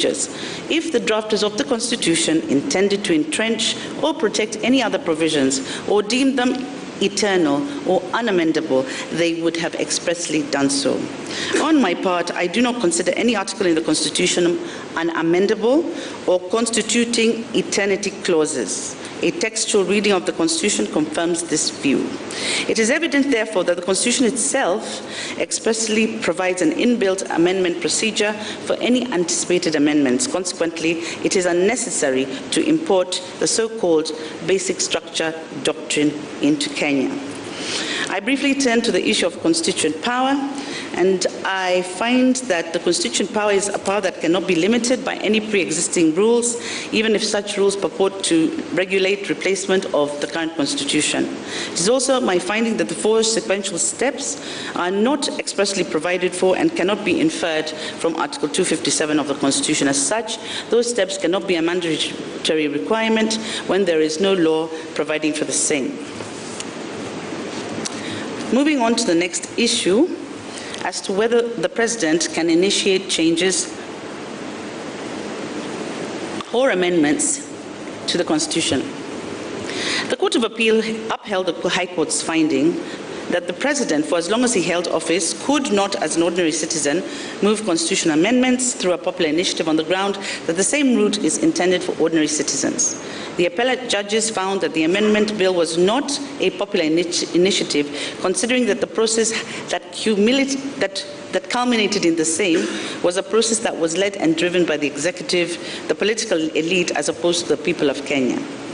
Some respondents have urged that the proposals by the BBI task force could have been taken up by anyone else, by any promoter, but not the President himself. Having perused carefully through the judgments of the superior courts and also through the Constitution of Kenya, I find this proposition is untenable for several reasons which I shall expound upon. However, before I expound on my views, I must state I'm rather disturbed and concerned by the way the superior courts framed their issues for determination. The High Court framed its issue 3 for determination and used words not in the constitutional text, attached meaning to them, and made determination on them. At paragraph 388 of its judgment, the High Court framed the issue as follows. What is the constitutional remit of amendment of the Constitution through a popular initiative? This issue further twins into 2 sub-issues. Who can initiate a... It envisions a system that has responsible citizens who exercise their rights democratically and consciously. A free res publica is the highest value of all for citizens. Article 1 preserves the exercise of the actual legal authority or power, which is exercised by the people directly or through their democratically elected representatives. From the foregoing, there is no doubt that the president is a democratically elected representative of the people who, under Article 1, can exercise delegated sovereign power of the people. Indeed, this is one of the ways in which constituent power is exercised under our Constitution, and therefore I am confounded by the fact that the superior courts address the constitutional power of the people at length, but for whatever reason fail to take into account that the president is a directly elected representative of the people and he can exercise delegated power on their behalf. Furthermore, it is a fundamental right of the Kenyan people to elect their representatives, and that those so elected to speak on their behalf. To limit the ability of an elected representative to speak, to act, to work on behalf of his or her electorate is itself a limitation of the people's political rights under Article 38 of the Constitution. Such proposition would amount to limited republicanism, limiting the extent to which people exercise their powers either directly or through their elected representatives. More poignantly, however, limiting the powers of the people donated to the elected representatives reorganizes the architecture of the Constitution's order of delegated governance. It is not in dispute that the president bears an elevated status by virtue of his office. The president has additional roles and obligations in comparison to the ordinary Kenyan.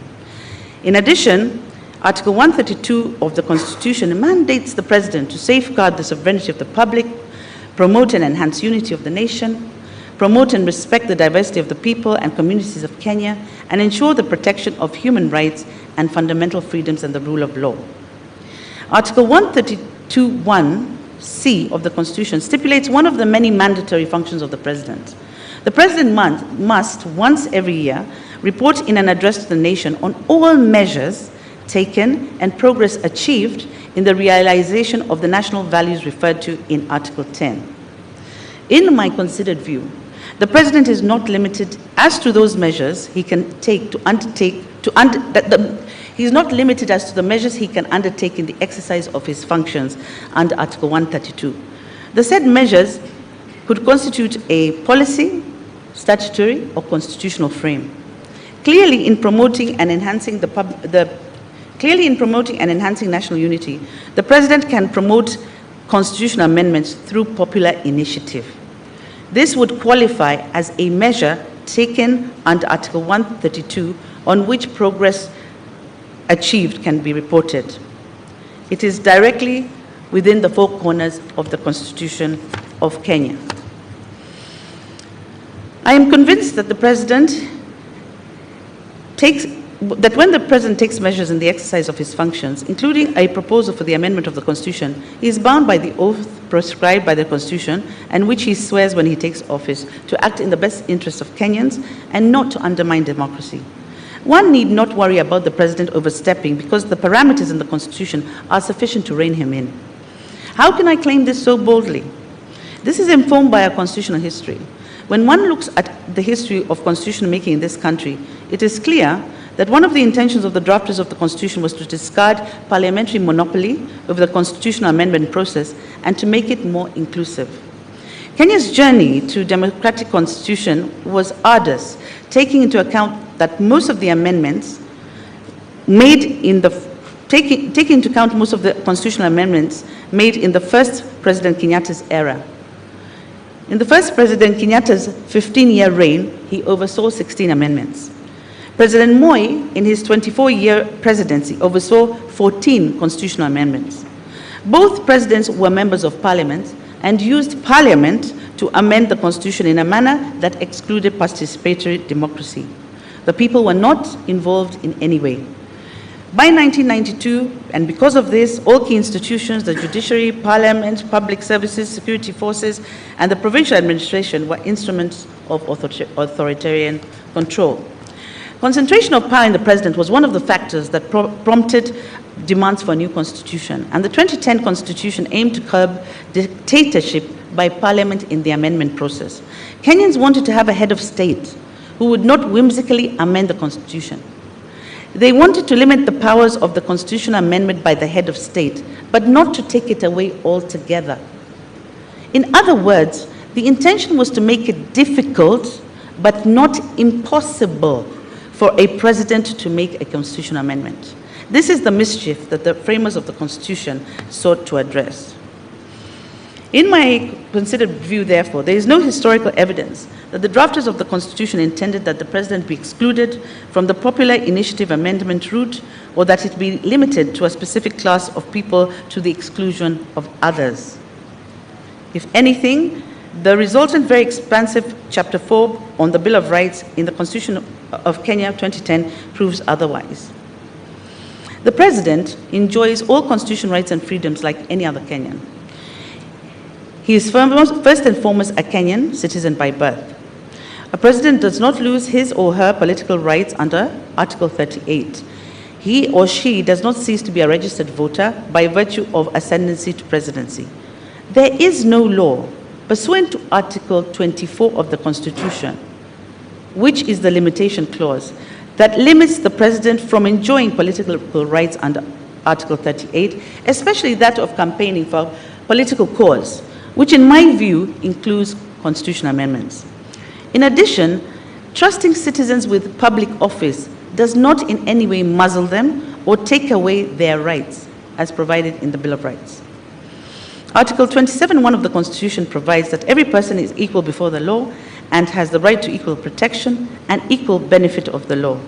Additionally, equality includes the full and equal enjoyment of all rights and fundamental freedoms, and the President, like all Kenyans, is obligated to respect, uphold, and safeguard the Constitution. If any Kenyan has the right to initiate a popular amendment to the Constitution, while respecting, upholding, and defending the Constitution, so too does the President in his official or personal capacity. It would be restrictive, unjust, unprogressive, and unconstitutional to limit that right. At this juncture, I find it prudent to comment on the submissions that the President is excluded from promoting changes to the Constitution by popular initiative because he can do so through Parliament. According to Article 256 of the Constitution can only be amended through a parliamentary initiative. Under Article 256 of the Constitution is silent as to who can introduce a bill into either of the Houses of Parliament. However, the composition of Parliament is clear, and the membership of the National Assembly is provided for under Article 97(1), and that of Senate under Article 98(1). The President is excluded as a member of Parliament. In other words, the President is not a member of Parliament, and by parity of reason, he cannot introduce a constitutional amendment through a parliamentary initiative. Apart from making the finding that the President cannot initiate constitutional changes, the Superior Courts also found that state organs similarly cannot initiate such changes. However, it is important to note that all state organs and state officers form part of the national executive, county governments, the legislature, the judiciary, independent commissions, and independent offices. Accordingly, then, all holders of such offices under Article 1 also exercise delegated power from the people and must perform their functions in accordance with the Constitution. If those functions require measures or policy actions that would require constitutional changes, then they must be able to use their delegated authority to exercise those functions. To suggest otherwise would result in an absurdity. For example, let us assume the Chief Justice, as the chair of the Judicial Service Commission, wishes to make proposals on judicial reforms. And she puts together a draft bill and presents it to the IEBC as a promoter. If we are to follow the findings of the Superior Courts, the Chief Justice would find herself barred from proceeding. However, if her Chief of Staff or the Deputy Chief Registrar were to take the same document, it would be acceptable. Similarly, if the Speaker, as the chair of the Parliamentary Service Commission, wished to make some proposals, constitutional proposals around parliamentary reform, the judgment of the Superior Courts would prevent him from taking such amendments himself, although the clerk of the National Assembly and the head of the legal department in Parliament can do so. The result is leadership without authority. In a democratic government, it is an untenable absurdity. In conclusion, I'd like to say on this point, the popular initiative a popular initiative amendment is not a preserve of specific persons. Any Kenyan can originate and promote the popular initiative amendment, and the people, as defined in the Constitution, also mean their representatives exercising donated sovereignty. As such, it remains an inclusive process and not a process that excludes and that empowers every person to propose constitutional amendments. Having found that the president and the state organs can promote a popular initiative, who then was the real promoter in the impugned bill in the dispute before us? A perusal of volume 34, page 226 of Morara Omoke's record of appeal reveals the replying affidavit of Dennis Wawero, whereby he swears that he and Junet Mohammed are the co-chairpersons of the Building Bridges to a United Kenya, created and mandated with the task of initiating a constitutional amendment process and unifying Kenyans, among other things. From the record, IEBC's press release acknowledges the receipt of the Constitutional Amendment Bill 2020 and the 4.4 million supported signatures. There is also a letter from IEBC which specifically talks of the promoters as Dennis Wawero and Junet Mohammed. It is therefore my conclusion that the promoters referred to in this bill are Dennis Wawero and Junet Mohammed. The record speaks for itself. Further, having perused the Constitution of Kenya Amendment Bill 2020 in Annexure B of the report of the Steering Committee of the Implementation of Building Bridges to a United Kenya Task Force report of October 2020, and the Constitution of Kenya Amendment Bill 2020 dated November 25, 2020, and the promoters' bill that was forwarded to county assemblies and parliament, I make observations that the bills are vastly different in terms of content and proposed amendments. For instance, while the Steering Committee Annexure Bill does not propose amendments to Articles 82, 89, 1, 96.3, 115.4, 168, 188.1, 204, 206, 207, 228, and 250 of the Constitution, the promoters' bill does. The bill as presented by the promoters to the IEBC does not contain some of the amendments contained in the Steering Committee bill, namely amendments to Articles 91, 200, and the repeal and replacement of Article 218, insertion of 218A, amendments to Articles 221, 223, and the repeal and replacement of Articles 246. In addition, there are new Articles 108A, 153A, 206A, which only appear in the promoters' bill and do not appear in the committee steering bill. There are also major differences in the preambles, in the first and second schedule, which are substantially different. So there are two different documents. None of the superior courts examined these facts, leading them to the erroneous conclusion that the BBI Steering Committee, the BBI Task Force, and the promoters were one and the same. Neither Junet Mohammed or Dennis Wawero were part of the BBI Steering Committee or the BBI Task Force, both of which were gazetted by the President. Their similarly named initiative, of which their part has no legal nexus with the two gazetted entities. It is clear in correspondence between IEBC and the promoters that they engaged the IEBC as individuals and were not representing any entity, including the President.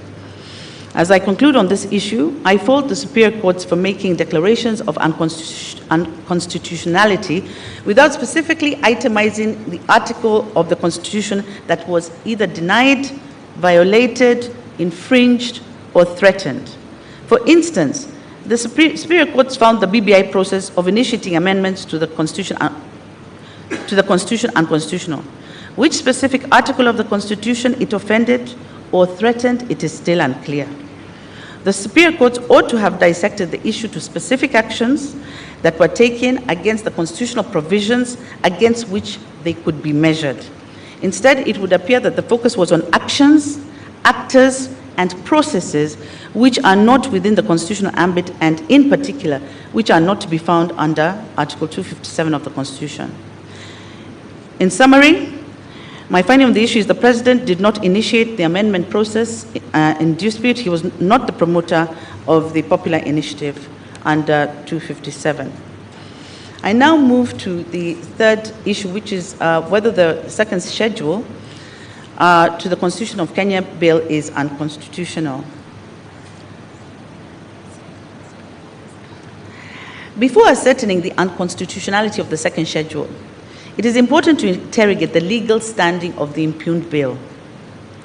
In Black's Law Dictionary, a bill is defined as a legislative proposal offered for debate before enactment. Article 109 of the Constitution says that Parliament shall exercise its legislative power through bills passed by Parliament and assented by the President. In addition, Article 116 of the Constitution talks about the coming into force of laws and speaks of the bill passed by Parliament, assented by the President, shall be published in the Kenya Gazette as an Act of Parliament within 7 days after assent. Accordingly, a bill does not become law until it is passed by the legislature, and the President completes the legislative process by formally assenting or giving his consent to the bill.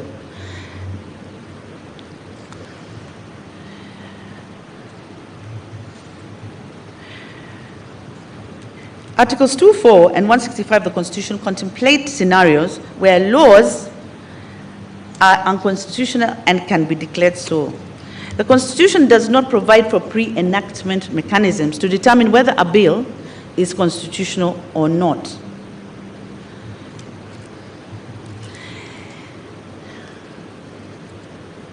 So in this instant matter, the judges of the Court of Appeal did declare the second schedule of the Constitution unconstitutional, but considering that the Constitution Amendment Bill had not yet been promulgated into law, I find fault with the Superior Court's finding on the basis that they did not have jurisdiction to interrogate the constitutionality of a bill before it's been passed into law. I reiterate, it's only after a bill has been enacted and attained the status of a law that the courts acquire jurisdiction to entertain the same. But before a bill is enacted into law or an act of Parliament, the courts don't have jurisdiction to determine the same for lack of ripeness. Now, having found that there is the issue of lack of ripeness, what can this court do? Can it proceed to address the same? And if so, under what circumstances?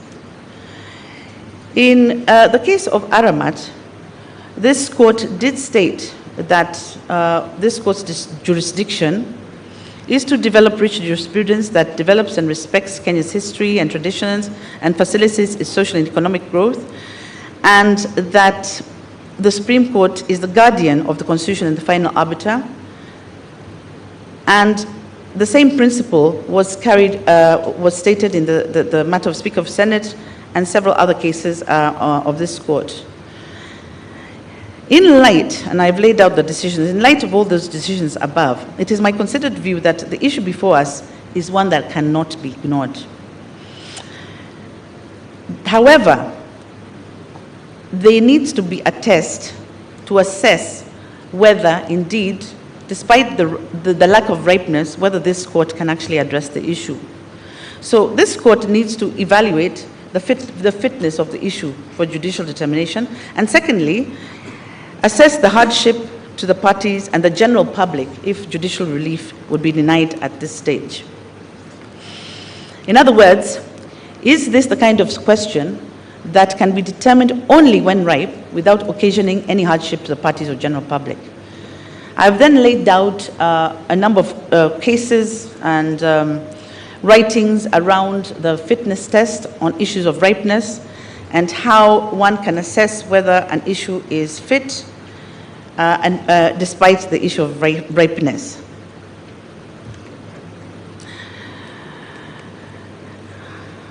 I do find, having laid out the issues around the test, I do find that in this particular situation, that this court can apply the test and we can address the issues despite the lack of ripeness surrounding the bill. Thus, I have perused the second schedule to the Constitution of Kenya Amendment Bill and noted that it seeks to introduce an amendment to Article 89(1). However, the schedule that is attached then purports to amend Articles 81, 2, 3, 4, 5, and 6, but it purports to do this on its own without an accompanying proposed amendment to that section.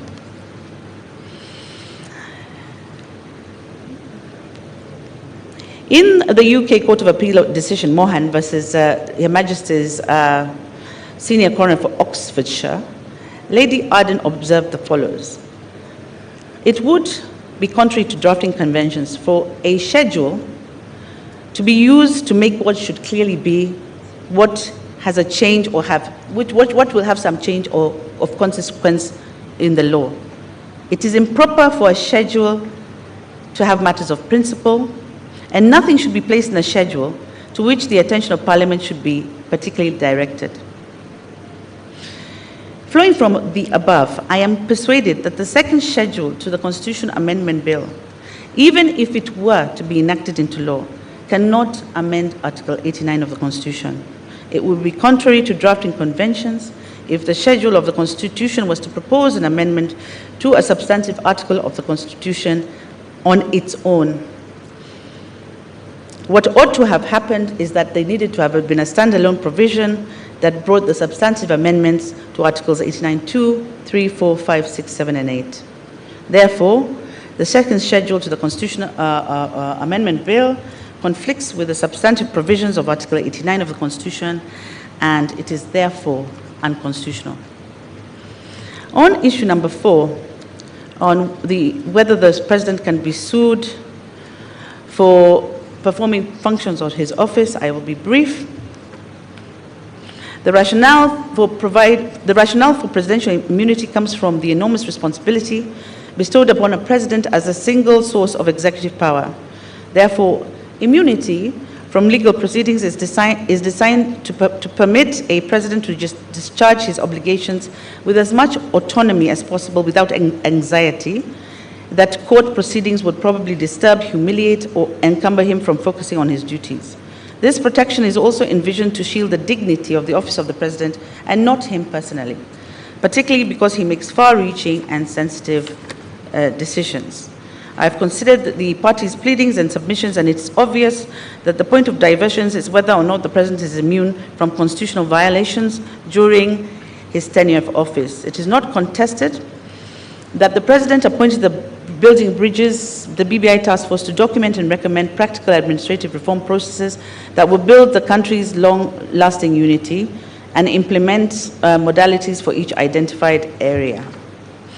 The President has a unique position in the constitutional scheme, and as already discussed in issue number 2, he has a responsibility to promote and enhance the unity of the nation.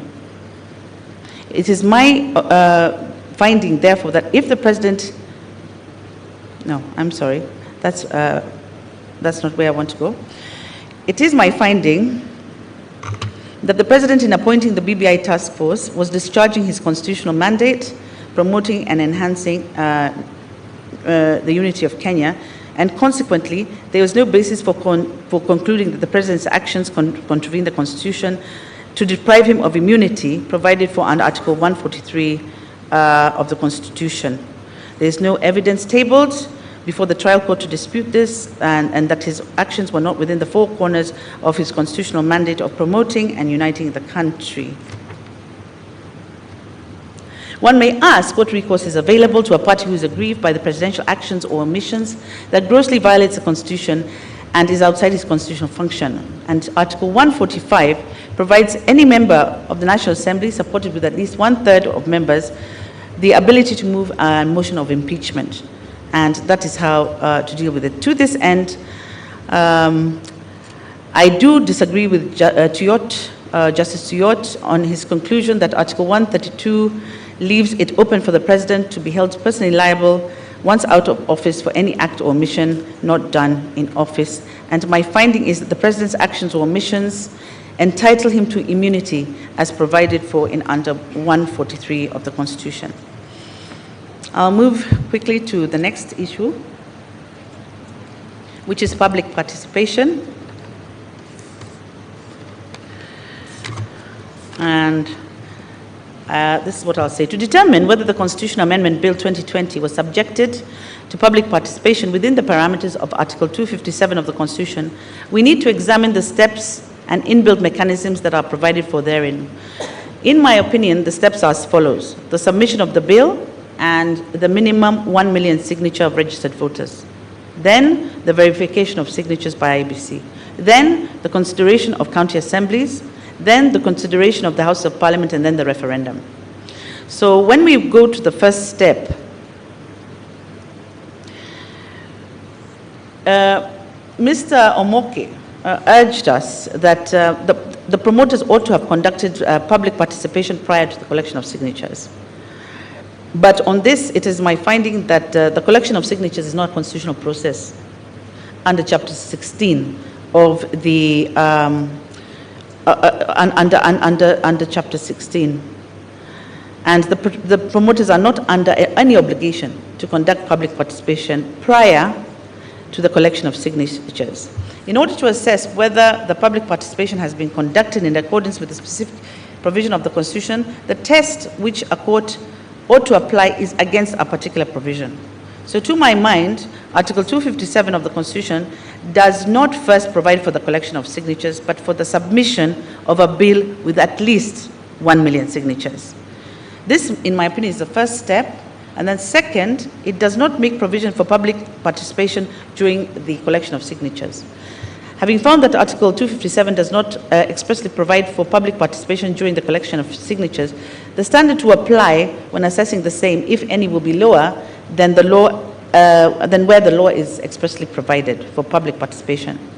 I am unable to agree with the Court of Appeal's findings that there was a constitutional requirement to conduct public civic education at the point of collection of signatures.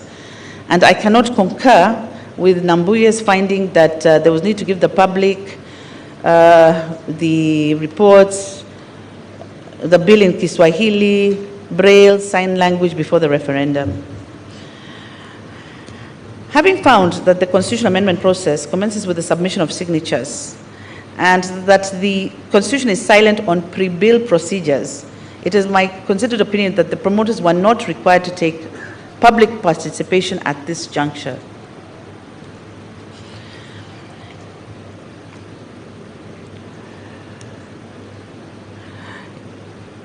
From the foregoing, it is my presumption that when a supporter signs in support of the draft bill, then such a supporter must have read, understood, and agreed to the proposed as amendments, asked questions about any unclear proposal, and taken the decision to be bound by his or her signature. It therefore goes without saying that the promoter, before urging the support of his or her proposal, must talk to people or must have made his bill understood by the people. I disagree that there was no, I disagree with the court's conclusion that there was no public participation during the collection of signatures. And moving on to the next step is to consider whether there was public participation at the county assemblies. I take judicial notice that in compliance with the Constitution and the County Governments Act, county assemblies have standing orders with set guidelines on public participation.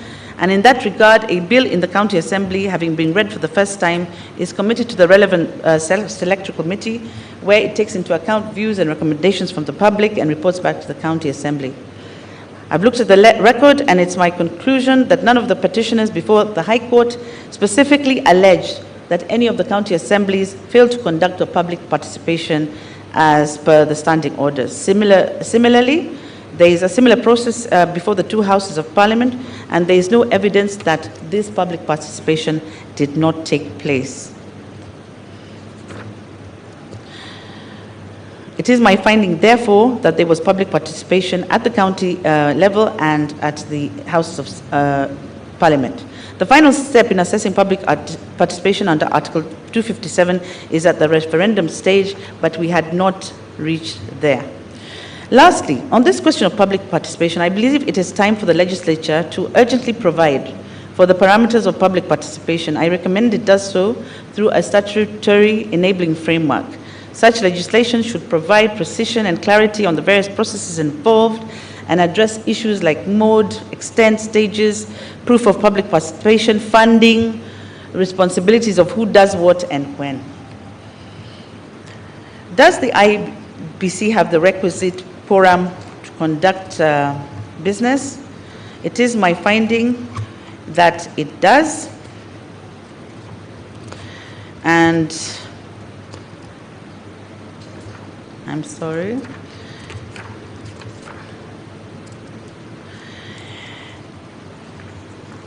And I have then come to the two conflicting decisions in the High Court, which were raised by parties. It is my considered view that even though horizontal stare decisis is not binding on courts of equal jurisdiction, the trial courts need to follow the decision of other judges of the same court unless there are compelling reasons to depart from the same. This is to ensure consistency, certainty, predictability, and sound judicial administration.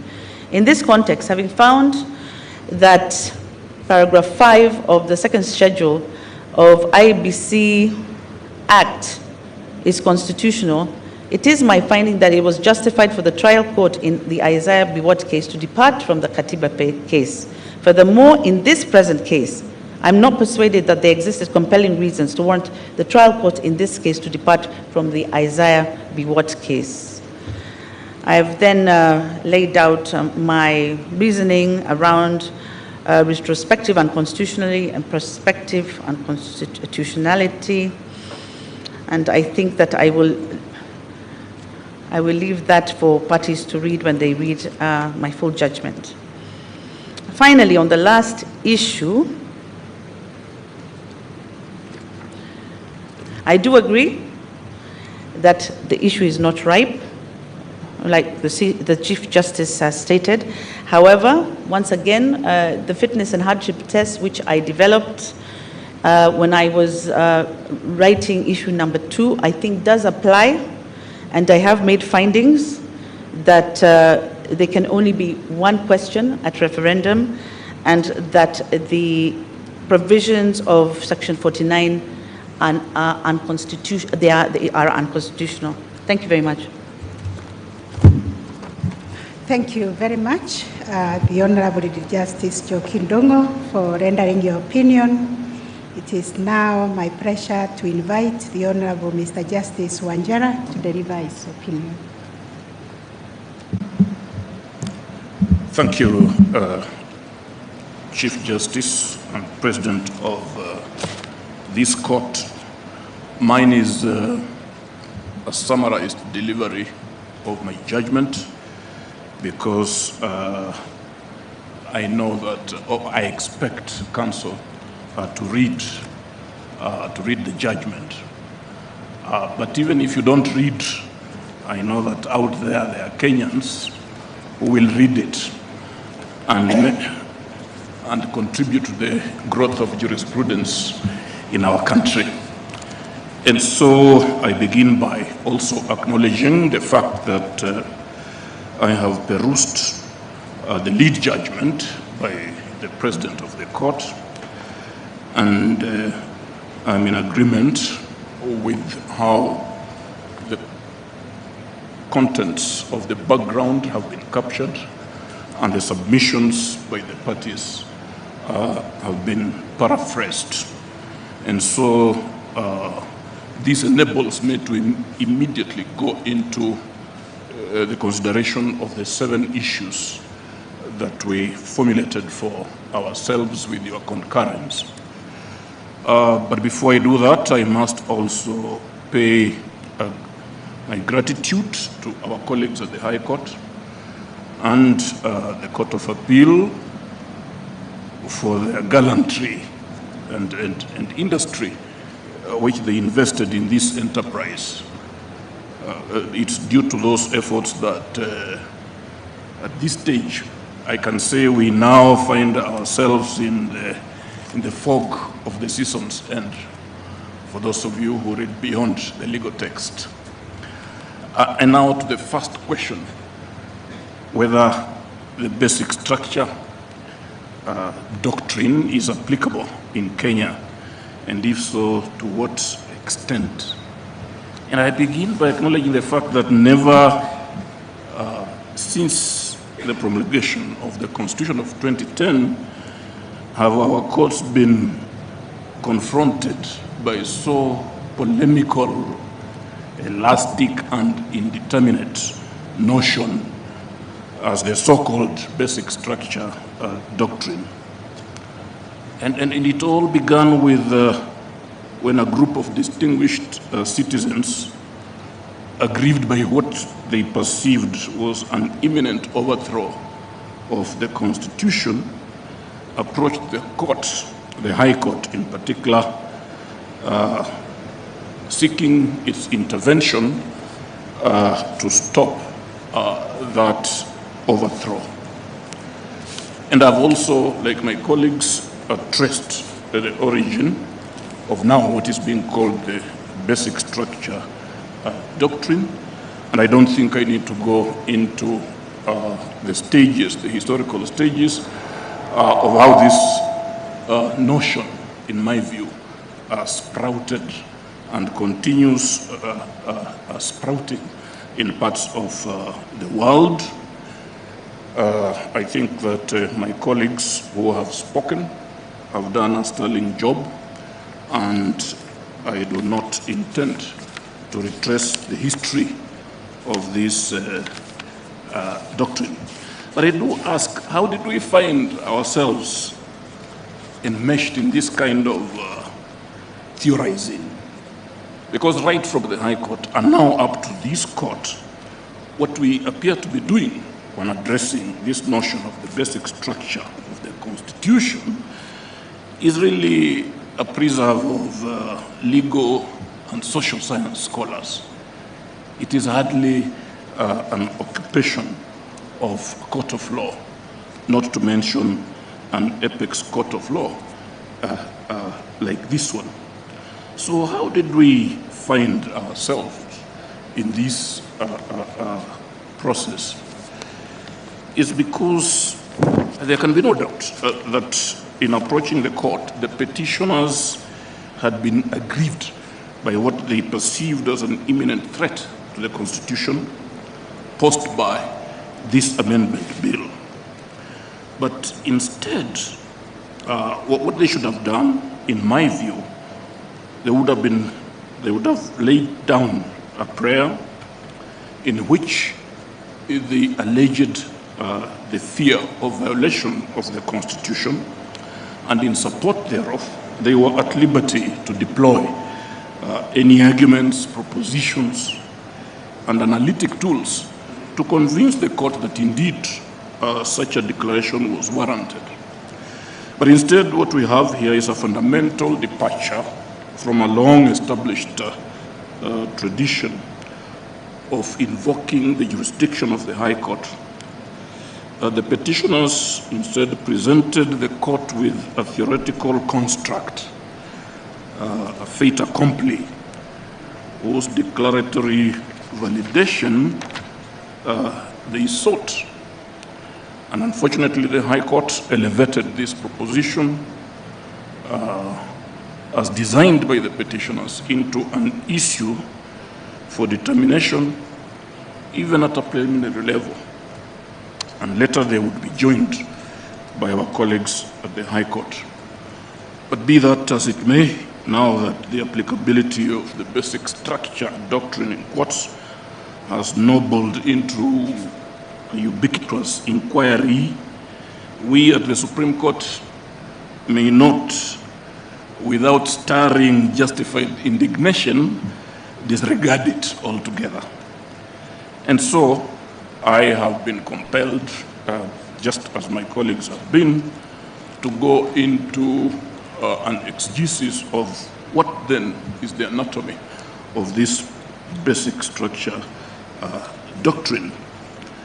I have asked myself whether indeed it is a doctrine, juristically speaking. I have come to the conclusion, after not just a soul searching, but serious thought, that what we are faced with as a basic structure doctrine is no such doctrine. Instead, it is what I consider as a school of thought, or at best, a heuristic device, which a court of law when faced with the question as to whether a proposed constitutional amendment is of such a nature as to destroy, destabilize, or distort the constitutive authority of the Constitution, a court of law faced with such kind of question can deploy this heuristic device in its effort to answer the question. But I find no fault with this rich and diverse array of opinions, so eruditely crafted by some of our finest in the judicial system, the legal profession, academic institutions, and from far afield by way of amici curiae. And indeed, we who are called upon to adjudicate upon the affairs of men and women in their relations with one another and between them and the state are all the more privileged when served from such a tantalizing menu of ideas by the bar and the bench. Yet my discomfiture, ladies and gentlemen, with the manner in which this issue was brought before the High Court in the first instance still persists. And it bears repeating that in the ordinary scheme of things, a petitioner ought to approach the courts seeking relief on the basis of a real or perceived violation of the Constitution.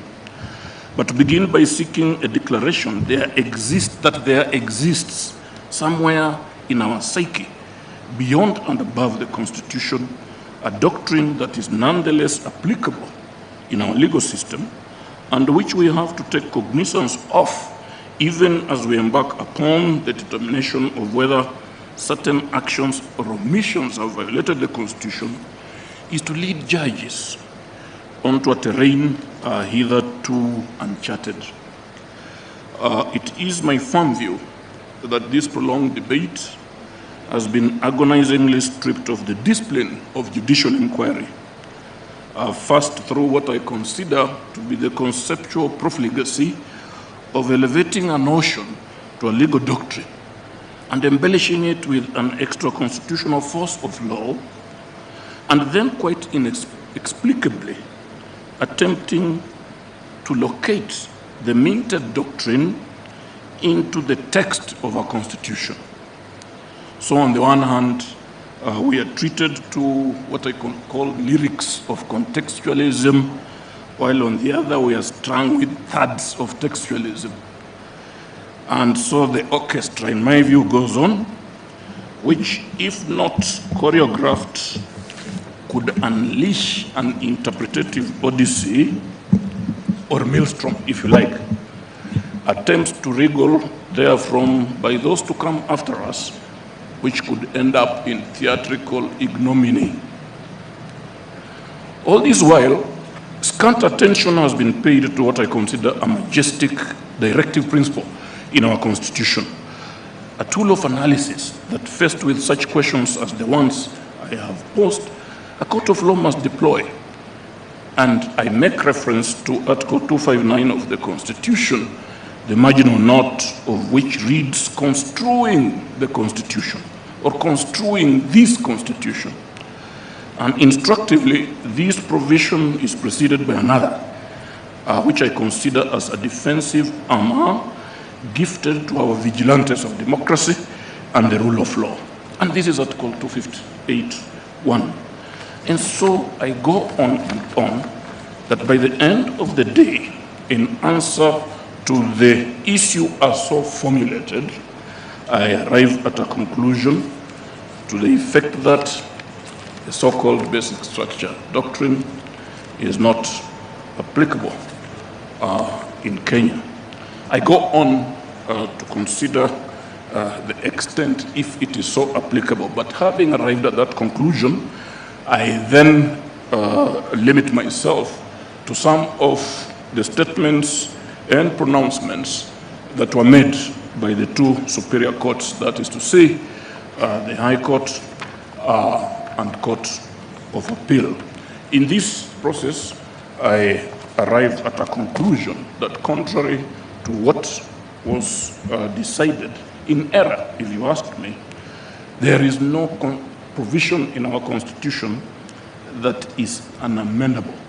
The question for us to ask is whether the Constitution of 2010 has within it comprehensive provisions, directive principles, and normative prescriptions which are capable of withstanding any efforts from whichever quarter of abrogating it, distorting it, or fundamentally changing its equilibrium. That is the question that we should ask. And when I asked that question, I arrived at an answer in the affirmative. So that leads me to the next issue, whether the president can initiate changes or amendments to the Constitution, and whether a constitutional amendment can only be initiated by Parliament through the parliamentary initiative. In agreement with my colleagues at the High Court and Court of Appeal, I am of a firm opinion, having read the relevant provisions regarding that issue, and in context, I am of the opinion that a president cannot initiate what is referred to as a popular initiative under Article 255 and Article 257 of the Constitution, because those articles talk about an initiative to amend the Constitution by the people. And the word people here is not an ornamental one. It is a serious expression of what forms what we consider a social contract.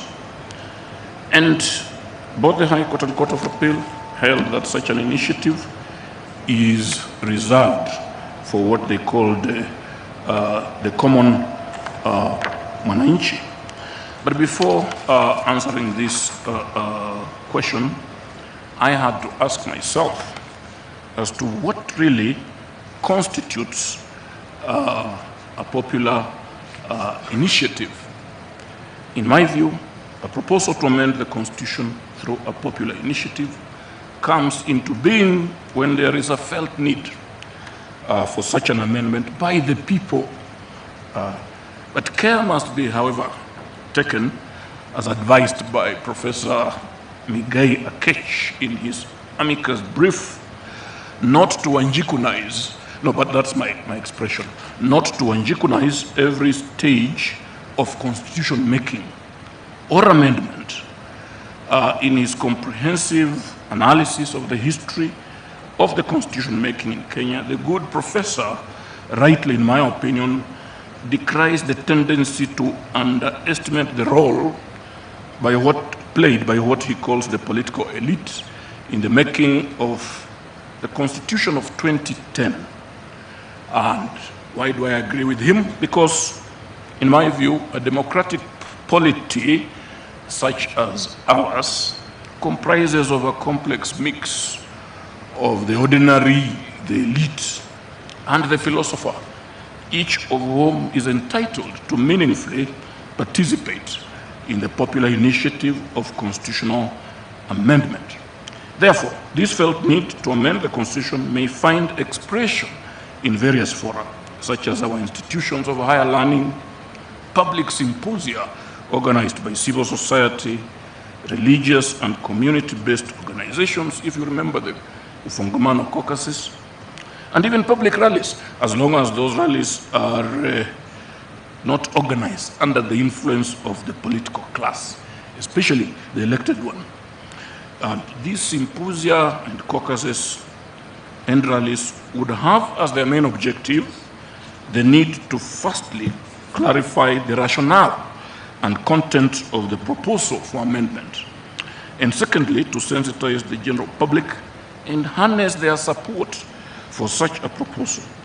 At the end of the day, this felt need will have undergone such repetition, such notoriety, such refinement, and would have acquired such stability and coherence as to be capable of being formulated into a general suggestion or bill as stipulated in Article 2572 of the Constitution. At no stage is very clear to me is the role of the president, qua president, contemplated by the provisions of that article. It cannot have been lost on a casual observer of our painful history that it was the imperial presidency that mutilated the independence constitution through unchecked amendments to such an extent that at the end of the day, this country had lost any pretensions to democracy, rule of law, human rights, or social justice. And by the early 1990s, the Kenyan people were terrified, tormented, and dehumanized lot, deprived of any sense of self-actualization in the manner in which they were governed. It was from such despondency that the people would rise to demand a new social contract, a new order that would not only restore their dignity, but also prevent the executive arm of government, if you like, read the president, and to a certain extent the legislature, from reversing the new equilibrium, from taking them from the paradigm shift to which they had cutted themselves. And so to this question, I have no hesitation in holding that the president cannot initiate a popular initiative.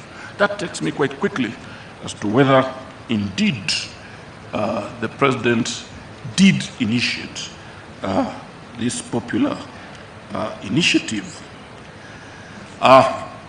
It's on record, Vide Gazette Notice number 514 dated 24th May 2018, that the president appointed a task force named Building Bridges to a United Kenya Task Force, or the BBI task force, if you like. This task force was composed of eminent Kenyans whose mandate it was to address the 9 key challenges facing the country. And these challenges have been identified in a memo of understanding signed between the president and Right Honorable Raila Odinga. Thereafter, the president, Vide Gazette Notice number 264, published on 10th January 2020, appointed a steering committee on the implementation of the Building Bridges to United Kenya Task Force report. One of the terms of reference of that steering committee was to propose administrative, policy, statutory, and constitutional changes that may be necessary for the implementation of the recommendations contained in the task force report. It is out of which this steering committee that we now have the Constitution of Kenya Amendment Bill of 2020. I, on my part, find, although the High Court later described the task force as an unconstitutional outfit, I, on my part, find that there was nothing unconstitutional in the appointment or composition of either the task force or the steering committee by the president. What remains is whether the president can be regarded as having initiated the process that culminated into the bill that we now have.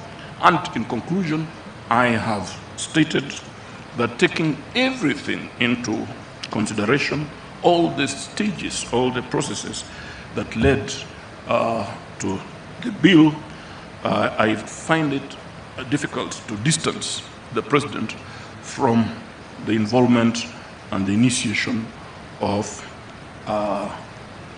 the popular initiative. Therefore, I find that the president did actually originate this initiative. The conclusion deriving from this, I shall return to in my final conclusions. And now, next is whether the second schedule to the Constitution Amendment Bill 2020 is unconstitutional. Both the High Court and Court of Appeal found that schedule unconstitutional. I have considered the reasoning by the 2 superior courts. I have looked at the relevant law, and I come to a similar conclusion that this second schedule to the Constitution of Kenya Amendment Bill 2020 is actually unconstitutional. Fourth, I consider whether civil proceedings can be instituted against the president in person or a person performing the functions of the office of the president during his tenure of office. And I know I've taken into cognizance the submissions by the Attorney General urging the court to find that such proceedings cannot be instituted against the president or a person performing the functions of that office. I also know that there are those who have strenuously opposed the Attorney General's submissions and have argued that such immunity is limited, so limited that the president can on occasion be sued where or if he violates the Constitution and if he violates any other law when he is not acting in his capacity as the president. And I have, having carefully considered those arguments, I find considerable difficulty in appreciating the rationale or basis upon which first the High Court found that notwithstanding the clear and unambiguous language in Article 1432 of the Constitution, that the President can still be sued in his personal capacity for acts or omissions alleged to be in violation of the Constitution. Why did the High Court introduce the phrase "only protected"? And then turning to the finding by the Court of Appeal, I find similar difficulty because it is clear that should the President engage in an act or omission that is violative of the Constitution, there are constitutionally recognized pathways through which such violation can be put right. And I have mentioned and discussed them in the body of my judgment. But a more profound legal reason for presidential immunity in both his private and official capacity is to be found in Article 1433 of the Constitution, which provides that where provision is made in law limiting the time within which proceedings under Clause 1 or 2 may be brought against a person, a period of time during which the person holds or performs the functions of the president shall not be taken into account in calculating the period of time prescribed by that law. And what is this law referring to? It must be referring to the law of limitations. And then why would the president be denied the benefit of limitation of actions? Precisely because the president cannot be sued in his private capacity during the tenure of his or her office. And I also state that once a president, always a president until he or she vacates the office, because you cannot be a president today and tomorrow you are not a president, so that you may be so sued. That brings me to issue number 5, the place of public participation under Article 10 vis-a-vis the role of IEBC and whether there was public participation. And in response to this, after serious analysis, I find that there was no obligation on the part of the IEBC at the time it embarked upon the verification of signatures to satisfy itself as to whether there had been public participation before the bill and signatures were transmitted to it. I do not find anything in the Constitution that obliges the IEBC to carry out that function. But what about the promoters of the popular initiatives? What about Dennis Waweru, Mr. Waweru, Honorable Junet, who have defined themselves as promoters? Were they not supposed to undertake meaningful public participation?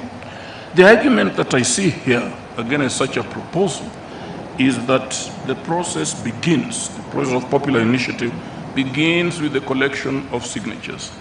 And I do not agree with that proposition, because before you collect signatures, there must be something you are offering the people. You are taking to the people either that general suggestion or a draft bill.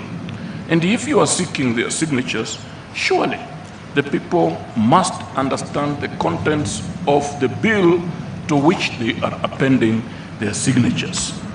I have read the contents of the affidavit sworn by Honorable Waweru, the contents of which state that there was a comprehensive and robust process of consultation. But the contents of that robust consultation are not clearly stated. And so I'm concluding that when it comes to the promoters of the popular initiative, I do not myself think that they undertook sufficient or meaningful public participation under within the meaning of Article 10 of the Constitution of 2010. And now this brings me to the interpretation of Articles 88 and 250 of the Constitution with respect to the composition and quorum of the IEBC. This one has been thrust to us because somewhere along the line, the petitioners did allege that at the time it undertook the verification of signatures, the IEBC lacked the requisite quorum to be able to constitutionally undertake that task. And then I have also looked at the history of the legislative form that prescribes the quorum of IEBC. I've looked at the contents of Article 251 of the Constitution, and I come to this conclusion, that if, as indeed we must conclude, that at the time the IEBC undertook the verification of signatures, it was constitutionally and properly so constituted, how on earth can we then say that it lacked quorum to undertake the tasks for which it was properly constituted? And then my attention has been drawn to the contents of paragraph 5 of Schedule 12, I think, to the IEBC Act, which sets that quorum at 5. And I'm simply saying that as between a constitutional provision, you cannot use the provisions of a statute to override the majesty of a constitutional provision. And having so said, I find that the IEBC had the requisite quorum to conduct the verification of signatures and any other task that the Constitution requires it to undertake. And finally, I come to this vexed question of whether the interpretation of 25710 of the Constitution entails that all, or requires, that all specific proposed amendments to the Constitution should be submitted as separate and distinct referendum questions.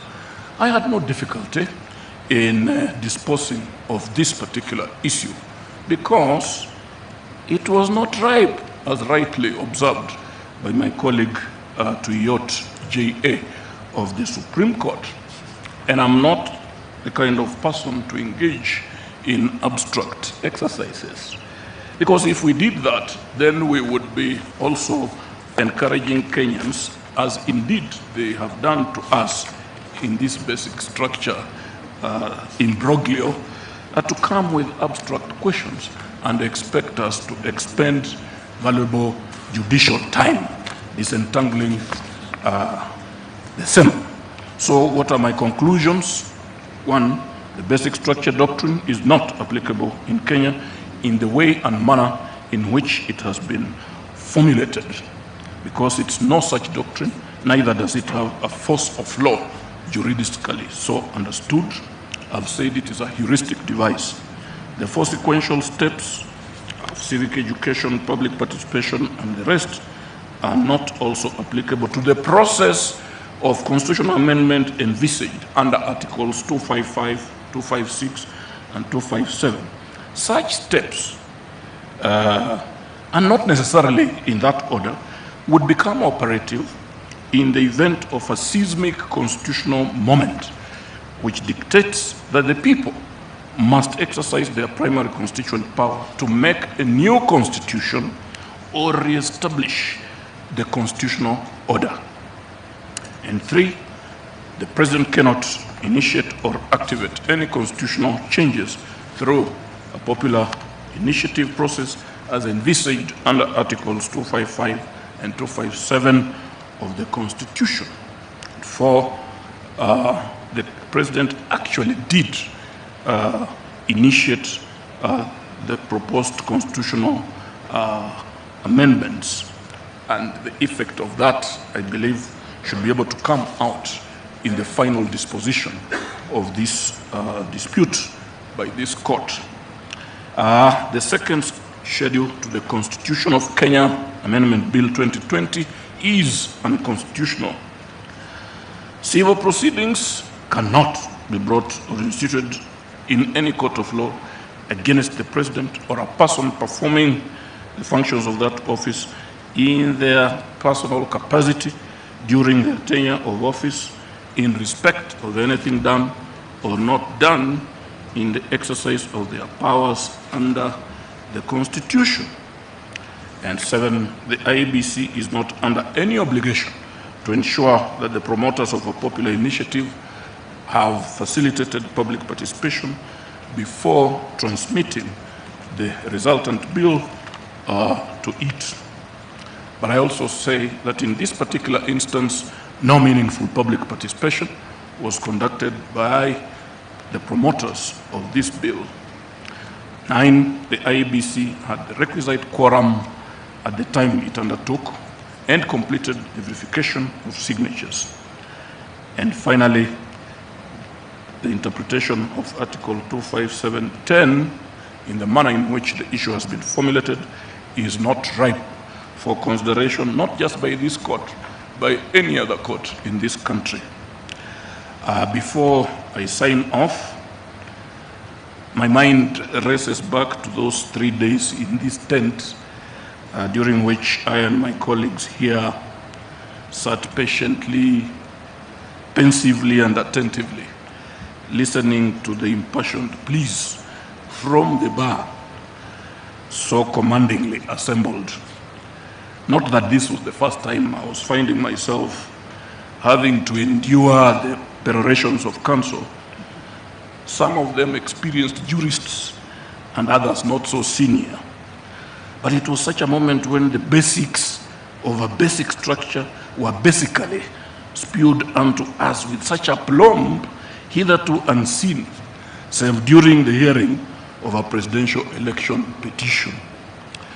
What we were told, however, I also remember that it was on such occasion that we were reminded that our colleagues at the High Court and Court of Appeal, the colleagues at the High Court had built a foundation, and those ones at the Court of Appeal had constructed a wall upon it, and that now it was our turn to paint that wall. But we were not told with which colors we were to undertake this alluring task. I also remember being urged to row, but who could fault counsel for invoking our hallowed symbol of nationhood? Yet at that moment I could not help but cringe, for the sound of a roar of a lion in the wild stirred in me images of the terrifying language so beloved by our politicians, the language of tsunamis, of earthquakes, volcanoes, war, and thunder. And that is why I cringed. And then I remembered that not so long ago, this court had in one of its judgments, and really in true oracular rendition, or so I thought, decreed as follows. But it does appear, as my colleague Judge Lenaola here apprehended, counsel do not read the judgments of this court And now I am forced to read this decree to you so that even if you don't read it, it shall be acted in your mind. And this is what this court said at that time. What of the argument that this court should not subvert the will of the people? This court is one of those to whom that sovereign power has been delegated under Article 13C of the same Constitution. All its powers, including that of invalidating the presidential election, is not self-given nor forcefully taken, but is donated by the people of Kenya. To dishonestly exercise that delegated power and to close our eyes to constitutional violations would be a dereliction of duty, and we refuse to accept the invitation to do so, however popular that invitation may seem.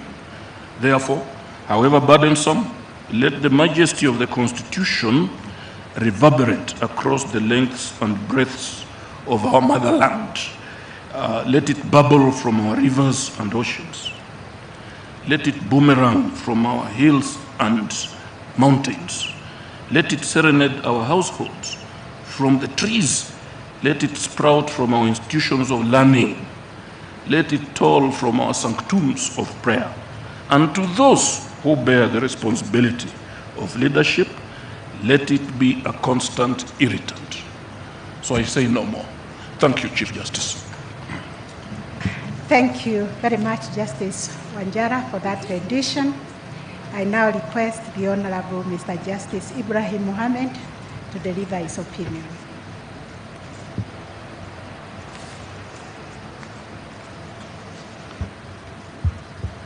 Thank you very much, Honorable CJ, the President of the Supreme Court of Kenya. Every judicial officer or judge has his style of delivery. But when there is a pressure of time, you elect how to do it, considering the question of time also. The art of brevity does not come or are not bestowed on everyone. So you may find that I may take a bit longer on some issues, but to save time also, I may summarize. I may give a summary of my findings in some of the issues and also the dispositions on each issue, while in others I may give some more elaborate explanation for my conclusion and disposition. The Honorable Chief Justice and President of the Supreme Court of Kenya, Honorable Lady Justice Martha Koome, has in the lead judgment aptly captured the history and background of the appeals before us. She has also pertinently set out the written and oral submissions by all counsel, as well as the embassy, for which I thank her on our behalf. I see no need to replicate or rehash the same. I've referred to the 7 issues which were framed by the court on the 9th of November 2021.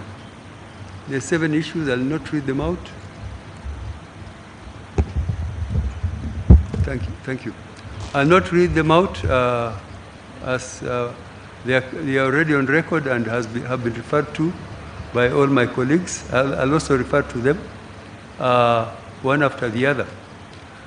I find myself substantially in agreement with the arguments and conclusions by the Honorable Chief Justice Koome, President of the Court, on some issues. Just as well, on some, I'm of divergent views. I render my opinions and pronouncements on the issues as delineated by the court.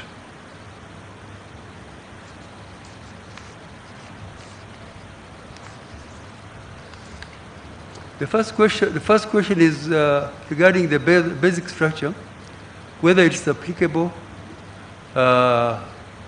in Kenya, and if so, the extent of its application, whether the basic structures of the Constitution can only be altered through the primary constitutional power, and what constitutes the primary power.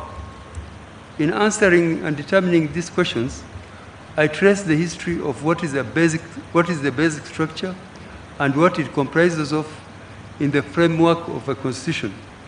I trace that history globally from the Federal Republic of Germany to India, the US, France, then also to the other countries like Malaysia, Singapore, Bangladesh, Uganda, and many more. Some of these states, particularly the ones which came to consider later the basic structure, some were disinclined initially. That's the courts in those countries, but later some of them adopted and accepted the said doctrine. I finally came to the applicability of the said doctrine of basic structure to Kenya. I followed our journey of constitutional making from the CKRC to the Bomas Conference. During the said process, Justice Ringera, as he then was, grappled with the question of the basic structure of our repeal constitution. He concurred with the majority pronouncement in the case of Kesavananda that Parliament did not have the power to alter the basic structure of our constitution. This was in the case of Timothy Njoya and others versus CKRC and another. The application of the doctrine also arose in the case of Patrick Ouma Onyango and 12 others versus AG 2008. The court, consisting of Justice Nyamo, Wendo, and Mkule, found and declared that the basic steps in constitutional making, they declared the basic steps in constitutional making. Then there was the case of Commission for the Implementation of the Constitution versus National Assembly of Kenya, 2013, where Honorable Justice Lenaola, as he then was, analyzed the question of the basic structure of the Constitution, although that was not really a direct issue, and also the issue of its applicability was not before the court. I just want to refer that it was considered and it was a known principle before this case, which is before us. Then there was a case of Priscilla Ndululu Kivuitu and another versus AG 2015, wherein the three-judge bench, Korir, Mumbi, Ngugi, and Odunga, held that some amendments under Article 255, 1 or Article 257 can only be done with the involvement of the citizens by way of referendum. They relied on the sentiments expressed by Honorable Ringera J. in the Njoya case. The three judges, I'll refer to paragraph to what they said. I'll go directly to that, what they said.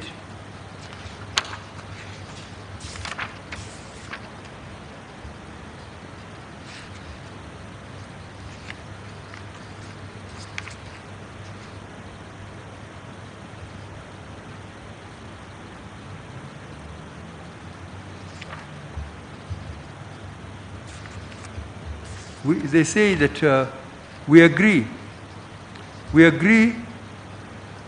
with the sentiments expressed by Ringera J. in Njoya 2 that an amendment that upsets the basic structure of the Constitution could not be effected by Parliament without involving of the people. In a country like ours, which has a history of disrespect for the sanctity of the Constitution, the jurisprudence propagated in the Njoya 2 case was necessary.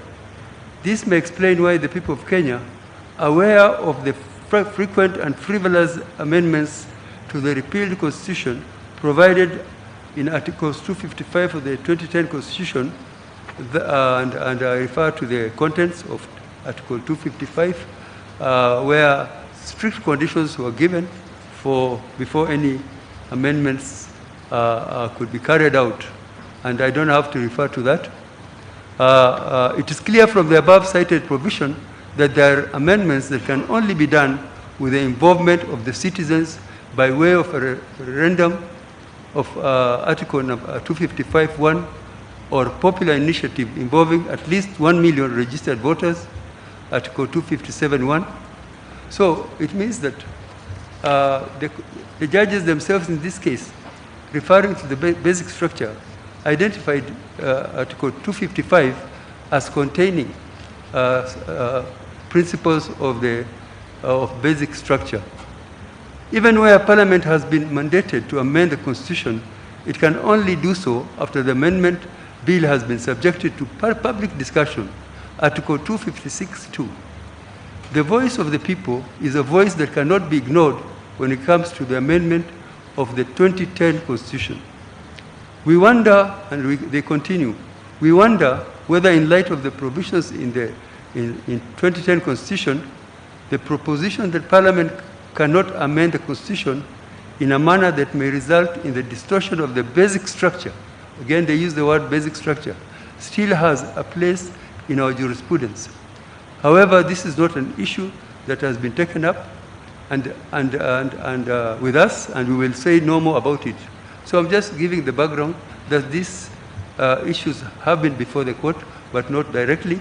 But now, in our case, it is directly before us, and we have to deal with.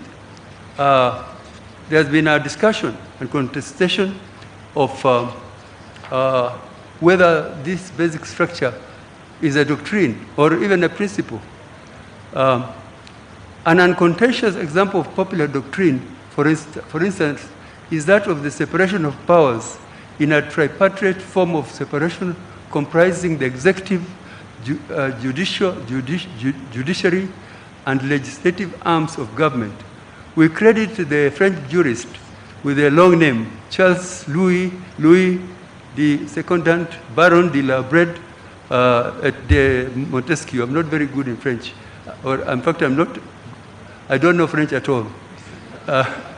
Or Montesquieu, I read him in history, simply referred to as Montesquieu, as the father of the doctrine. This doctrine is embedded in our legal system by direct reference in various, and we have adopted it even in the structure of our Constitution. However, even as we make reference to the doctrine of separation of powers today, it is not to say that the doctrine has not evolved since 1748, or that it is only Montesquieu who discussed it. In Kenya, we have not only laws, however, that incorporation was with some modification to suit our peculiar circumstances, such as the addition to the independent commissions and offices. Yet in doing so, we have not explicitly provided for it, or even defined the doctrine of separation of powers in our laws.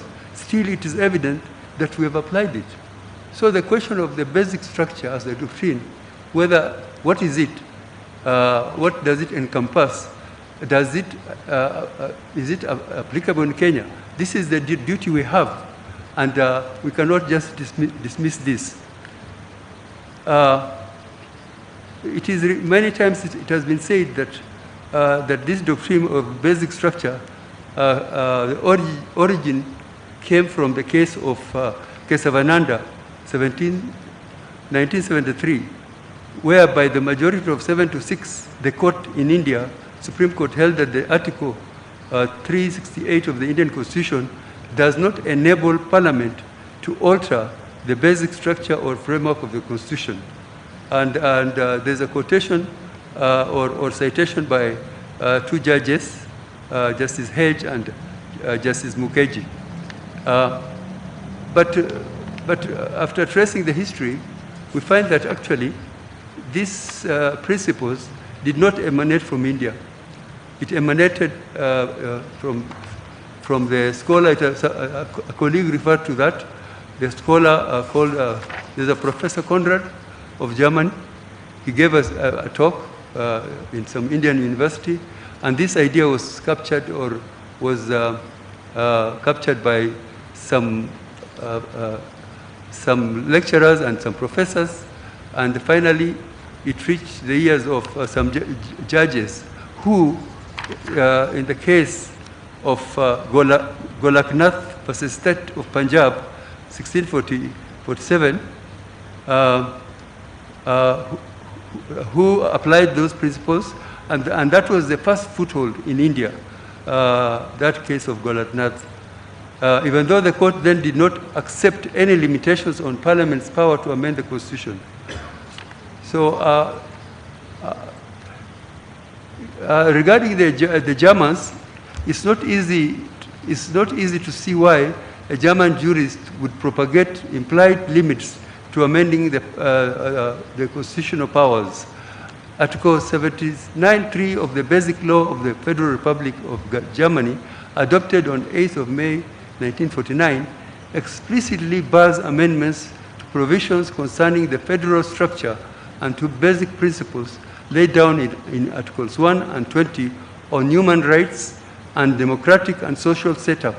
The Germans were healing from the Nazi era, and it is for that reason that the framers of the Basic Law sought to create a constitution that would safeguard against the emergence of either the Weimar Republic's overly fragmented multi-party democracy or the Third Reich's authoritarianism. And there have been arguments in various cases in support of this. Now, in France, the same thing happened, where a scholar called Schmidt was where a scholar called Maurice Hario, a professor of administrative law and constitutional law, published 2 constitutional treatises, and the difficult name it has, I can't read it, setting out the history of implied limits on constitutional amendment. Now, coming back to, I'm referring now how this has been discussed in Kenya.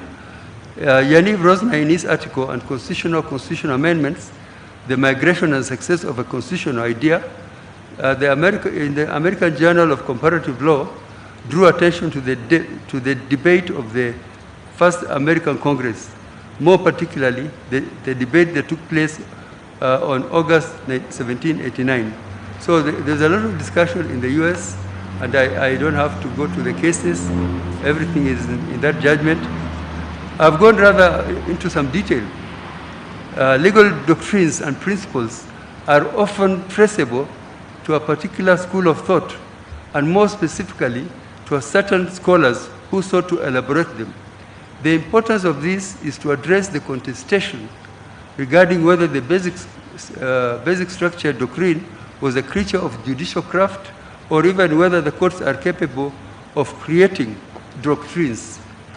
This is not to make a case for incorporation, or rather reading into our laws. All doctrines and legal principles are in existence. From this, however, it is evidence that the doctrine of basic structure was not invented by the judiciary in India and some of the other countries. It has been submitted that the doctrine of basic structure has yet to gain universal experience. And for that reason, we are asked to find that it is not applicable. I do not think it is necessary that before application of a doctrine or legal principle, the same must have universal application. I say this because not all legal doctrines and principles are universally applicable due to the differences in legal systems, such as the civil and common law. This is also because of our unique peculiarities, such as states due to our historical, cultural, and social systems. My thoughts on this are further fortified by our Constitution, read together with the Judicature Act, Cap 6, laws of Kenya, which allow us to apply the doctrine that are in line with our laws, more so if they assist us better to interpret and apply them.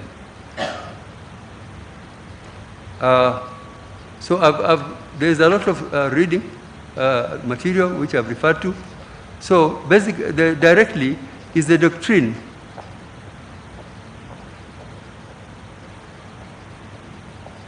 Is the doctrine of basic structure applicable to Kenya? the basic structure of doctrine is not only new to our, is not entirely new to our jurisdiction. Much like the other countries, Kenya has had opportunity to grapple with the doctrine of basic structure in our circumstances. During our journey of constitutional making, we had the CKRC appointed in November 2000. The commission chaired by Professor Yash Palgai convened the National Constitutional Conference for discussion, debate, amendment, and adoption of its report and draft bill, famously dubbed the Bombers Conference, due to taking place, which was taking place at the Bombers. The Bombers Conference was convened and adjourned 3 times, out of which a draft was amended and adopted by the acclamation by the conference, sitting in plenary on 23rd March 2003, then handed over the Constitution to the Kenya Review Commission. However, before the conference was adjourned, there was a number of challenges to the validity or legitimacy of the entire constitutional review process and its outcome, one of which was the case that I've referred to, Timothy Njoya and others, versus CKRC. The applicants sought inter alia, that was 2004. The applicants sought inter alia a declaration that certain provisions of the Constitutional Review Act transferred, diluted, and vitiated the constitutional power of the people of Kenya to adopt a new constitution. The court held that the new constitution needed to be ratified through a national referendum, as the right to a referendum was a fundamental right of the people in exercise of their constitutional power. Ringera J., who is now retired, who was in the majority, concurred with the pronouncements of Kesavananda that Parliament did not have the power to alter the basic structure of our Constitution. And there's a citation here, which I don't have to go through, where Justice Ringera, and which means our courts, recognized the principle of, this is my submission, principle of basic structure. Application of the doctrine again arose in the case I referred to, Patrick Ouma Onyango. One of the issues that arose was whether Parliament, in its limited delegated role, had the power to debate, alter, or amend the Bombers draft constitution, which was the product of the view of the people. It was also questioned whether that interference by Parliament had the effect of elevating the members of National Assembly above the people of Kenya as sovereigns. The court, consisting of Nyamo, Wendo, and Mkule, held, and I think I should refer to it very quickly. We further find and declare that what will give purity to the process is the enactment of the proposals as a constitution by the people in the referendum. It is the enactment by the people which gives purity and validity. Yes, they are the touchstone of validity, the people. The applicants in their final written submissions did concede that constitutional power cannot be restrained. We exercise judicial power on behalf of the people, and we cannot restrain for them in making their choice. These are 3 judges of our courts speaking for the people of Kenya. We find and declare that the basic steps in constitution making are 1, popular consultations, 2, framing of the proposals, 3, referendums or constitutional assembly elected and mandated. We find the challenge process has satisfied all the 3 steps. We find and declare that the process is not flawed. In our view, the real judges of the process are the people of Kenya, in view of the past involvement with the process as outlined. I'm not going to go through all that. There's a lot of material which I will let you read when you get this judgment. Basically, it is to show that Kenya itself, due to the constitution-making process that led to 2010, people discussed in depth the history and the problems that Kenya went through, the hyper amendments that we had gone through, and the result was the 2010 Constitution, and in particular, Chapter 16 and Articles 255, 256, 257, which I will be persuading you in this opinion that contains the basic structure that supposed to protect the people from amendments by even the delegated power, which is Parliament. After the promulgation of the Constitution in August 2010, there was a case of the Commission for the Implementation of the Constitution versus National Assembly of Kenya, where the National Assembly, by the Constitutional Amendment Bill 2013, sought to amend Article 260 of the Constitution in respect of the definition of state office. I'd already discussed that. Then there was the case of Priscilla Kivuitu. Then we have various cases. Attorney General versus Randunzai, whereby the court held that in view of the foregoing, the appellant's contention that the respondent's agenda of succession is unconstitutional has no basis in law. The respondents have a constitutional right to demand succession, but that can only be done within the confines of the Constitution as stipulated under Articles 255, 256, and 257 of the Constitution. Now, in all these cases, the applicability of the basic structure doctrine was not a substantive question of the courts. The courts were asked to determine, unlike the present one.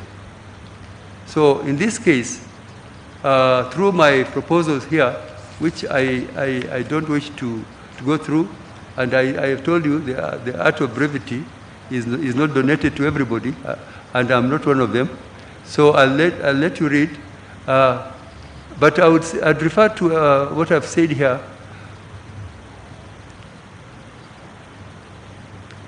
That there was this decision by Justice Mativo in the Third Alliance case, Kenya versus another versus Head of Public Service, Joseph Kinyua, and others versus Martin Kimani and others. In that case, Justice Mativo said, he referred to this doctrine and he stated as follows: the command in Article 259 is instrumental in shaping the constitutional jurisprudence in this country. Call it by any name, basic structure, or whatever, but Article 259 provides the manner in which the Constitution is to be interpreted to maintain its fabric, which cannot be dismantled by any authority created by the Constitution itself, be it the Parliament, the Executive, or the Judiciary. Couched in this doctrine are a few crucial aspects. First, that constitutions are considered to be the act of the people as the almighty sovereign. We see this as the power of the people recognized and documented in the preamble of our Constitution, which begins as follows, and I quote, "We, the people of Kenya, exercising our sovereign and inalienable right to determine form of government of our country and having participated fully in the making of the Constitution." So I've gone through this and I invited you, as some of my colleagues have said, some of our judgments are long. Mine is 125, and I would not wish to read through it. I invite you to read carefully, but after going through all my arguments and citing various cases and showing the historical road we passed to acquire, to get this very important Constitution 2010, of which I'm sure all of us are proud of and all of us cherish, I came to the conclusion my disposition on this issue, first issue, noting our history, context, and constitutional text, I find that the doctrine of basic structure is applicable to Kenya. further that the basic structure of a constitution can only be altered or denatured through the primary constituent power. C, it's my further finding that the primary constitutional power is the unbound power of the people to make or unmake constitution, and genuine exercise of the same can be identified by the 4 sequential steps of civic education, public participation, constitution assembly, plus referendum. So I've set out in the judgment what the basic structure entails.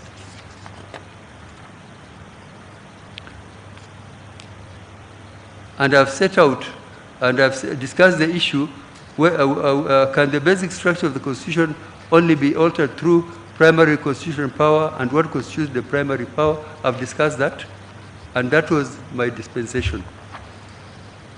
So that is my dispensation in that question, and I invite you to read that.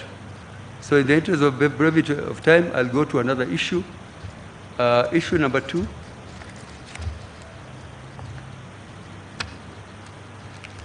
Issue number 2,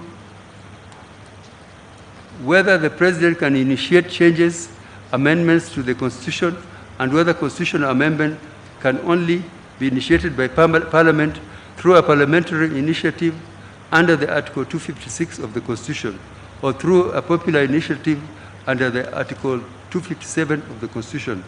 I'll give a summarized view of this, which is contained in this opinion and judgment, and also one more issue. The other issue is the place of public, issue number 5, the place of public participation under Article 10 vis-a-vis the role of IBC. The other 3, I wish just to set out and read and state my disposition without going into the details, and I leave that to you to read when you have the time. Regarding question 2, Gatembu J.A. rightly observed that Article 257 makes no qualification of who may or may not promote a popular initiative, and there is no explicit bar against any person, including the President, from promoting a constitution amendment by popular initiative. It is therefore upon the court to interpret and determine the parameters of the same.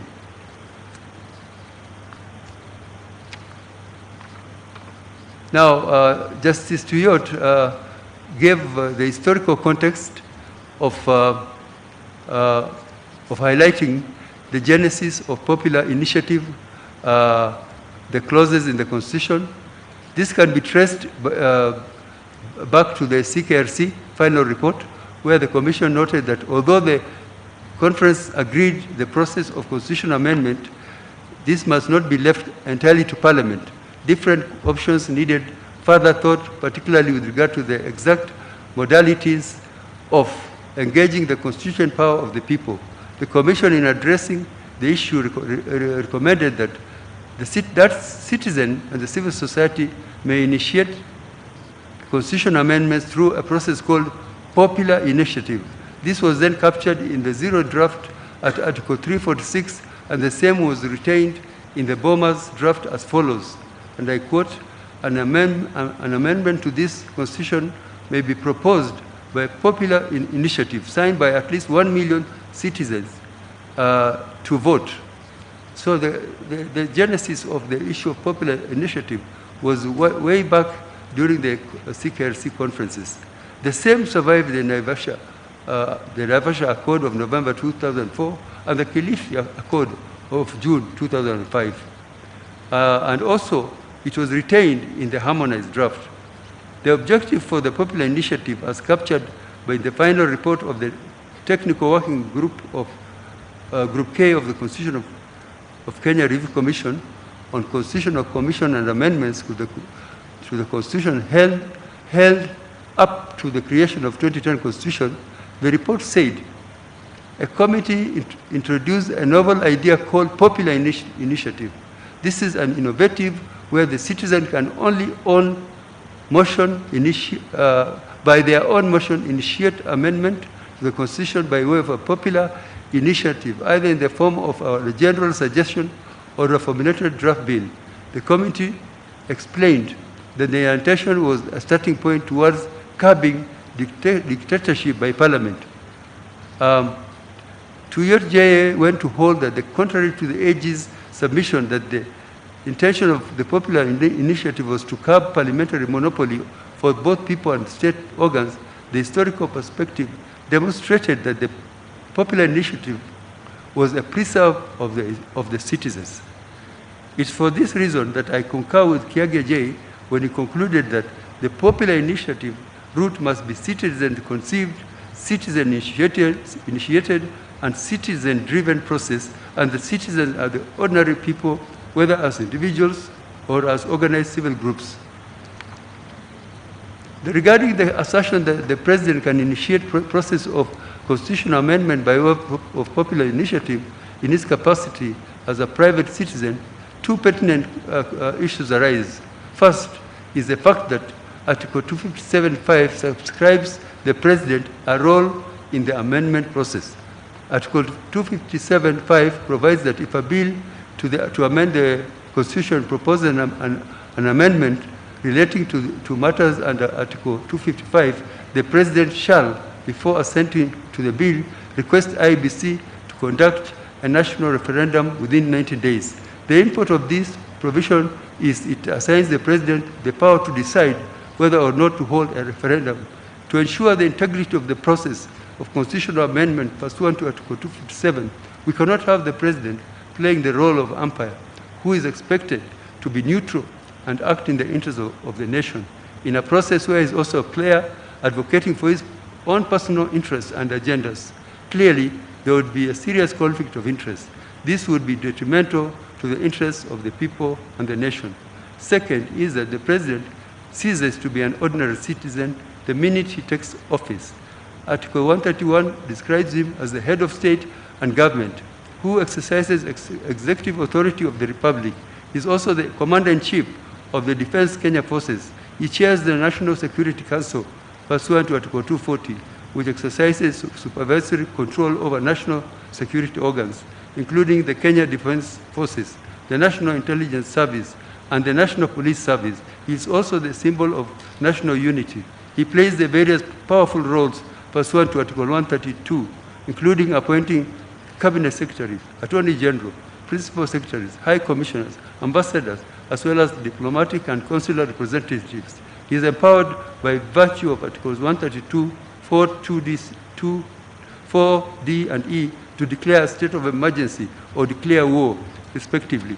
He may also, pursuant to Article 192, even suspend county governments, either in emergency arising out of internal conflict or war, for any other exceptional circumstances. By virtue of holding this office, the President is accorded immunity with Article 143. So you can see the special position of the President. And we are saying, and I'm saying that the President cannot act as a promoter or initiator, even if you have to use that name, initiator, he cannot commence or get involved. In this particular case, there is evidence that not only did he start the process, but he was also involved throughout, and all steps taken by others the genesis was his own actions through the Gazette notice and the legal steps that he took. This power and control that the President exercises by virtue of his position was evident in the inception of the amendment bill, as rightly pointed out by the learned judges of the superior courts. Right from the handshake that was between him as the elected president following the contentious 2017 general elections and rerun, and his competitor and challenger, Honorable Raila Odinga. He then proceeded to appoint that. So I gave, in this narration, I give the history of all the steps and that he was involved in directly, building bridges to a united Kenya, from a nation of blood ties to a nation of ideals, the the appointment of the teams, the Gazette notices throughout. The first step had a domino effect, and throughout he was involved, and the government's role was also very clear. The difference in the amendment bill that was launched on 25th November 2020 from the amendment bill contained in the BBI Steering Committee report presented to the President on 26, 2020 are better contextualized in discussing the place of public participation under issue number 5.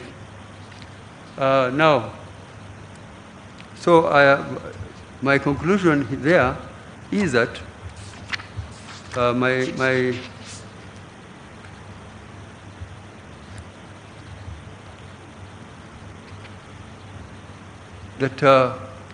on whether the President can initiate a popular initiative to amend the Constitution under Article 257, it is my finding that he cannot.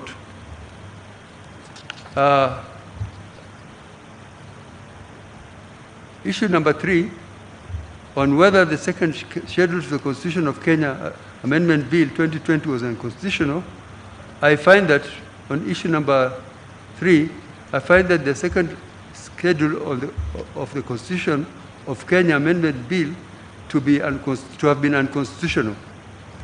On question number 4,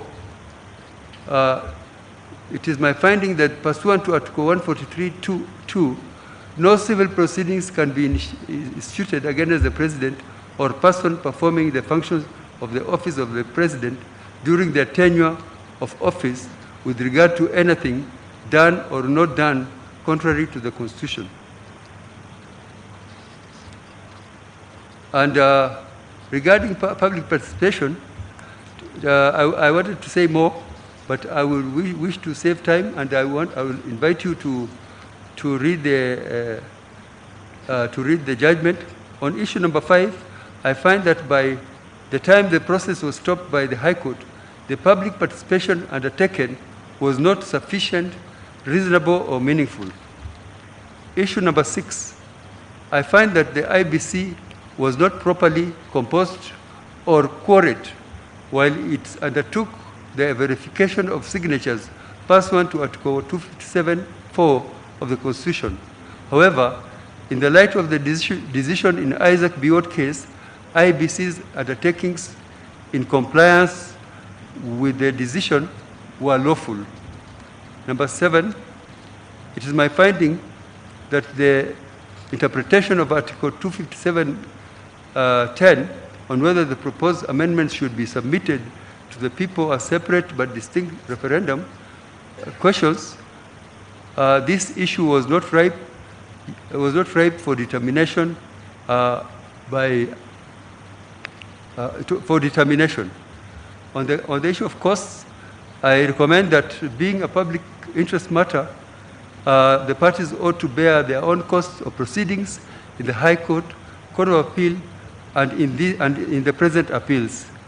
The final orders of this court are as will be contained in the lead judgment of the Chief Justice and the President of the Court, and which he will advise the court before we end these proceedings. I've had to do this, but I invite you please carefully read my whole judgment. Thank you. Thank you very much, the Honorable Mr. Justice Ibrahim Mohammed. Allow me now to invite the Honorable the Justice Mwiru, the Vice President of the Court, to render her opinion. Thank you very much, Judge President. The modus operandi today from the side of the court was to deliver summarized versions of the judgment. The 150 plus pages will be at your disposal at your time that the President of the court shall advise.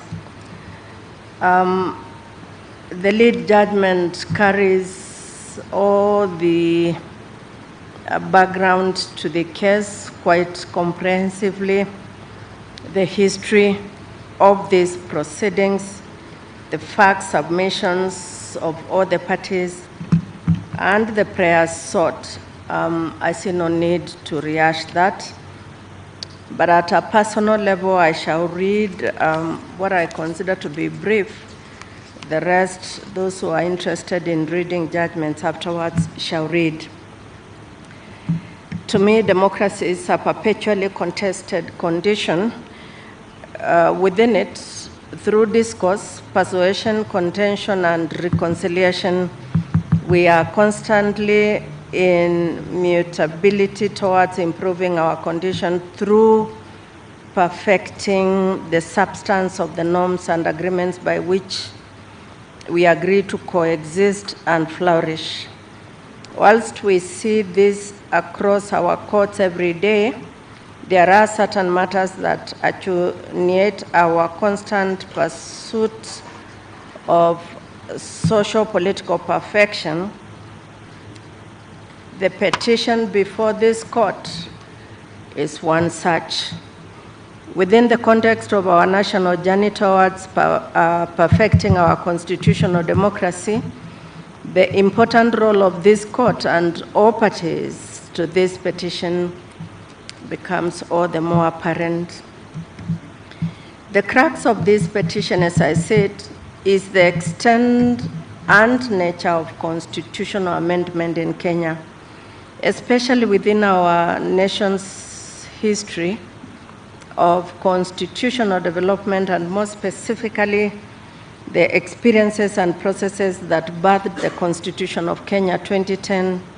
Any initiative that seeks to change that body of fundamental principles according to which we as Kenyans have agreed to be governed, our Constitution deserves the most attention of all Kenyans, whose duty under Article 3 is to respect, to uphold, and defend the Constitution, and all state organs who under Article 2 exercise their delegated authority only through and in accordance with that Constitution.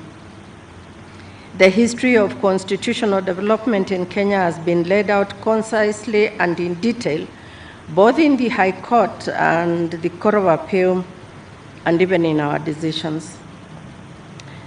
This history is most relevant in my view. This court, the Supreme Court, has on numerous occasions asserted the importance of historical context as a key tool for courts and tribunals in the interpretation of the provisions of our transformative charter. Though a significant factor, it is not and ought not be the only lens through or the weightiest factor upon which we consider the questions of constitutional interpretation. Professor Richard Albert referred to in both the judgments of the superior courts below, speaks of the, quote, rise of unamendability, unquote, and the quality of formal amendment rules in terms of their availability for both good and ill, as posing a challenge for constitutionalism, in that though rules of change are indispensable for the functioning of constitutional democracy, they at once, quote, open the door to the demise of constitutional democracy itself, unquote. Therefore, may poses the question, how then, quote, can we protect constitutional democracy from the misuse of its own devices, unquote? The late Professor H.W. Okoth-Ogendo illuminates this discussion by pointing out that it is pointless having a constitution if constitutionalism is not our concern. I am most cognizant of our history as a country, as well as the history of the development of our much cherished 2010 Constitution. I'm also aware of the principles developed by this court regarding historical context in the interpretation of the Constitution, a living document that speaks from the past through the present to the future. I must, however, state that the role of our courts must remain within the architecture of the Constitution. It is bound by it. All courts are bound by it. The exercise of discretion must be judicious.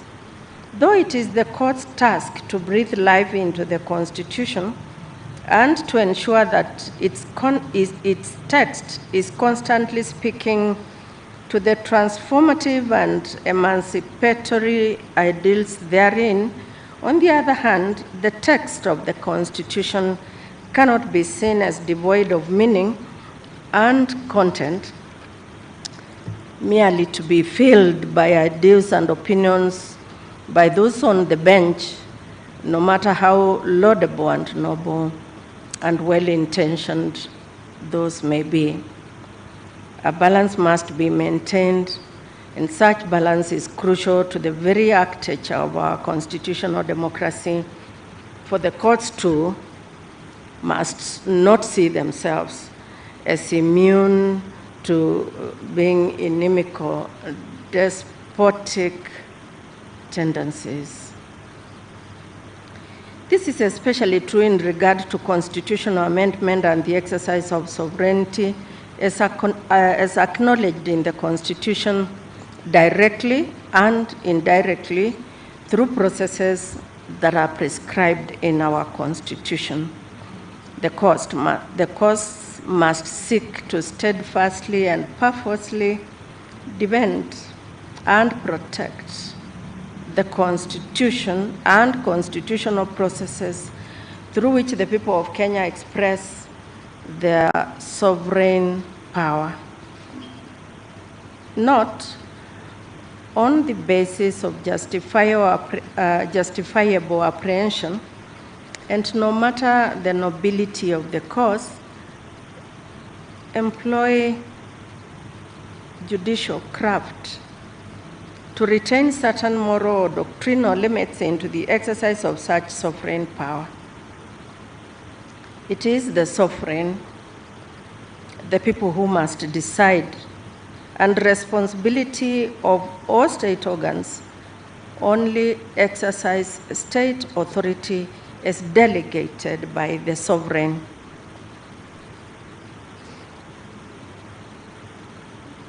That is to remove all extra constitutional impediments to the free exercise of such sovereign power.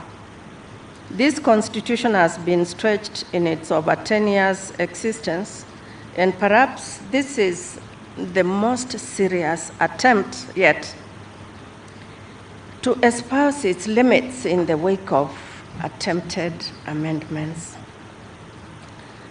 To demonstrate the magnitude of this case before these courts, while the High Court framed 13 issues for determination arising out of the consolidated petitions, the Court of Appeal expanded them to 21. On our part, we found 7 that required determination, and that's what we are doing this morning, this afternoon. That said, I now proceed to determine the 7 issues as framed in summary as my understanding of the Constitution and the law allows me to do. And the first issue is that doctrine and the basic structure itself.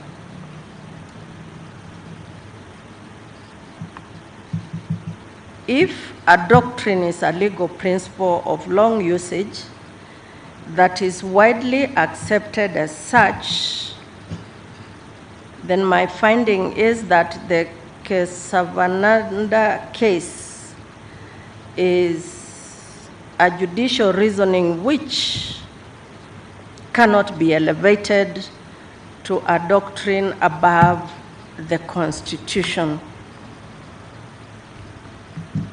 And therefore, the Constitution of Kenya 2010, I find, has a basic structure.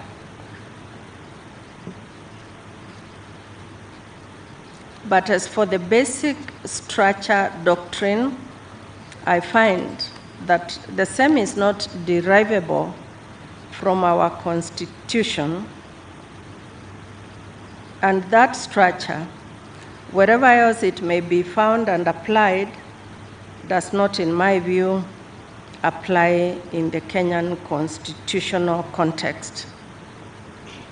The manner and process through which sovereign power is exercised in this country is by the citizens in its different forms and is fundamentally important under our constitutional architecture, and the Constitution can be changed through other mechanisms, not limited to the primary constituent power.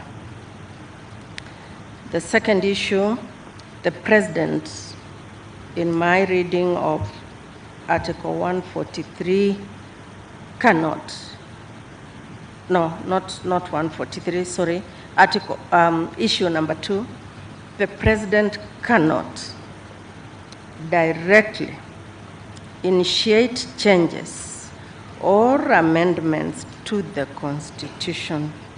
An amendment of the Constitution can only be initiated through a parliamentary or popular initiative under Articles 256 and 257 of the Constitution of Kenya 2010.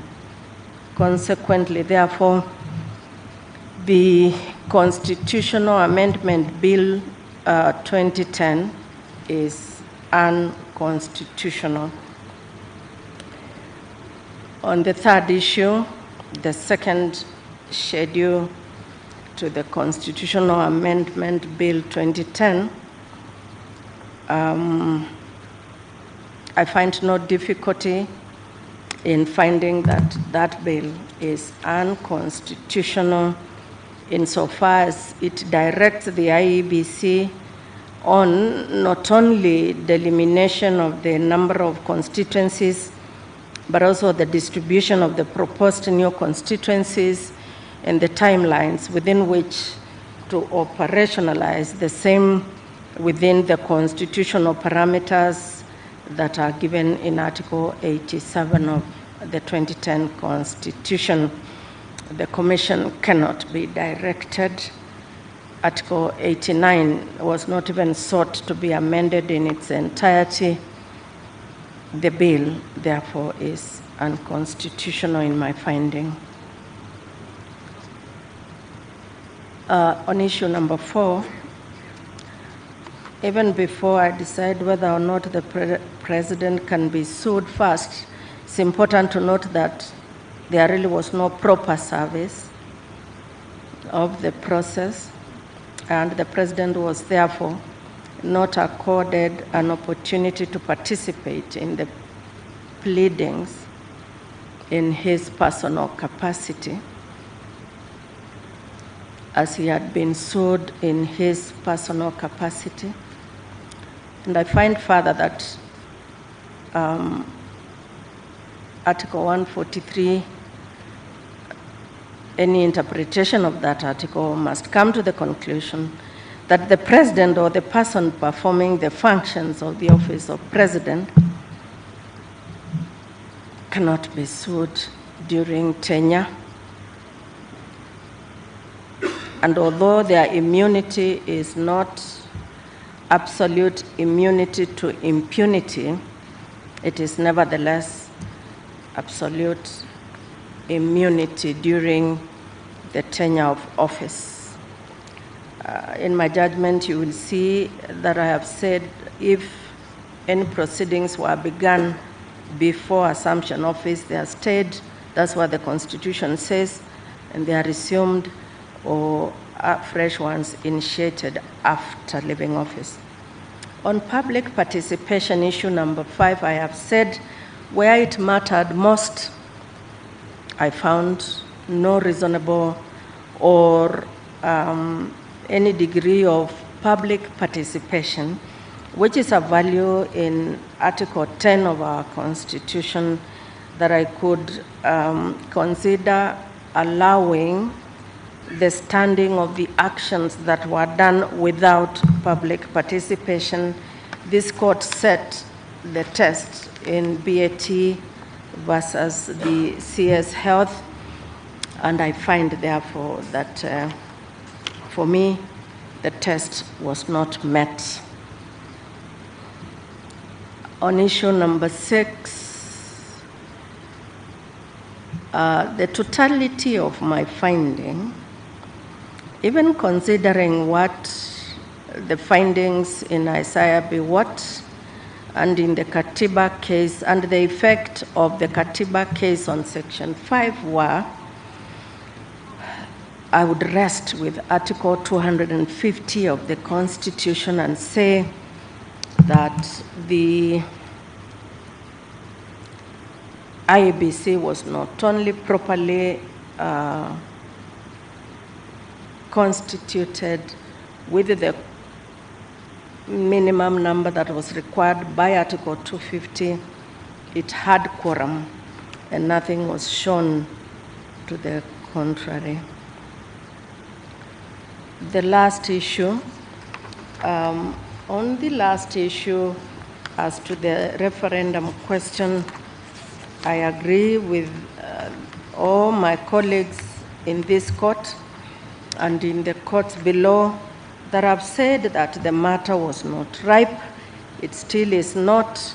The bill never went past the IEBC for it to be submitted to referendum. I find, therefore, that engaging in a discussion in that matter is a complete waste of precious judicial time, and I would not get myself entangled in such a non-issue as that one. As to costs, this being a public litigation issue, I would say that they lie with each party, and those are the orders. The body of the judgment shall give my explanations for each of my findings. I thank you, Judge President. Thank you very much, the Honorable Lady Justice Mwiru, Vice President, for that rendition. Before I read the final disposition of the court, allow me to express the court's appreciation to all counsel and all parties and amici appearing in this matter for your erudite and well-researched oral and written submissions. We also wish to thank you for patiently sitting and bearing with us for the last 6 hours as we delivered this judgment. The court notes in a special way the galaxy of legal luminaries, among them distinguished legal scholars, professors of constitutional law from Kenya and other jurisdictions who joined this case to enrich our judgment. We found their views very useful, although they were varied and divergent, especially on the applicability of the basic structure and doctrine, and whether it had acquired international application under the provisions of Article 2.5 of the Constitution. The court's decision has been enriched and benefited a great deal from the arguments advanced by all the parties who appeared before us. We hope with the full noise of time, even our local scholars will find their way in other jurisdictions, in other countries, America, Germany, or even Africa, to share our rich jurisprudence with those courts. We also wish to thank our law clerks for their research and exceptional industry in supporting the work of this court. That said, in the course of writing this judgment, The court observed with concern some commentaries on the pending judgments carried out in the social media by some counsel, some of whom are appearing in this matter. The contents of those social media commentaries were, in our view, meant to influence, intimidate, or scandalize the court. This unfortunate practice is emerging, and unless it is checked, it will erode the confidence and the dignity of the courts. It would also amount to unprofessional conduct, especially by counsel appearing in this matter, and even counsel who are not in this matter, but know very well that they cannot comment on a matter that is pending judgment. It is a well-established practice that counsel and indeed parties should refrain from directly or indirectly trying to improperly influence the courts to rule in one way or the other. Once judgment has been reserved and judges retreated to consider submissions and write judgments, learned counsel Mr. Nelson Avi and Ms. Esther Angawa, who appeared for the first to the fifth respondents, took to the social media, Twitter, on different occasions. On 19th February and 15th February 2022, and they cast aspersions on the courts. For counsel to appear before the apex court, then proceed to hurl unnecessary diatribe, insults, and speculations on a pending judgment amounts to unethical conduct on the part of the counsel. The use of social media to disparage the court with the intention of lowering the dignity and the authority of the court or influencing the outcome of the case pending before the court is a trespass on the bounds of legitimate advocacy and moves to the realm of professionalism to professional misconduct. This is in line with the provisions of Section 61 of the Advocates Act that deals with dishonorable conduct incompatible with the status of an advocate. Equally culpable is the conduct of senior counsel, Mr. Ahmed Nasir Abdullahi, who, though not counsel appearing in this matter, took the lead role in disparaging and besmashing the court as evidence from his posts on Twitter on 8th February 2022, 15th February, and even as late as yesterday, the 29th March 2022. Section 17 of the Advocates Act envisages the rank and dignity of senior counsel is conferred on the basis of irreproachable professional conduct and exemplary service to the legal and public service in Kenya. These standards are expected to continue even after conferment of the rank of the senior counsel. Advocates should familiarize themselves with the code of standards of professional practice and ethical conduct, Gazette Notice number 5212, and strive to conduct themselves in a manner that preserve and strengthen the dignity, the honor, and the ethics of the profession. Consequently, advocates should refrain from conduct that amounts to indirectly attempting to influence decisions pending before courts. Relevant to the use of social media, we wish to draw the attention of advocates to the standard of professional practice and ethics conduct number 10 that spells out what is inappropriate conduct. This caution should always play in the mind of advocates who are tempted to utilize social media to advance their cause. I will now proceed to give the final disposition of the court. Having considered the 7 issues framed by this court for determination, the final orders are as follows. 1, the basic structure doctrine is not applicable in Kenya. Ibrahim, Supreme Court Judge dissenting.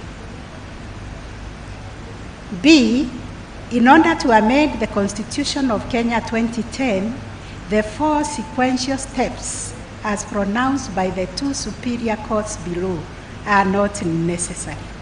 Ibrahim, Supreme Court Judge, dissenting. On the second issue, the first part A, the President cannot initiate constitutional amendments or changes through the popular initiative under Article 257 of the Constitution. Njoki Ndong'o, Supreme Court Judge, dissenting. The B aspect of that, issue 2, the President initiated the amendment process in issue. Njoki Ndong'o and the Naura Supreme Court judges dissenting. Consequently, under Article 257 of the Constitution, the Constitution Amendment Bill of 2020 is unconstitutional. Njoki Ndong'o and the Naura Supreme Court judges dissenting. The third issue, the second schedule of the Constitution of Kenya Amendment Bill 2020 is unconstitutional for being in breach of Article 10(2) and 87(7)(a) of the Constitution of Kenya 2020 for lack of public participation. Njoki Ndong'o, Supreme Court Judge, concurring. 4. Civil proceedings cannot be instituted in any court against the President or the person performing the functions of the office of the President during their tenure of office in respect of anything done or not done under the Constitution of Kenya 2010. That was unanimous. 5A, there was no obligation under Article 10 and 257(4) of the Constitution on INBC to ensure that the promoters of the Constitution of Kenya Amendment Bill 2020 complied with the requirements for public participation. Unanimous. B, there was public participation with respect to the Constitution of Kenya Amendment Bill 2020. Mwiru, Vice President, Ibrahim and Wanjara Supreme Court judges dissenting.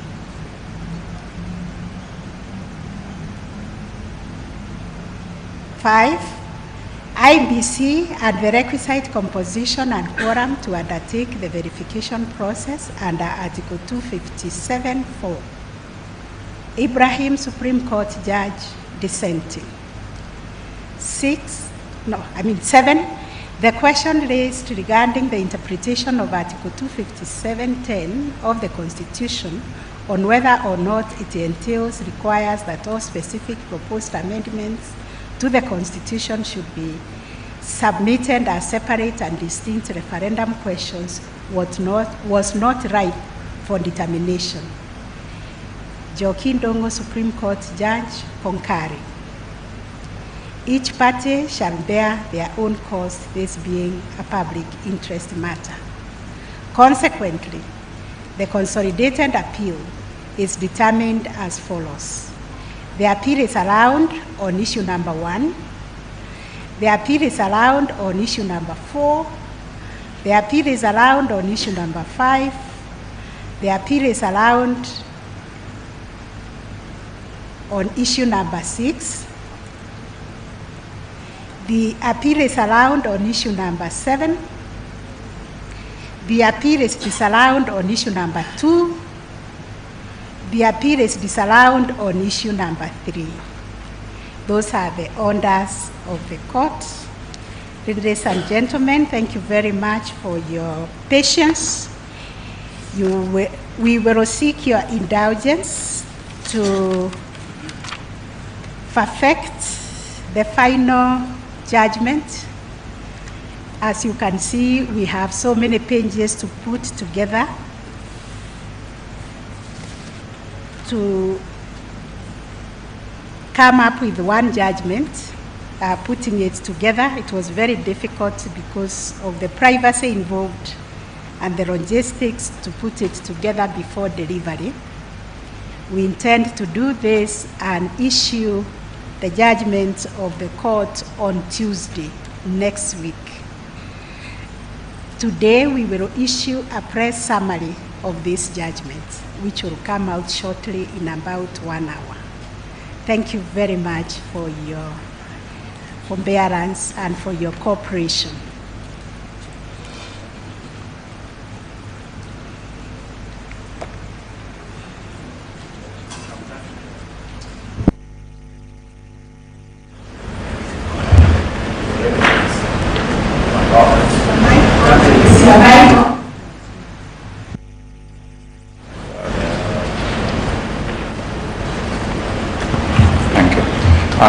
I was saying, Madam President, Madam Deputy President, Your Ladyship, my Lords, we take this opportunity on behalf of Council to thank you most sincerely for your very detailed decision on these very difficult and fundamental issues which have the effect on the future progress of constitutionalism in this country for many years to come. I think I talk on behalf of all council when I say they are very grateful for your patience, your industry, and the detailed means and effect by which this judgment has been delivered. I also take this opportunity to apologize on behalf of Solicitor General, who was here representing the AG, but had to leave because he is before another bench. Thank you, my ladies, my lords. Thank you very much for those kind words. The court is now adjourned. Have a very nice afternoon, and God bless you.